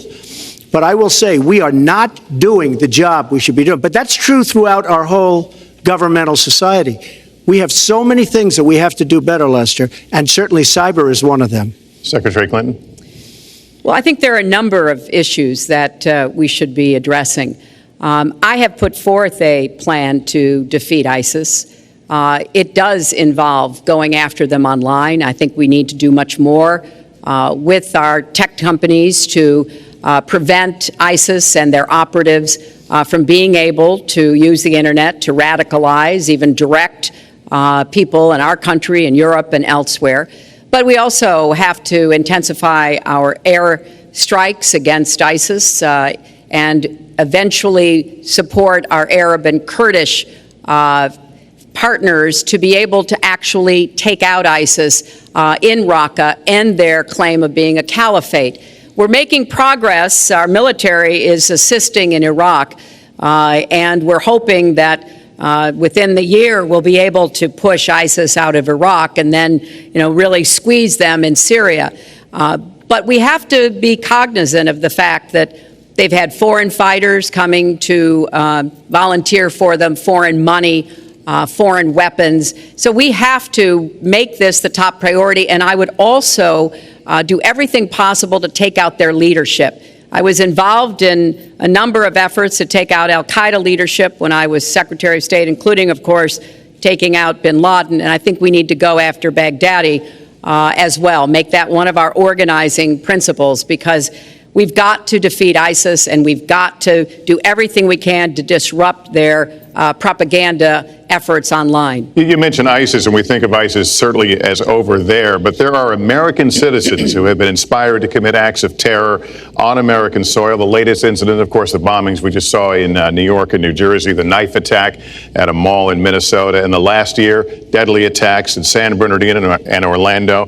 I'll ask this to both of you. Tell us specifically how you would prevent homegrown attacks by American citizens, Mr. Trump. Well, first I have to say one thing, very important. Secretary Clinton is talking about taking out ISIS. We will take out ISIS. Well, President Obama and Secretary Clinton created a vacuum the way they got out of Iraq, because they got out right. They shouldn't have been in, but once they got in, the way they got out was a disaster, and ISIS was formed. So she talks about taking them out. She's been doing it a long time. She's been trying to take them out for a long time. But they wouldn't have even been formed if they left some troops behind, like 10,000 or maybe something more than that. And then you wouldn't have had them. Or, as I've been saying for a long time, and I think you'll agree because I said it to you once, had we taken the oil, and we should have taken the oil, ISIS would not have been able to form either, because the oil was their primary source of income. And now they have the oil all over the place, including the oil, a lot of the oil in Libya, which was another one of her disasters. Secretary Clinton. Well, I hope the fact checkers are turning up the volume and really working hard. Donald supported the invasion of Iraq. Wrong. That is absolutely wrong. Proved over and over again. Wrong. He actually advocated for the actions we took in Libya and urged that Gaddafi be taken out after actually doing some business with him one time. But the larger point, he says this constantly, is George W. Bush made the agreement about when American troops would leave Iraq, not Barack Obama. And the only way that American troops could have stayed in Iraq is to get an agreement from the then Iraqi government that would have protected our troops. And the Iraqi government would not give that. But let's talk about the question you asked, Lester. The question you asked is, what do we do here in the United States? That's the most important part of this. How do we prevent attacks? How do we protect our people. And I think we've got to have an intelligence surge where we are looking for every scrap of information. I was so proud of law enforcement in New York, in Minnesota, in New Jersey. You know, they responded so quickly, so professionally to the attacks that occurred by Rahami, and they brought him down. And we may find out more information because he is still alive, which may prove to be an intelligence benefit. So we've got to do everything we can to vacuum up intelligence from Europe, from the Middle East. That means we've got to work more closely with our allies. And that's something that Donald has been very dismissive of. We're working with NATO, the longest military alliance in the history of the world, to really turn our attention to terrorism. We're working with our friends in the Middle East, many of which, as you know, are Muslim-majority nations. Donald has consistently insulted Muslims abroad, Muslims at home, when we need to be cooperating with Muslim nations and with the American Muslim community. They're on the front lines. They can provide information to us that we might not get anywhere else. They need to have close working cooperation with law enforcement in these communities, not be alienated and pushed away, as some of Donald's rhetoric, unfortunately, has led to. Mr. Well, I'd have to respond. Please respond. The Secretary said very strongly about working with. We've been working with them for many years. And we have the greatest mess anyone's ever seen. You look at the Middle East, it's a total mess. Under your direction to a large extent. But you look at the Middle East, you started the Iran deal. That's another beauty where you have a country that was ready to fall. I mean, they were doing so badly. They were choking on the sanctions, and now they're going to be actually probably a major power at some point pretty soon, the way they're going. But when you look at NATO, I was asked on a major show, what do you think of NATO? And you have to understand, I'm a business person. I did really well, but I have common sense. And I said, well, I'll tell you, I haven't given lots of thought to NATO, but two things. Number one, the 28 countries of NATO, many of them aren't paying their fair share. Number two, and that bothers me because we should be, yes, we're defending them, and they should at least be paying us what they're supposed to be paying by treaty and contract. And number two, I said, and very strongly, NATO could be obsolete because, and I was very strong on this, and it was actually covered very accurately in the New York Times, which is unusual for the New York Times, to be honest. But I said they do not focus on terror. And I was very strong, and I said it numerous times. And about 4 months ago, I read on the front page of the Wall Street Journal that NATO is opening up a major terror division. And I think that's great. And I think we should get, because we pay approximately 73% of the cost of NATO. It's a lot of money to protect other people. But I'm all for NATO. But I said they have to focus on terror also. And they're going to do that. And that was, believe me, I'm sure I'm not going to get credit for it, but that was largely because of what I was saying and my criticism of NATO. I think we have to get NATO to go into the Middle East with us, in addition to surrounding nations, and we have to knock the hell out of ISIS, and we have to do it fast. When ISIS formed in this vacuum created by Barack Obama and Secretary Clinton, and believe me, you were the ones that took out the troops. Not only that, you named the day. They couldn't believe it. They sat back probably and said, I can't believe it. They said, no, wait a minute. We've covered when they formed, this is something that never should have happened. It should have never happened. Now, you're talking about taking out ISIS, but you were there and you were Secretary of State when it was a little infant. Now it's in over 30 countries. And you're going to stop them? I don't think so. Mr. Trump, a lot of these are judgment questions. You had supported the war in Iraq before the invasion. What makes your judgment? I did not support the war in Iraq. 2002. That is a mainstream media nonsense put out by her because she, frankly, I think the best person in her campaign is mainstream media. My question is, since you would you like to hear? Why is your war? Wait a minute. I was against the war in Iraq, just so you put it out. The record shows otherwise. The record does not show that. Why is your judgment? The record shows that I'm right. When I did an interview with Howard Stern, very lightly, first time anyone's asked me that, I said, very lightly, I don't know, maybe, who knows, essentially. I then did an interview with Neil Cavuto. We talked about the economy is more important. I then spoke to Sean Hannity, which everybody refuses to call Sean Hannity. I had numerous conversations with Sean Hannity at Fox, and Sean Hannity said, and he called me the other day, and I spoke to him about it. He said, you were totally against the war, because he was for the war. Why is your judgment better than... And that was before the war started. Sean Hannity said very strongly to me and other people, he's willing to say, but nobody wants to call him, I was against the war. He said, you used to have fights with me because Sean was in favor of the war. And I understand that side also, not very much, because we should have never been there. But nobody called Sean Hannity. And then they did an article in a major magazine shortly after the war started, I think in '04, but they did an article which had me totally against the war in Iraq. And one of your compatriots said, you know, whether it was before or right after, Trump was definitely, because if you read this article, there's no doubt. But if somebody, and I'll ask the press, if somebody would call up Sean Hannity, this was before the war started, he and I used to have arguments about the war. I said it's a terrible and a stupid thing. It's going to destabilize the Middle East, and that's exactly what it's done. It's been a disaster. My reference was to what you had said in 2002, and my question was, why is your judgment any different than Mrs. Clinton? Well, I have much better judgment than she does. There's no question about that. I also have a much better temperament than she has. You know, I have a much better. She spent, let me tell you, she spent hundreds of millions of dollars on an advertising. You know, they get Madison Avenue into a room, they put names. Oh, temperament, let's go after. I think my strongest asset, maybe by far, is my temperament. I have a winning temperament. I know how to win.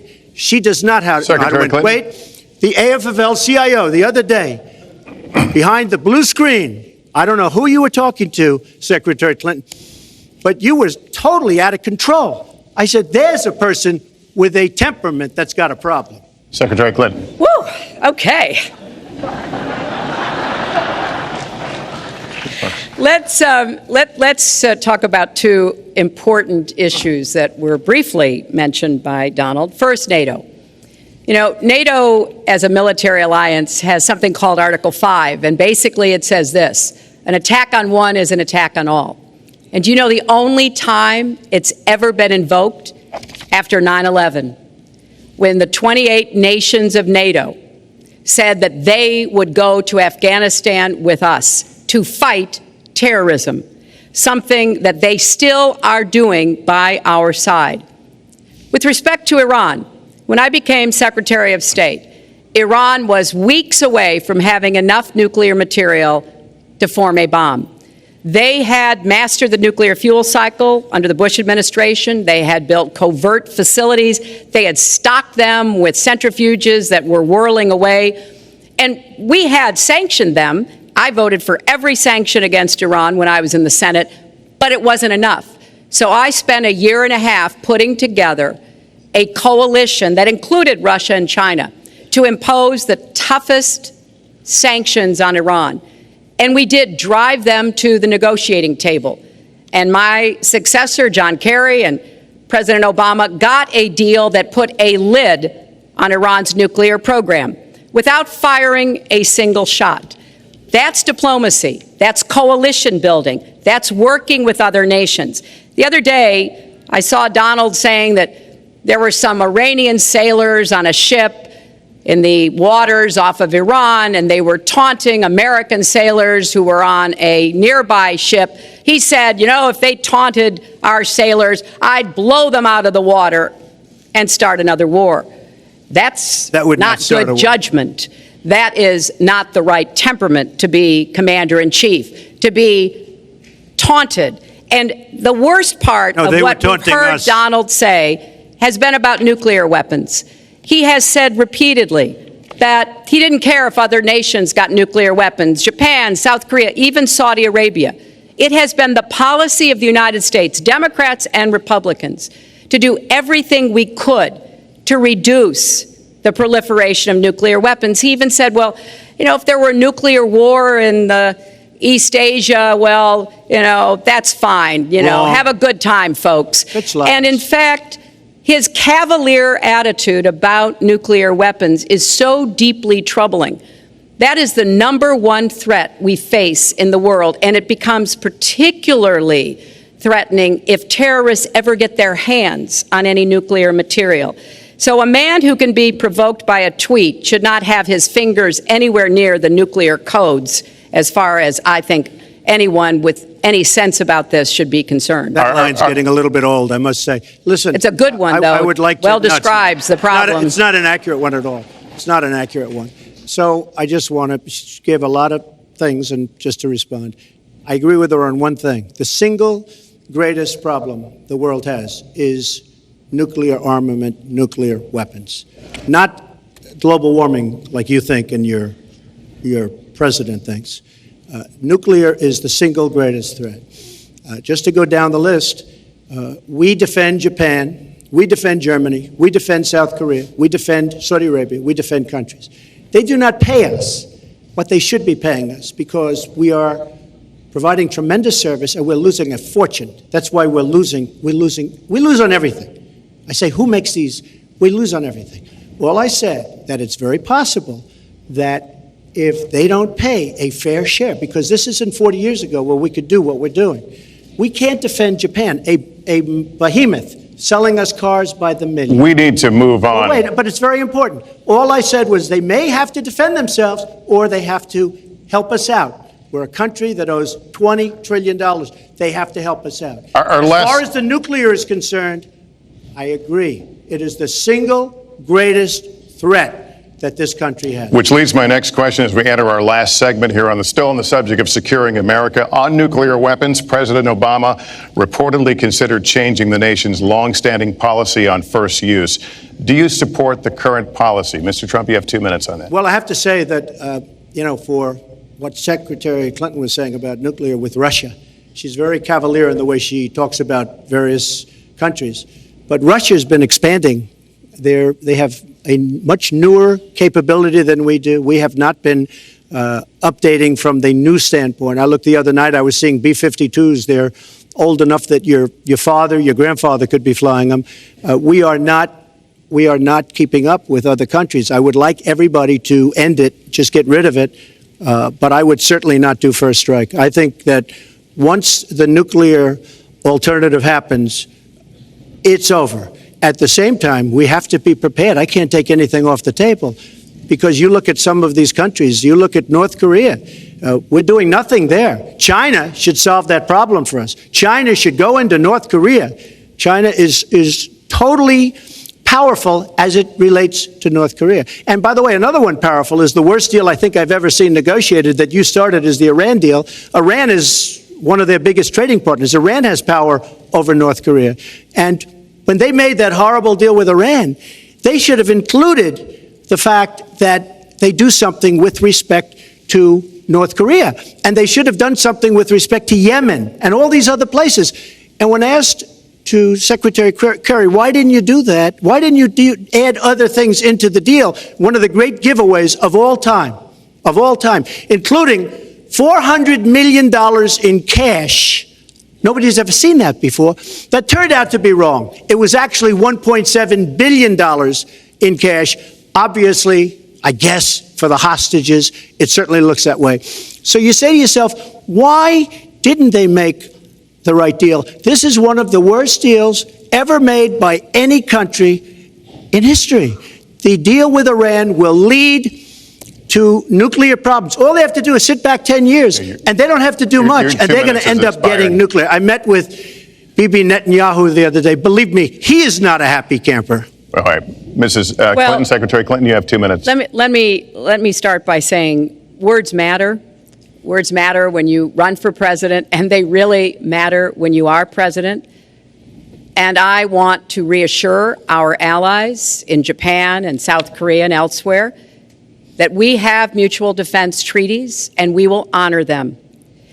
It is essential that America's word be good. And so I know that this campaign has caused some questioning and some worries on the part of many leaders across the globe. I've talked with a number of them. But I want to, on behalf of myself and I think on behalf of a majority of the American people, say that, our word is good. It's also important that we look at the entire global situation.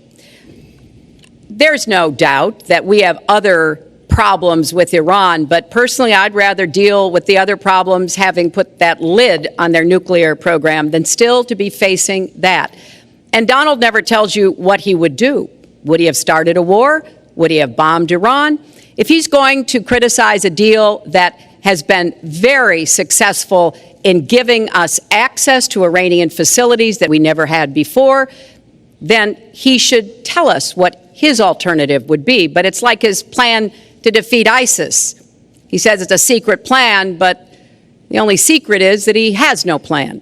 So we need to be more precise in how we talk about these issues. People around the world follow our presidential campaigns so closely, trying to get hints about what we will do. Can they rely on us? Are we going to lead the world with strength and in accordance with our values? That's what I intend to do. I intend to be a leader of our country that people can count on, both here at home and around the world, to make decisions that will further peace and prosperity, but also stand up to bullies, whether they're abroad or at home. We cannot let those who would try to destabilize the world, to interfere with American interests and security, to be given any opportunities at all. Is expired. Let's do one thing I'd like to say. Very quickly. I will go very quickly, but I will tell you that Hillary will tell you to go to her website and read all about how to defeat ISIS, which she could have defeated by never having it, get going in the first place. Right now, it's getting tougher and tougher to defeat them because they're in more and more places, more and more states, more and more nations. Mr. Trump. And it's a big problem. And as far as Japan is concerned, I want to help all of our allies. But we are losing billions and billions of dollars. We cannot be the policeman of the world. We cannot protect countries all over the world where they're not paying us what we need. We have just a few final questions. She doesn't say that because she's got no business ability. We need heart. We need a lot of things. But you have to have some basic ability. And sadly, she doesn't have that. All of the things that she's talking about could have been taken care of during the last 10 years, let's say, while she had great power. But they weren't taken care of. And if she ever wins this race, they won't be taken care of. Mr. Trump, this year, Secretary Clinton became the first woman nominated for president by a major party. Earlier this month, you said she doesn't have, quote, a presidential look. She's standing here right now. What did you mean by that? She doesn't have the look. She doesn't have the stamina. I said she doesn't have the stamina. And I don't believe she does have the stamina. To be president of this country, you need tremendous stamina. The quote was, I just don't think she has a presidential look. Wait a minute, unless you asked me a question. Did you ask me a question? You have to be able to negotiate our trade deals. You have to be able to negotiate, that's right, with Japan, with Saudi Arabia. I mean, can you imagine we're defending Saudi Arabia, and with all of the money they have, we're defending them and they're not paying? All you have to do is speak to them. Wait, you have so many different things you have to be able to do, and I don't believe that Hillary has the stamina. Let's let her respond. Well, as soon as he travels to 112 countries and negotiates a peace deal, a ceasefire, a release of dissidents, an opening of new opportunities in nations around the world, or even spends 11 hours testifying in front of a congressional committee, he can talk to me about stamina. The world, let me tell you, Hillary has experience, but it's bad experience. We have made so many bad deals during the last, so she's got experience, that I agree, but it's bad experience. Whether it's the Iran deal that you're so in love with, where we gave them $150 billion back, whether it's the Iran deal, whether it's anything you can name, you almost can't name a good deal. I agree. She's got experience, but it's bad experience. And this country can't afford to have another 4 years of that kind of experience. We are at the final question. One thing, Lester, is, he tried to switch from looks to stamina. But this is a man who has called women pigs, slobs, and dogs, and someone who has said pregnancy is an inconvenience to employers, who has said women don't deserve equal pay unless they do as good a job as men. And one of the worst things he said was about a woman in a beauty contest. He loves beauty contests, supporting them and hanging around them. And he called this woman Miss Piggy. Then he called her Miss Housekeeping because she was Latina. Donald, she has a name. Where did you find her this? name Where is did you find Alicia this? Machado. Where did you find and it? she has become a U.S. citizen, and you can bet she's going to vote this November. Okay, good. Let me just tell you. Mr. Trump, you'll just take 10 seconds, and then we're going to have the final question. Hillary is hitting me with tremendous commercials. Some of it said in entertainment. Some of it said somebody who's been very vicious to me, Rosie O'Donnell. I said very tough things to her, and I think everybody would agree that she deserves it, and nobody feels sorry for her. But you want to know the truth? I was going to say something extremely rough to Hillary, to her family, and I said to myself, I can't do it. I just can't do it. It's inappropriate. It's not nice. But she spent hundreds of millions of dollars on negative ads on me, many of which are absolutely untrue. They're untrue and they're misrepresentations. And I will tell you this, Lester, it's not nice, and I don't deserve that. But it's certainly not a nice thing that she's done.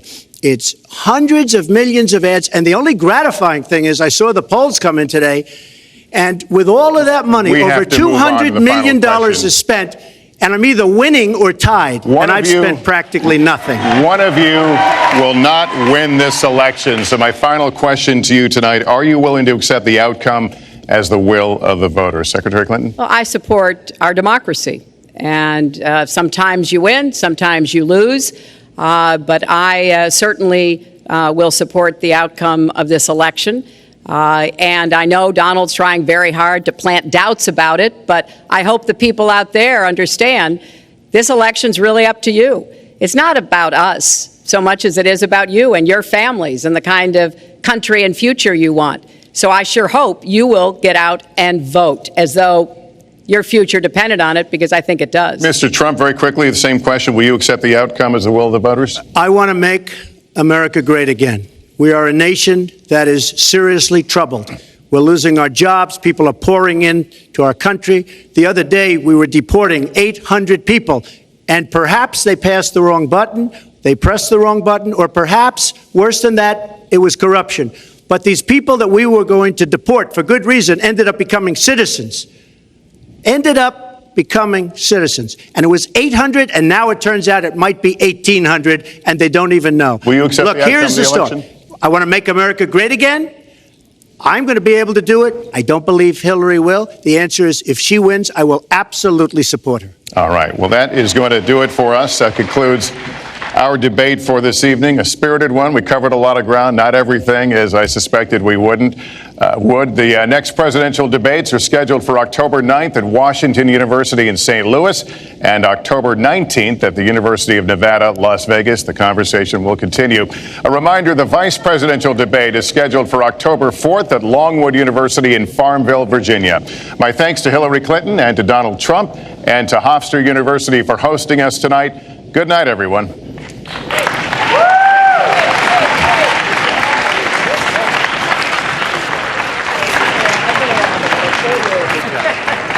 Thanks, Lester. Very much. Thank you. Thank you very much, everyone, for joining us and choosing us as your stream of choice.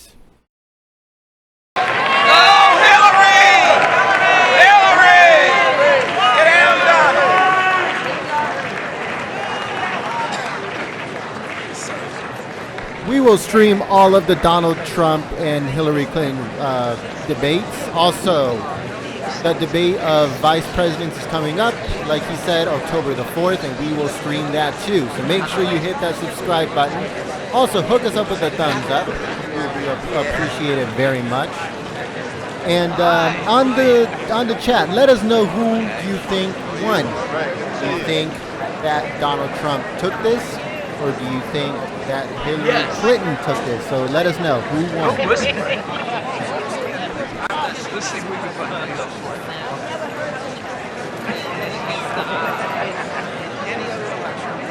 Oh my goodness!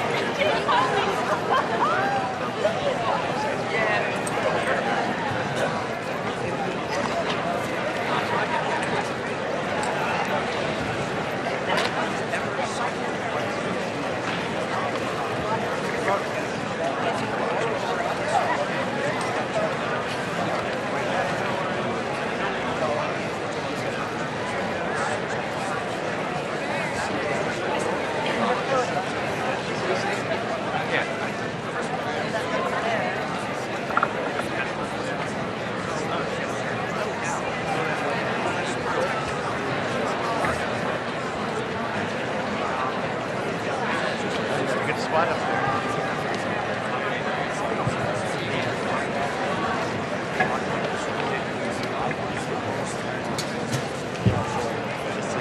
get some pictures up there?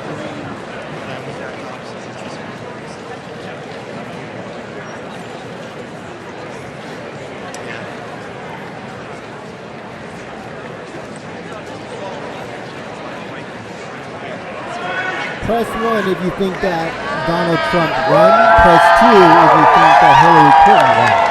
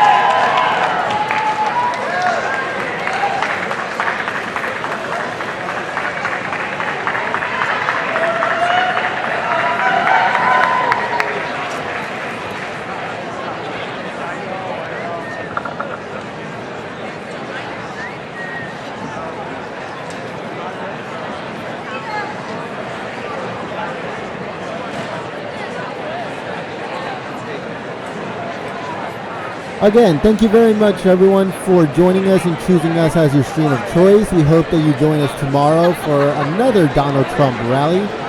The information we will put up on our channel later on today. It would include your time zone. So make sure that you join us. I hope to see you guys on the chat. I'd like to thank the moderators for trying to keep the chat clean. I know it was really hard. There was a lot of people, but you did a very good job, and we appreciate it very much.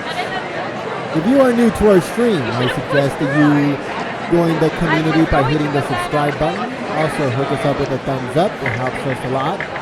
And make sure that you guys check out our videos. We do a lot of news videos, breaking news videos. We stream all of the Donald Trump rallies, my Pence rallies, and from now on, all of the debates, every single one of them, without any problems, without any interruptions. So make sure that you check us out.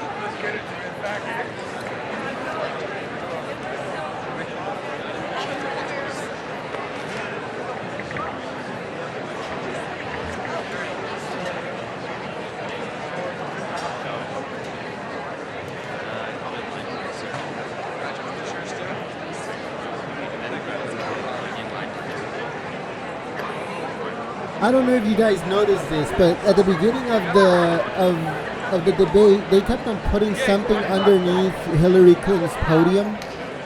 And I don't know if you notice right now, the guy went into the podium to grab something. I wonder what it is. There was definitely something inside that podium. And Hillary's podium is the only one that they kept on putting stuff into and taking stuff out.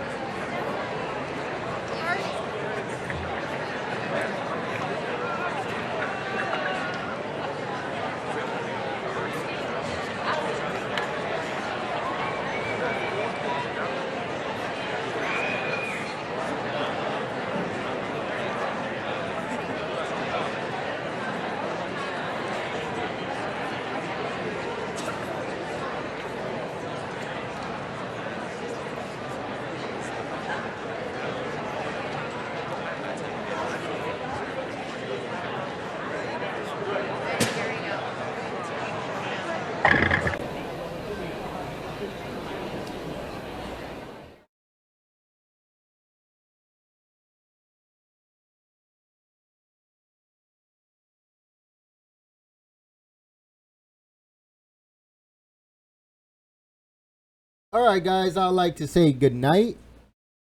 And once again, I would like to thank you for being here and joining us. And I hope to see you guys tomorrow for another Donald Trump rally.